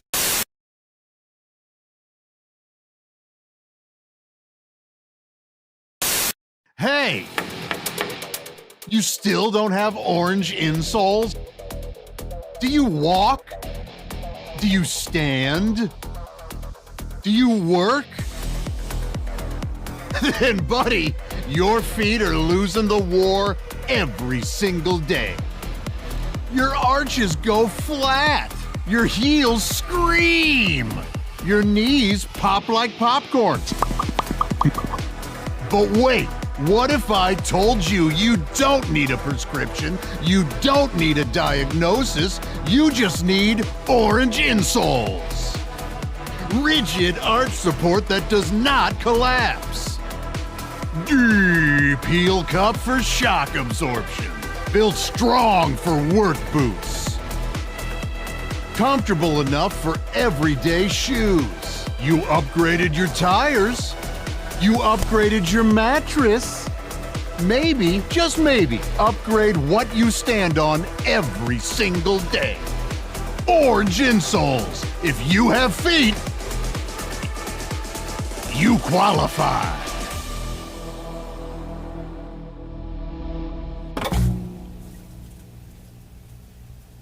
People were taking the chicken from Chick-fil-A and putting it on Cheddar Bay biscuits. Good. Wait a minute. Josh, what do you say? Josh is leaving right now. Josh is leaving. Okay, let's go.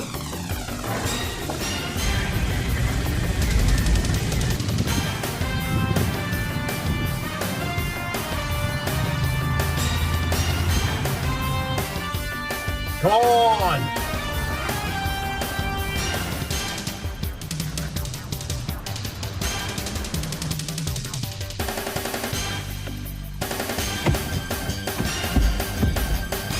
All right. You got the biscuits? Greatest day of my life. Do you follow the news at all? Yeah, I think, because naturally you have to. Like, comics travel so much. We perform in every type of market, every demographic, socioeconomic group, all that stuff. So I think comics should be encouraged to talk about the stuff. But you follow it and it can get down and you're like, oh, wow, the world's gone to hell. But and gotten so violent. But I don't think the world ever got violent. There's no got. The world's been violent since the beginning. Cain killed Abel, right? The third person on the planet killed the fourth person. We weren't even able to make it to 3 people before somebody was. At one time, a third of the people on the planet were murderers. Right? A third of the people in the hood aren't murderers. A third of the people who own guns aren't murderers. A third of the people in jail aren't even murderers. San Quentin, Folsom Prison, and Alcatraz are safer than the book of Genesis. True enough. You're right. You thought Compton and Baghdad were tough. Try downtown Eden after the sun goes down. Scary. There's murder and violence at person 3. One couple had 2 boys who had the world to themselves, and one of them was claiming this town ain't big enough for the 2 of us. Cain killed 25% of the world's population.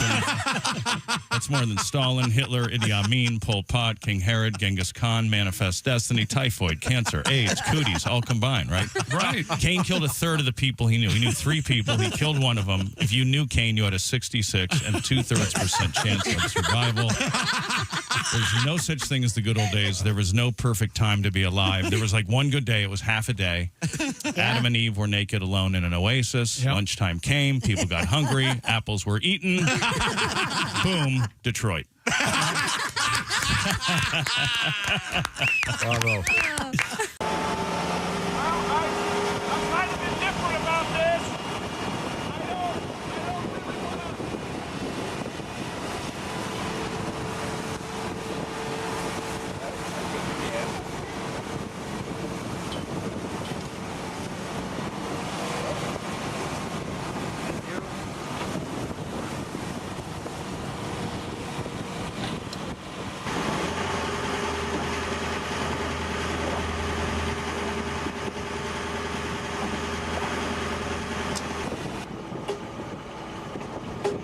We should dip him, right? Oh, definitely. Are we gonna dip you gotta him? dip him. Yep.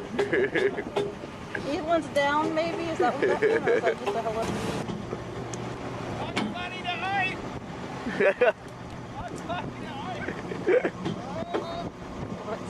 Bugs Bunny to oi. There he goes.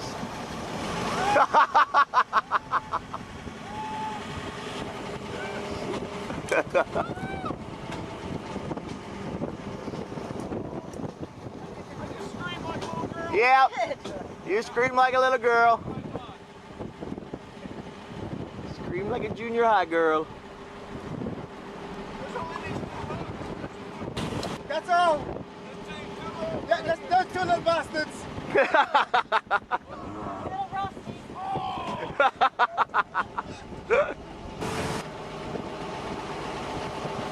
Now, before we let you in, I got a couple of questions I need answered. Oh, that was unbelievable. Thank you, my friend. That was incredible.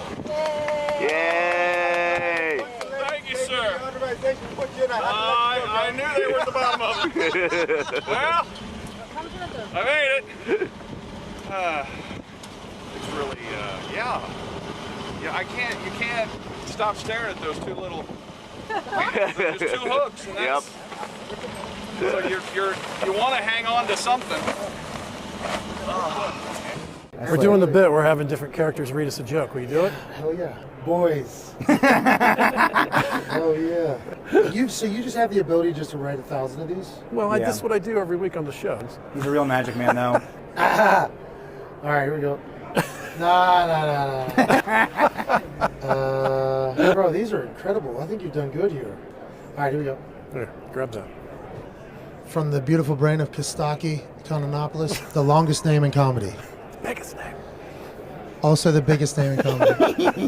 It's good to be long and big, they say. So that's great news. Tom Brady really went crazy celebrating his retirement. That's right. Yeah. Heard he had It's available at ashpaughElectric.com. ASHPAUGH. ashpaughElectric.com. Hey, welcome back to the Bob and Tom Show in the O'Reilly Auto Parts Studios. At the news desk, it's Christy Lee. Here I am. There's Pat Godwin. Hello. There's Jess Hooker. Hello. There's Josh Arnold. Gotta get out of here. There's Ace We're almost there, Cosby. buddy. Hello. 15 more minutes. I'm Chick McGee. Hello, Tom. Hello, Chick McGee. Josh. Hi. It's okay if you if you need to go. No. Are you doing something special for Father's Day? I hope it's a surprise, and he's so put out. Not really sure. Oh, so they wanted me to go to a restaurant. Fathers, would you say, by and large, for Father's Day, less is more? They want less? Yeah. Oh, yeah. I would say. Am I the only one with a dad in here? Yes. I think so. Yeah. You are. All right. Guess you're going to be busy. Well, so far you're two. So far you're two for two. I was trying to stay on theme. Yeah. Okay. What are you doing for your daddy? I'm getting him a shirt and card. Nice. Yeah, and yeah. Are you guys huggers? No, God, no. That's where I learned not to weren't. hug. Yeah, that's where it started. All right. Would he be really thrown if you went up and gave him a hug? No, we're good at faking hugs for the sake of everybody else, but it's not. Yeah, we're not really good at hugging. Have you already got the shirt? No, I have to go get it today. Is it some special kind of shirt? No, I just usually get him FBI. No. I tell you what, we will all pitch in and buy it if you get him a Who Farted t-shirt. Yes. He would love that, I would think. I don't think you would. No, Or I'm with stupid and the arrow's pointing to his penis. Yeah, that's a good. I like that one. What is the one? What's or the boss man pointing to his penis. what's the one? Inspector? What is it? Yeah, female body. Oh, that's it. Okay, that's the FBI one. FBI shirt, yeah. I'm sure he'd love that. Greg Warren is spending a couple days on the beach this week, and we were talking on the phone, and I begged him. I said, I will buy the shirt and give you a little extra money if you wear an FBI shirt on the beach. Yes, please. He there's no won't way. do it. Or that, or the one where it looks like you're a female wearing a bikini. That's always good. This Always wants to cover good. up. I love That's that. a good I fell for that one night. That's a good one. Oh, that would be the best. Notice everyone telling you this no longer has a living father. Oh, that's Correct. Yeah. Okay. All right. Well. Let's turn it back to Christy Lee over at the news desk. What's going on? 3 sets of skeletal remains were discovered inside a foreclosed home that had been auctioned as is. Huh. Connecticut State Police said troopers responded to the house in Burlington after the new owner discovered the remains. while the Office of the Chief Medical Examiner has not determined cause of death. Oh, they are real? Yeah. Okay. State police said there's no indication of foul play. Actually, How would they know? No, it was just people were still waiting for their realtor to call them back. No indication of foul play, suspicious circumstances, or any criminal aspect. What do you mean connected to the suspicious case. circumstances? You got dead bodies in the place? Or they just all decide to not eat. And Not just what the hell? not just one. You got three of them. Have they checked the carbon monoxide detectors? Yeah, no joke. The discovery has raised questions about whether the foreclosure sale can proceed. Okay. Well, yeah, because maybe there's an inheritance Yeah, I or was gonna, something. I was going or- to say you have to disclose that, don't you? Well, if nobody's been in there, so they didn't know if it was sold as is. If you really loved a house and then you found out that a dead body had recently been found in there and removed, but they were going to take like 50 grand off the price, what would you go ahead and still? Hell yeah, I would. Yeah. I would think. In some states, there's some stuff like that you have to disclose. Some states, yes. Some states, if you ask. Yeah. But I mean, this is weird. Does it say how old the bodies were? No, it's all the information I have. I could do another deal. But it said skeletal remains. Yeah, so yeah. they've been there a while. How long does that take? 6 weeks. I'm thinking. humidity's correct. I'm thinking a long I time. feel like, years, So right? they must have been like partially buried in the crawl space. If they're inside, honestly, it takes longer than if they Right. were in the woods. Yeah. You think they were buried in the crawl space? I'm just seeing them like laying on a couch or something. Yeah, the story didn't say? Yeah, it 'Cause that didn't really say. I think Christy Yeah. has them in a traditional family scene in the home. They were watching TV. Watching Yeah. TV. And like he said, carbon Oh, monoxide. No. Then You don't think so? That would be suspicious circumstances. Then I think. Then what? Buried in a crawl space isn't suspicious? Where do you put your bodies? Yeah, if you're going to bury a body, it's right in the crawl space. I mean, I've seen those commercials with the guy. What's the guy? I forget his name now. Where he's redoing the crawl spaces for people. Oh, yeah. He's down there underneath. And Mike Rowe. Mike Rowe, yeah. Those are cool. Those crawl spaces, you could live in them. They look great. Have you noticed that? Yeah. That commercial? It's like, wow, this crawl space is nicer than my living room. This is great. No, but I mean, if they're skeletal remains, that means they had to be there for a long time. Right. So they had to be Okay, buried. it says here, records show the volunteer fire department made 2 trips to a home where the remains were found. Call logs show the fire department responded to 3 medical calls at the home in November of 2021. So it was November 28th, November 29th, and December 18th, all in 2021. Wow. Boy, this is helpful. It typically takes 3 weeks to several years for a body to become a skeleton. But I think, like you said, it Yeah. depends. Temperature, on, humidity, yeah, what bugs, other, yeah, animals. dirt. Yeah. Like, are there still skeletons in the Titanic? I think so. Yeah, I think would so, think. yeah. Do they stay preserved? Mhm. Would that be? That'd be creepy. Maybe the bones are gone by now. No, I think the flesh actually stays on the bones. It's a seawater thing. Oh, jeez. And maybe the cold? That's right. But they've got to Like be a picked. pickle. I mean, No, but they're no, like crabs and lobsters Yeah, down there they picking eat Think them. about it. Saline. That's all saline. It's an ocean of saline. I guess so. Can we? This is the dumb science Friday. Thank you. The alternative. Yeah, I want to find out more about this. Something weird about this. About June 14th, Burlington Volunteer Fire Department called to the home by police to test for carbon monoxide in the air, but none was found. Okay. Nope, it turned out to be love in the air. Yeah, they died of love. Yes. Sometimes it is smothering. I wonder what kind of deal they got on the place. I don't know. They bought it at auction, and they weren't allowed to. You're not allowed to go inside before you buy it. Court records show the 4-bedroom home was bought in 2019. Mortgage payments were made regularly until November 2024. That's when the late fees began piling up and foreclosure began in August of 2025. No human skeletons or intact bodies have ever been found on the Titanic, despite the tragic loss of over 1,500 lives stank in 1912. Well, that's because they don't go in there.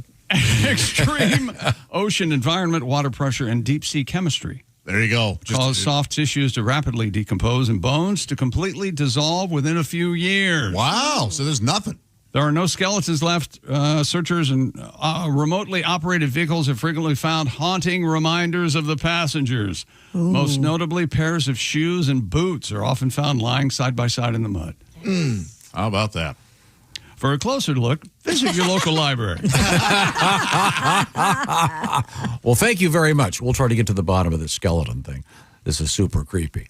But thank you very much for joining us. Don't forget Patty G this weekend. You can't see him live, but you can see him on the TV with his comedy special, the Dry Bar Comedy Special. Go to the Dry Bar website and look around for Pat Godwin. You could see him live if you live near him. He might be walking his dog or something. I am, yeah. You're walking the dog with the cast and everything? Sure, yeah. Oh, okay, all right. Keep up appearances. Okay. Now, do you charge for people that watch it? Do you do a little tune for them? No, they wave. Little acapella. Hey, Grandpa Joe. little acapella gangsta folk. Sure. For the people. Yeah, check out Pat's Dry Bar Comedy Special. It's really good. These are the O'Reilly Auto Parts Studios. This is the Bob and Tom Show.